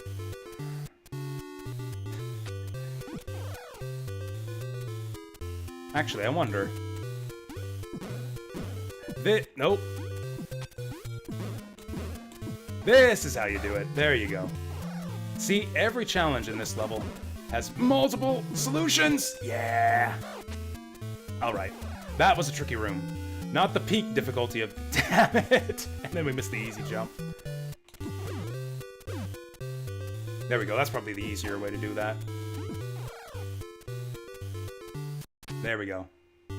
This is the hardest part of the level. Remember when I said that, like, 3 consecutive wheel jumps was the hardest part of the whole game in the final level? Here we have to do, like, 12 consecutive wheel jumps with no jet sneakers to help us out. And we got birds swooping at us, too. You can skip wheels with big swings here. Oh, I misremembered it. It's like 4 wheel jumps. That's not too bad at all. I think that's basically it, actually. I think we basically did this level on first try, because this last room is basically free. And then we just gotta do the final boss. Which is the same as the final boss of the main game. It's just, Mad Dog again. Damn it! There we go. Yep, here we go. I am shocked that we did that on only 1 death. I mean, it's not over yet. It's definitely not over yet. We don't have the balls this time. We do not have the balls, so it's gonna be harder to land hits on him.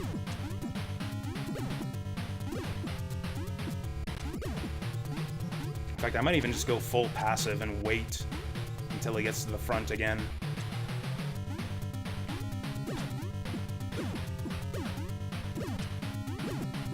I am shocked at how smoothly that went. That was extremely good through that room.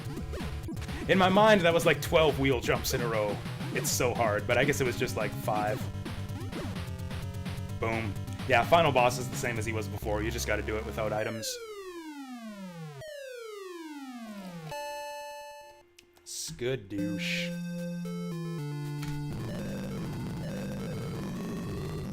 Yeah, it doesn't quite sound as good at double speed, but I like this ending theme at 1.5 times speed. And the ending is the same, too. Ending is the same, too. And that's Rockin' Cats. I love this game so much. This game has brilliant controls that are honestly kind of unmatched to this day. Just like the versatility of being able to, like, wall bounce, floor bounce, grab and swing.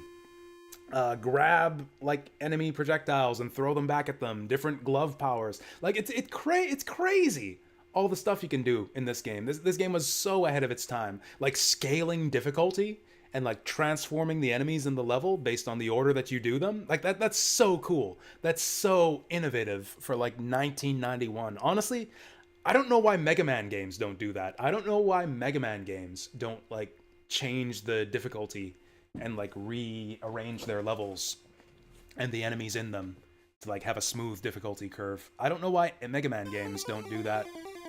Anyways, that's it. That's Rockin' Cats. So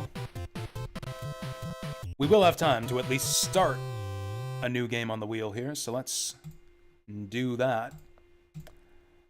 So yeah, we took Rockin' Cats off the wheel already. Wheel of Vidya, turn, turn, turn. Tell us the Vidya that we should burn through. Is it Mega Man 3? It looks like Mega Man 3! Alright. Alright, I can keep my NES powered on. I can keep my NES powered on. You know what? I know I said that about Rockin' Cats. I know what I said about Rockin' Cats, about how it was my favorite NES game ever. Actually, it's Mega Man 3. Actually, Mega Man 3 is my favorite NES game. Like, Rockin' Cat, don't get me wrong, Rockin' Cats is my favorite NES game, but Mega Man 3 is my favorite NES game. Rockin' Cats 3, or Rockin' Cats is my favorite NES game, and Mega Man 3 is my favorite NES game. Can I beat it in like half an hour? Definitely not, but we'll try our best. Let's update the stream title.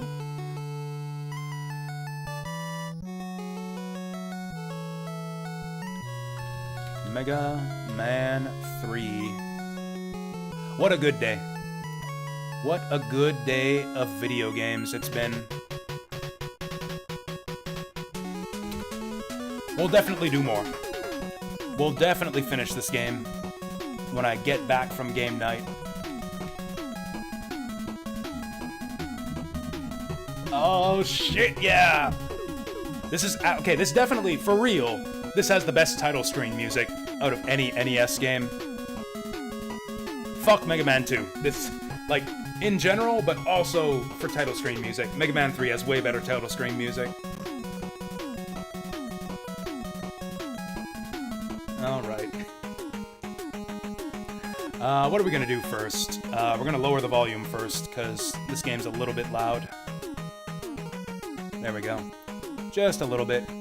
This might be crazy to some of you guys. I like to do Needleman first, because it gives you Rush Jet. Needleman might actually be the hardest boss in the game to do Buster only. Shadowman. Shadowman's probably the hardest boss fight. But Needleman gets you Rush Jet, so I like to do Needleman first. I like to try to kill those needle mouses. Did I ask you how's it going, Padoka? How's it going, Padoka?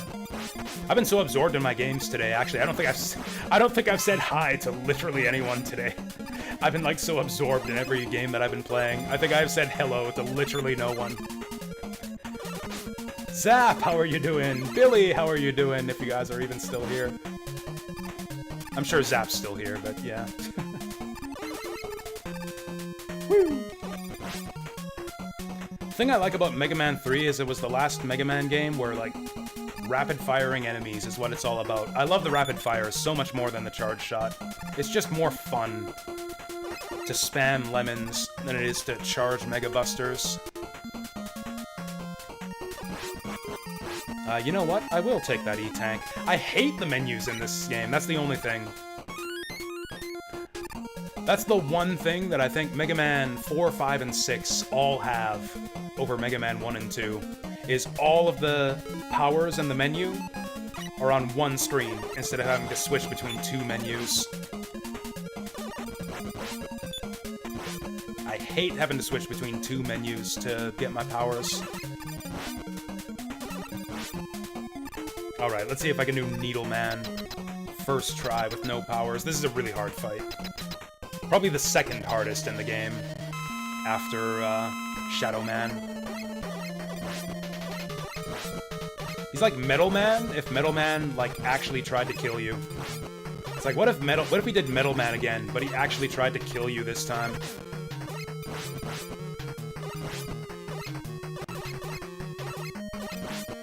The needles aren't too bad. The real danger on this fight is him jumping on you. If you get a bad angle on those jumps, you can get pretty screwed. He's actually been really nice to us this time. You can kind of cheese him a little bit, too. If you stay close to him, he'll do that, like, kind of, like, take off his hat to try to poke you. Which you can deal with really easily. You can get a lot of free hits just by baiting him into poking you with his hat.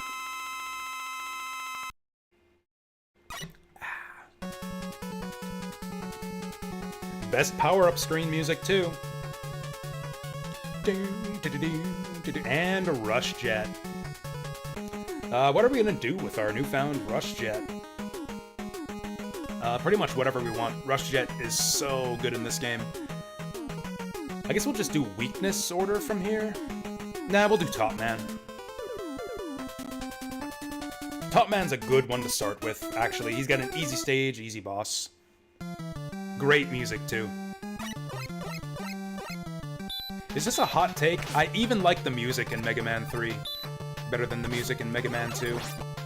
Don't get me wrong, I love the music in Mega Man 2. Mega Man 2 probably has the second best soundtrack of the NES Mega Man games. But Mega Man 3 has the best soundtrack of the NES Mega Mans. Top Man, Needle Man, Snake Man, all the greatest hits. Spark Man, oh my god. There's a great rock remix of Spark Man's theme kicking out there on the internet. I don't know what it's called. I actually picked it up from like the pre-YouTube internet. Mega Man 2 and 3 are the best Mega Mans. I don't agree with that at all.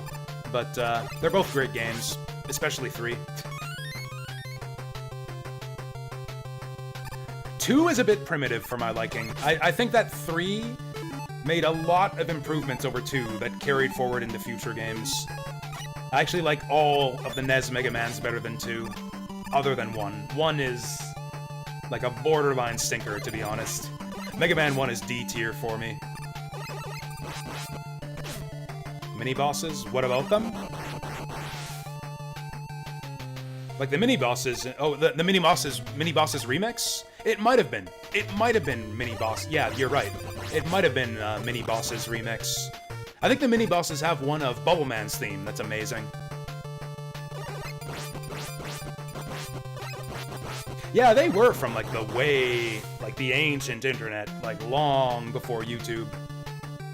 The mini-bosses come from. I wonder if their stuff is on YouTube. It probably is. Mini-bosses were huge back in the old internet days. They were, like, one of the only sources of, like, video game fan arrangements. That was, like, back in the days when nobody was doing that kind of stuff.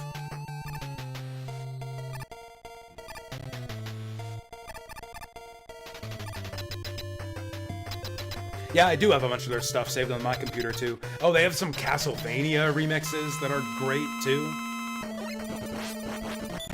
I think they did the arrangement of Wicked Child that I like so much.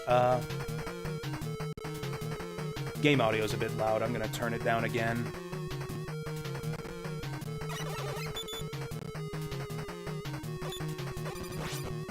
This is a really easy boss. All you gotta do is just shoot and slide. Yeah, this guy's got a really easy pattern. His spin attack is kind of hard to dodge on reaction. Gotta stay well far away from him for that one. Game Over? Is that a band name? I don't think I actually know. Game Over. I wonder how much... Yeah, I've got like 20 minutes before I've got to go. I wonder how much of Mega Man 3 I can get through. I think I'll definitely get through the 8 Robot Masters in 20 minutes. I don't think I can beat Doc Robot. I think Doc Robot will take longer than 20 minutes. I'm gonna predict that we're gonna get through like 1 or 2 Doc Robot stages before I've gotta go. I'll say 2. I'll say 2 or 3 Doc Robot stages in the next 20 minutes. Oh yeah, Shadow Man stage, banger alert. Proto Man whistle, banger alert. Oh, this game has all the best tunes. Even if Proto Man is kind of a tool in this game. What an idiot. What an idiot, he just lets you shoot him in the back.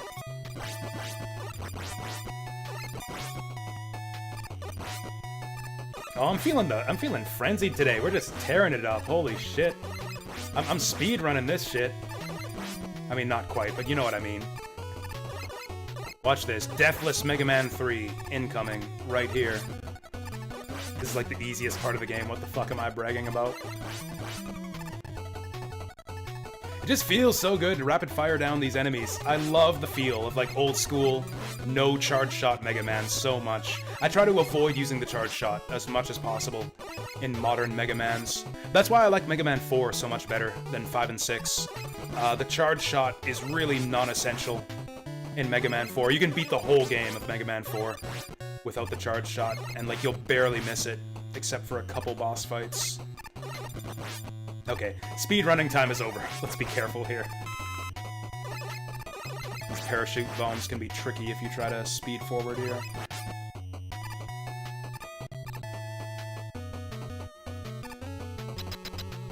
Alright. Whoops. Oh, it doesn't use your E-Tank if you, It doesn't use the E-Tank if you're at full health. That's handy. Because I accidentally selected it there. Okay, let's see if we can kill Top Man, or Shadow Man with Top Man, without burning all my energy. Oh, nope, there it is. I got the glitch. Fuck. This is gonna be really... we got him most of the way there. I think we can do this. Oh yeah, we got this. There's weird stuff going on with the collision boxes and like the way it drains weapon energy using Top Man against this guy. I don't know the strat. I don't know exactly how it works. I just spin on him until he dies, or I get all of my energy drained. You know, I don't even think it makes the game especially boring. Like, I don't even necessarily mind the gameplay rhythm of the charge attack. I mean, it's inferior to spamming lemons on everything. Don't get me wrong, it is a step back, but like, it's not terrible. I just hate the sound. I just hate the way that it fucks with the music on all of the NES games. It's absolutely terrible. The way that it just ruins the music in every single NES game when you try to charge your Buster.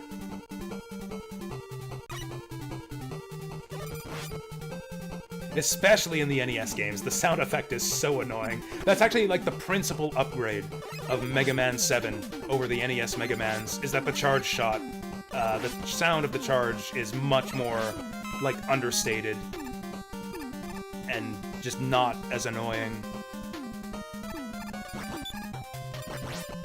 Also, I think it was arguably, the first game to really make use of it really well. I think, like, the enemies and the flow of combat in Mega Man 7 is really better suited to the charge shot than Mega Man 5 and 6 were. And 4. 4 is kind of a given, because, like, the charge shot is basically irrelevant to Mega Man 4. The game is better if you don't use it. Mega Man 5 and 6, you kind of have to use it, but it doesn't feel good. Mega Man 7, it feels good. Partly because the sound is better, and partly just because of the rhythm of combat and the way the enemies are designed. In my humble opinion. Oh, I forgot to sound the banger alert. Forgot to sound the banger alarm for the music in this stage. I hope you guys survived alright. I like to just tank that hit there. This part's actually really tricky. In fact, fuck this part. Fuck this part. We did Rush Jet first for a reason. Oh no! Wait, what? Rush Jet, what are you doing? There we go. I didn't realize that Rush Jet needed a place to land. I didn't realize Rush Jet needed a takeoff platform.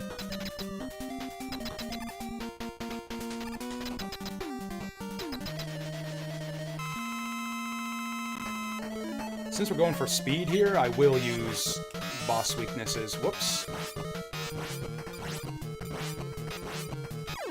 Yeah. We're going for speed, so I'm going to use boss weaknesses.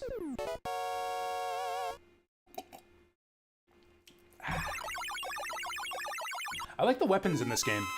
Like, Top Spin is a bit of a dud, but the Shuriken is like a balanced version of Metal Blade. I actually really like the Shuriken in this game. It's like Metal Blade, it's all the fun of Metal Blade, but it's got limitations to it. It's got shorter range, consumes a bit more weapon energy. But other than that, like, it's a multi-directional rapid-fire shot. What's Hardman's weakness? It doesn't even matter. Hardman's one of the easiest bosses to Buster only. Auto charge shot? Was that an upgrade in 7, or was it 8 that introduced the auto-charging Buster? Oh, did I use my E-Tank, actually? Oh my god, this fuck... I thought Top Spin would be good for the bees, but it's not. Yeah, 8 definitely had it. Did 7 even have upgrades? What did you buy with your bolts in 7? I don't even remember. There were bolts in 7, but I don't remember what kind of upgrades you could get with them. Honestly, I beat Mega Man 7 like 2 or 3 times before I even knew about Otto's shop. I had no idea how to activate it. I think you have to press, like, select on the level select screen or something. It's easy to miss if you don't read the manual. I should have done Magnet Man.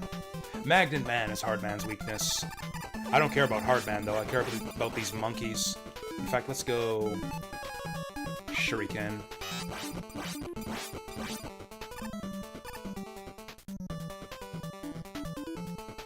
Beat and lives? Maybe Spike Shield, too? I think Spike Shield might have been in that game.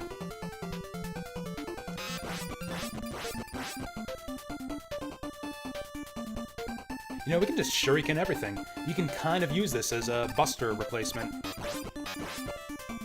2 shots instead of 3. Yeah, just like the Metal Blade, you can kind of replace your Buster with Shurikens. I love it. Also, banger alert. Is this the best song in the game? Is Snake Man the best song in the game? Is Top Man the best song in the game? Is Proto Man Whistle the best song in the game? There are so many choices. It's such a strong OST. I don't know if this is good for him, but I'm gonna try it anyways.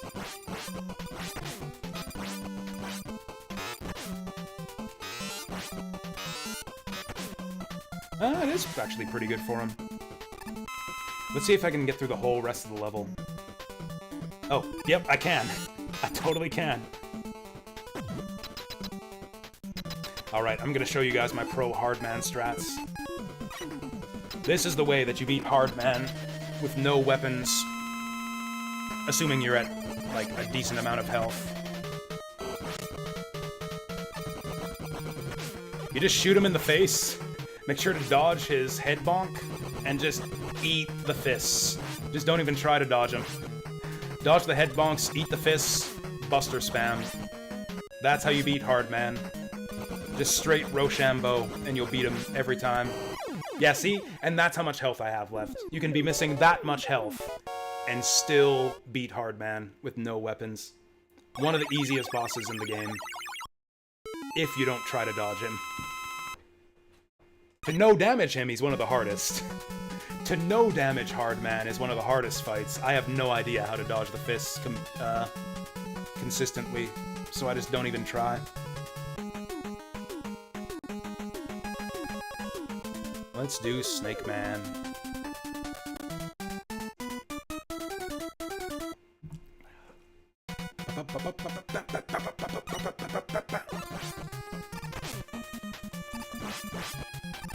This is such a cool level. This might be the best, just aesthetically, the best level in the game. Sure, it's a bit monochromatic, but like the concept is so cool. Just like, look at like the wriggling, just like masses of robo-snakes everywhere through the level. Just like a level made of snakes. This level has the best theming in the game by far. This and I think Gemini Man are the coolest stages just to look at.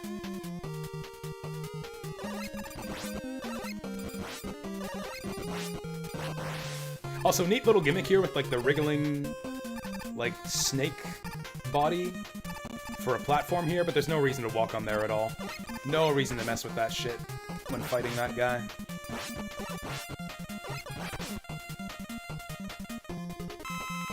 Pretty generous with the health pellets up there. Honestly, who's gonna take that much damage this early in the level to need 2 health pellets? No.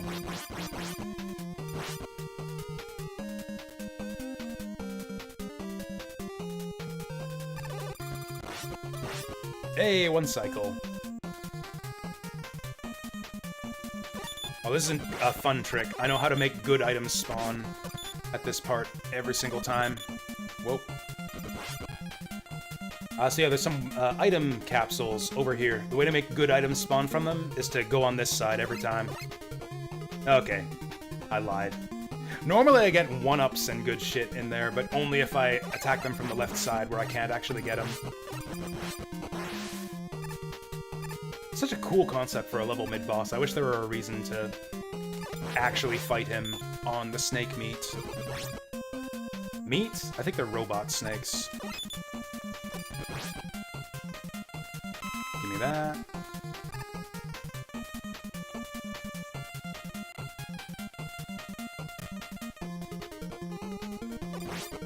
There we go, kill that ladybug. Now there's like some weird gimmickry in this part of the level where there's like the, clouds come out of the bottom there. There's a glitch where if you're standing on the platform and the cloud pops up, you sometimes get forced off the platform and die. So to avoid that, there's a couple ways to deal with it. You can just jump so that you're not on the ground when the cloud pops up. But what I actually like to do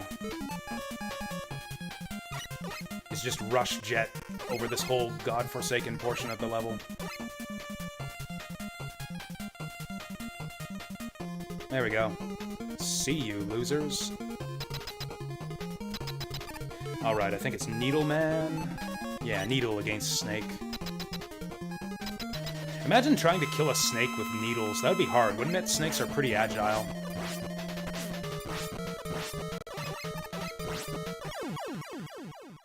Needle Man's kind of a lamest weapon in the game. The needle is basically no different from your regular buster shot. It fires a little bit faster. And I guess you can rapid fire it. If you hold down the button, it'll rapid fire automatically. I guess Needle Man is good for people who have, like, shitty rapid fire thumbs. If you don't know how to rapid fire with your thumb, you can rapid fire with Needle Man's weapon. We'll do Gemini Man last, because he's got the coolest stage. Magnet Man's got the best stage music, though. This is legit my favorite stage theme in the game. I might have overestimated my ability to play this game quickly. We might not even be able to do one Doc Robot stage before I gotta go. Which I should have predicted. These stages take like 3 or 4 minutes each.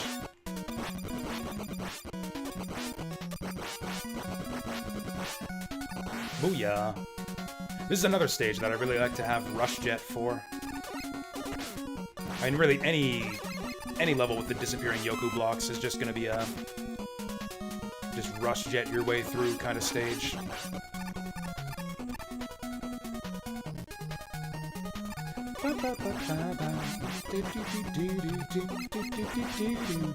I'm gonna shut up. I'm just gonna let the music do its thing.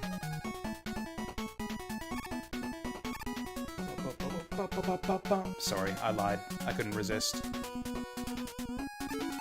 Alright, just Rush Jet our way through this shit.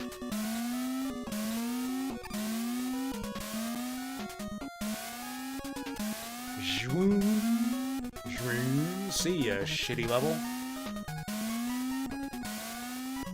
Oh, we got just enough RJ to get to the end here. Groovy.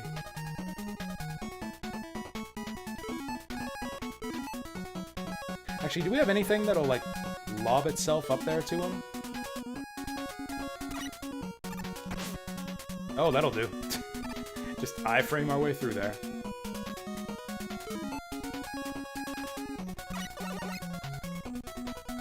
Oh, killer! Oh, the homing missiles kill it, though. Oh, he's kind of weak to that. He's actually kind of weak to Snake Shot. Snocky Shot. This guy's weak to Spark. Easy boss fight. This is actually another good stage to start with. Easy boss, easy level. But I do like using his weakness, just to speed things up. Boom. He's super weak to his weakness, too. Actually, forget Doc Robot. We'll do Gemini Man's stage, and then I'll go to game night. And then when I get back from game night, we'll finish this up and play some more Wheel of Best Games Ever games. You got... You know, Magnet Missile is really good, but it consumes so much ammo. You get so few shots of Magnet Missile, it's not really viable to use it heavily in the stages, which is a bit of a shame. It's a fun weapon.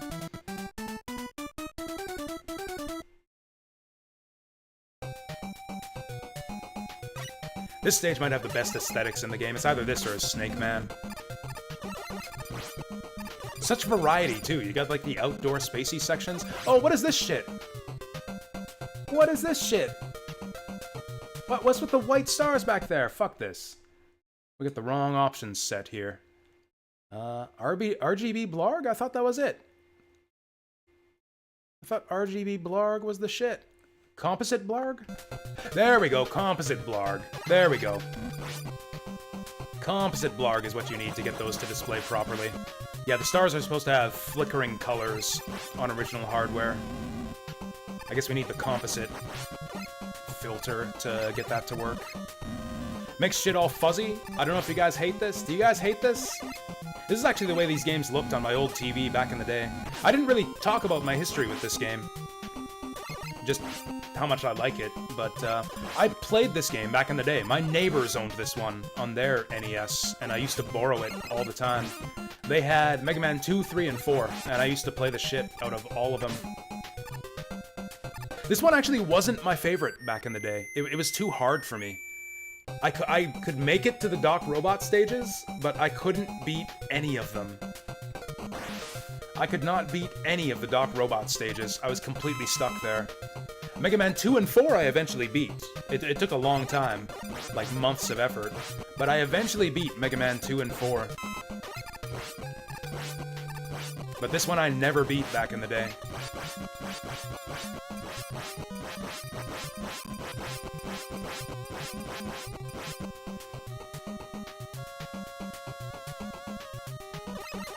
Honestly, I should have been playing with this filter on the whole time. I don't know about you guys, how it looks over on Twitch. To me, this looks way better. The colors look way more accurate to how I remember this game.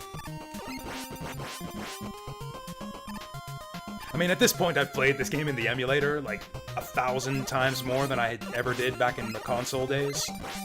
Yeah, I've played this game in an emulator with clean, crisp, clean graphics way more often. Way more times than I ever played it on original hardware. But this is more like how I remember the game looking on original hardware. Oh, hey, we get to use Rush Marine here. I won't, though, because Rush Marine sucks. Let's coil it up. It's not even advantageous to use Rush Marine here, to be honest. Like, sure, you can use the submarine to swim through the water, but you gotta get back up there eventually. Eventually you have to jump up, back up, using Rush Coil, which is actually kind of tricky. And then you're just like, ah! Bastard. That's our first death. They ruined our deathless run. Ooh, wow, I greatly underestimated how long it would take me to beat these stages. I gotta go, like, right now. Okay, we're speed running to Gemini Man.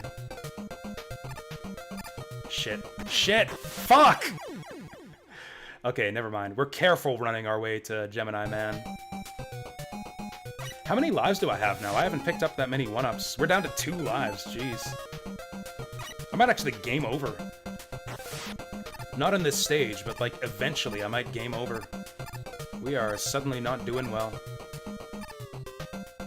The slowdown makes the platforming in this section actually really hard. Okay, we're careful running this section. There we go. Ah, fucking slow down. Ooh, free E-Tank, though. Alright, there we go. We survived.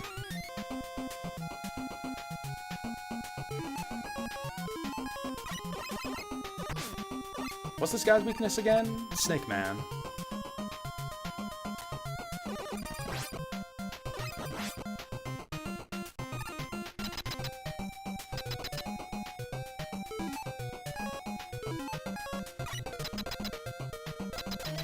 Alright, here goes.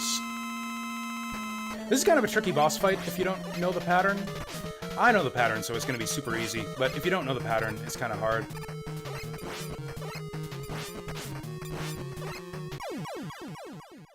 Actually, I lost half my health, even though I know the pattern. It's almost easier to hit him without using Snake Man's weapon, but you do way more damage with it. There we go, we got all the weapons. Then we just gotta do Doc Robot. We're basically like a third of the way through the game at this point, because we gotta do Doc Robot and we gotta do Wily's Castle. There's only 4 Doc Robot stages, but they're really long and really difficult. But we'll call it there. I'll resume this when I get back from game night. Thanks again for joining me for the Wheel of Games. And yeah, we'll do more of this when I get back home.